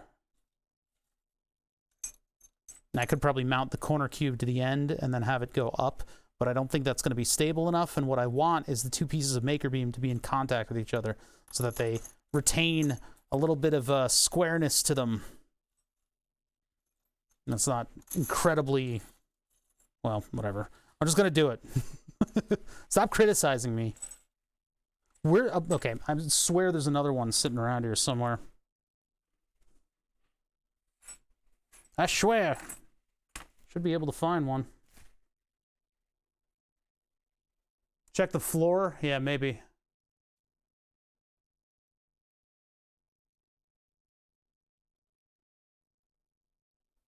I see one far left. I see, oh, maybe helped. No, that was off camera, wasn't it? Maybe barely was on camera. Ah, good eye. All right, so put that thing on this thing. Good eye, good eye. It's not much of an attachment point, but you know. Ah! It is just a laser axis. What happened to my bolt? Let's grab this one. The problem with Maker Beam is that everything is stainless steel, and so it's damn near impossible. It's not cheap stainless steel either.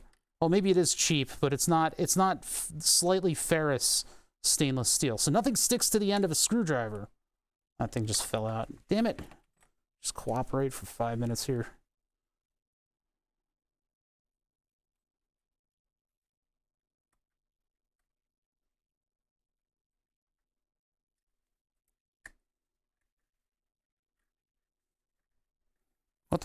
What the deuce? There we go. Okay. So there, I want that like that. Vaguely centered.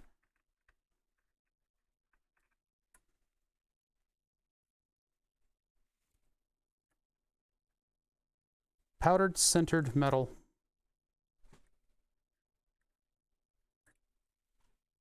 That's going to be off by like microns. We'll have no way of knowing.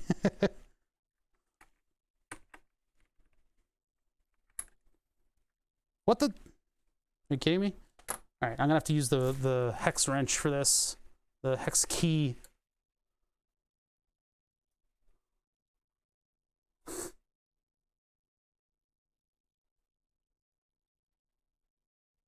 Managed to measure the maple plank. No, we're way off from that, man. We are way off from that. We got a ways to go. A ways to go. What is going on here? Why does that feel like the fastener is slipping? Oh, dear God. What is happening here? Nothing is like... Did I strip the threads of that? Yep. Wow. I've never had that happen.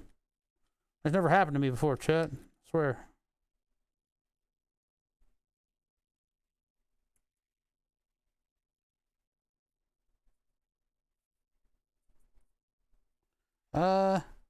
No, there's still good threads in there. There's still good threads in there. Let's see if that's at all tenable. I don't know why this stuff isn't like tightening up on me. That's pretty tight. Is it that this is not? Yeah, maybe that's too far away. Probably tighten it up in the wrong order.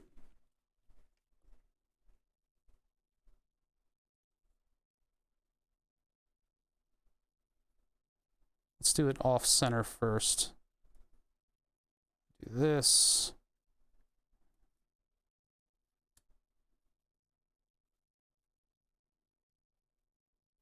Give that a nice little torquey tweak. No, it's not. Okay, it's too far away. What the hell?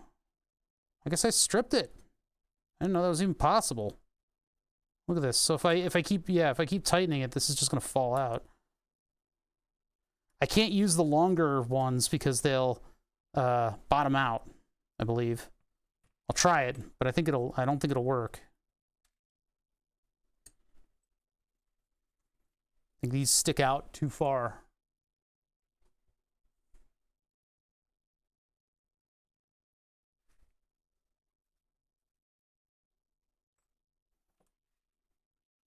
I can't believe I scorched that thing. Stripped out all the threads. That sucks. I'm gonna rely on that.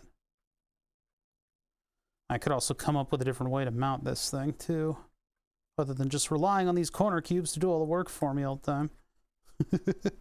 Maybe I could file down one of these guys and get it to actually. Is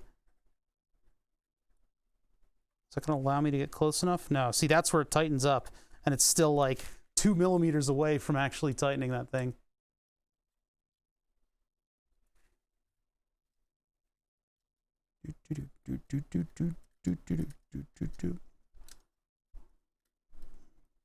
Get out of there. There you go. Let's see. If I find a different one, maybe the threads will be in better shape, but then I think it's this that's missing the threads, because it's got like the threads are on a smaller piece of metal with like a screw hole in the middle of it. So it seems like there's potential for less threads to be in contact, and then that causes it to be much weaker, and then it can strip out all those threads. So see if I can actually tighten that. Oh yeah, okay, so the bolt was partially default. I was actually able to tighten that pretty nicely. So yeah, whatever fastener that was is now fallen down with the rest of the population of them. I don't know if I'll be able to find that one again, but when I do, I'll know. I will know. Yeah, it's kind of a weird way to mount it. I don't know how stable this is, but we had the other system working for a long time though. I need to push this out this way a little bit more and get the laser a little tighter to the axis. I can do that very easily.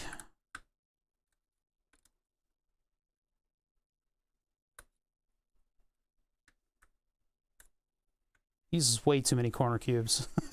Let's be honest. I'm using way too many corner cubes in this setup.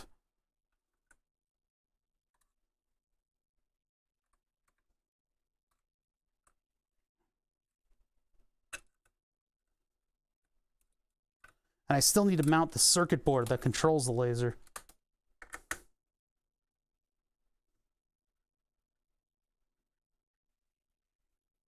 Okay. Well, that's what we got so far. I got an axis that can almost move the whole way up and down, at least if I don't attach the drag chain to it.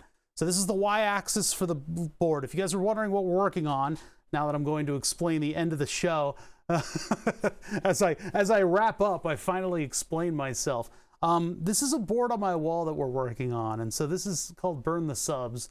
It is a giant plank of wood, what we were going to burn the names of subscribers onto. Now, we've had a previous board.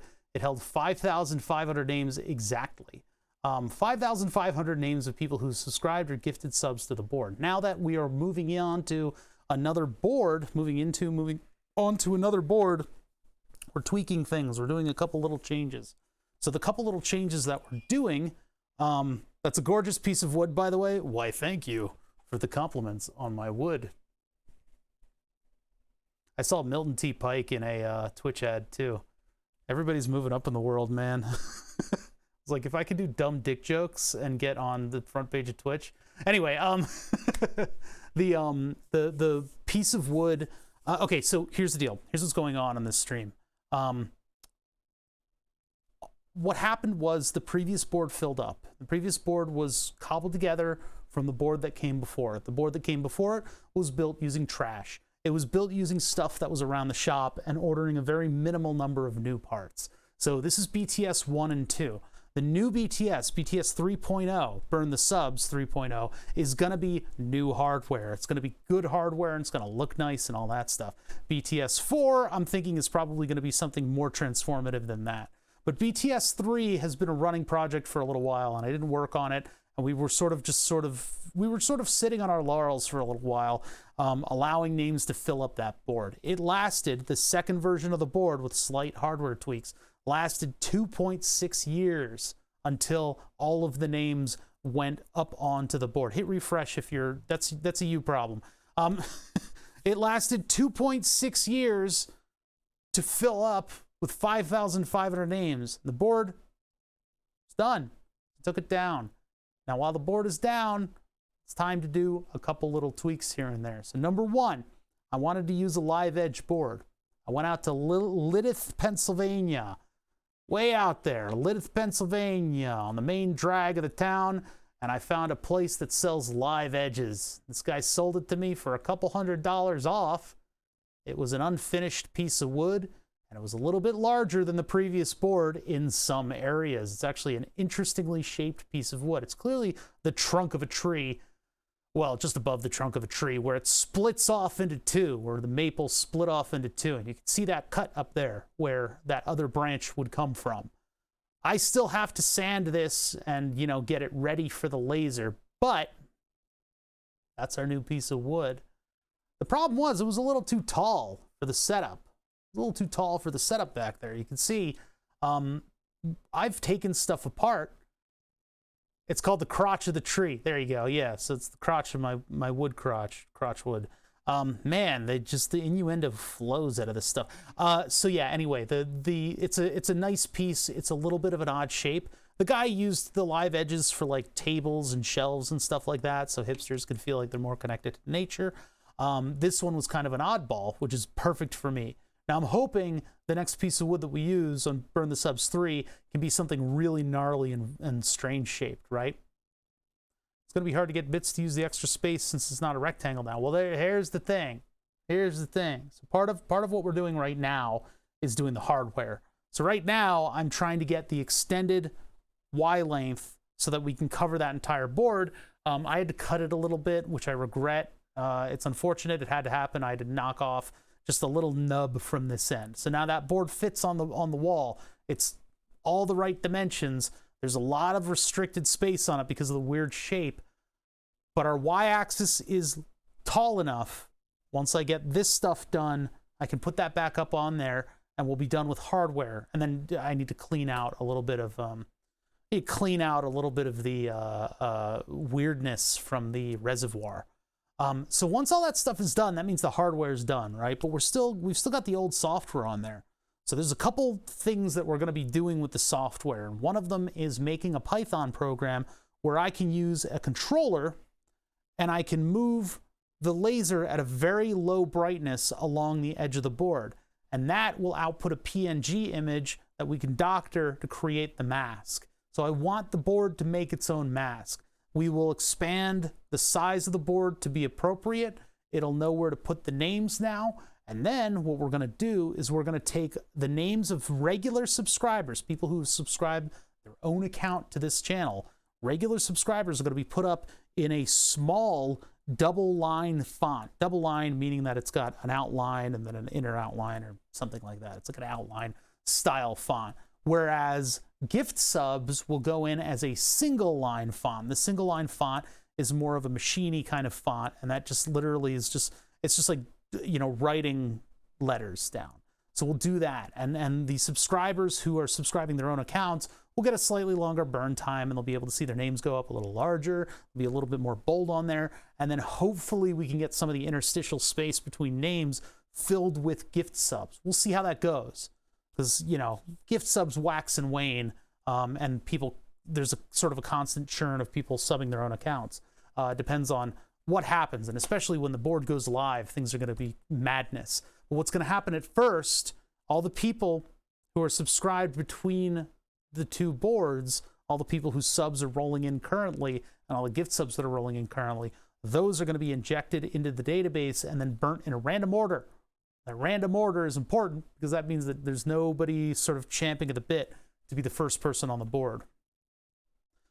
What about the free Amazon account subscribers? Well, those are just an original sub. Those are the same thing. So hopefully Amazon isn't depreciating that system, because it's a really nice system, and all this like paid promotion crap that's coming out now about accounts. On top of that, is there anything else that I need to cover? That's pretty much it. That's going to be it. So one of the things is I'm not going to be adding a camera access to this. That's Burn the Subs 3 territory. We'll figure that out for Burn the Subs 3. That one gets its own camera access. It's entirely separate XY that's going to be dedicated to filming. So this one is not going to get a camera. This one is just supposed to be a slight update. Yeah, people don't, yeah, we talked about etymology recently, and yeah, people get it wrong. You're not chomping the bit. You're not supposed to be, teeth aren't supposed to touch the bit. It's terrible. Okay, I think I've run out of content for today. To be fair, I kind of haven't, but there's stuff that I need to do that's best if we put it off to the next, god damn it, the Raba's teats emote. So we are going to hold off until Tuesday on working on stuff. If I do a stream tomorrow, if I can bring myself to do that and hook my computer up properly, I'll probably be playing games. We'll figure it out, right? But for now, we're going to leave Burn the Subs where it is. I'm going to clean up around here a little bit.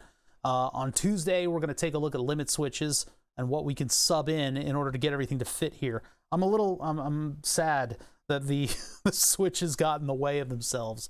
That's unfortunate. And of course, I need to figure out how to get the, what do you call it?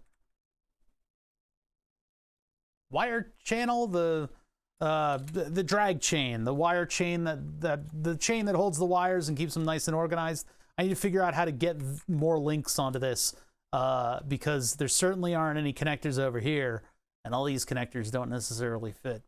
It's a whole thing. So anyway, that's where we're going to leave off for today. I'm going to avoid you guys this Friday. I'm sure a lot of people are doing a lot of cool stuff.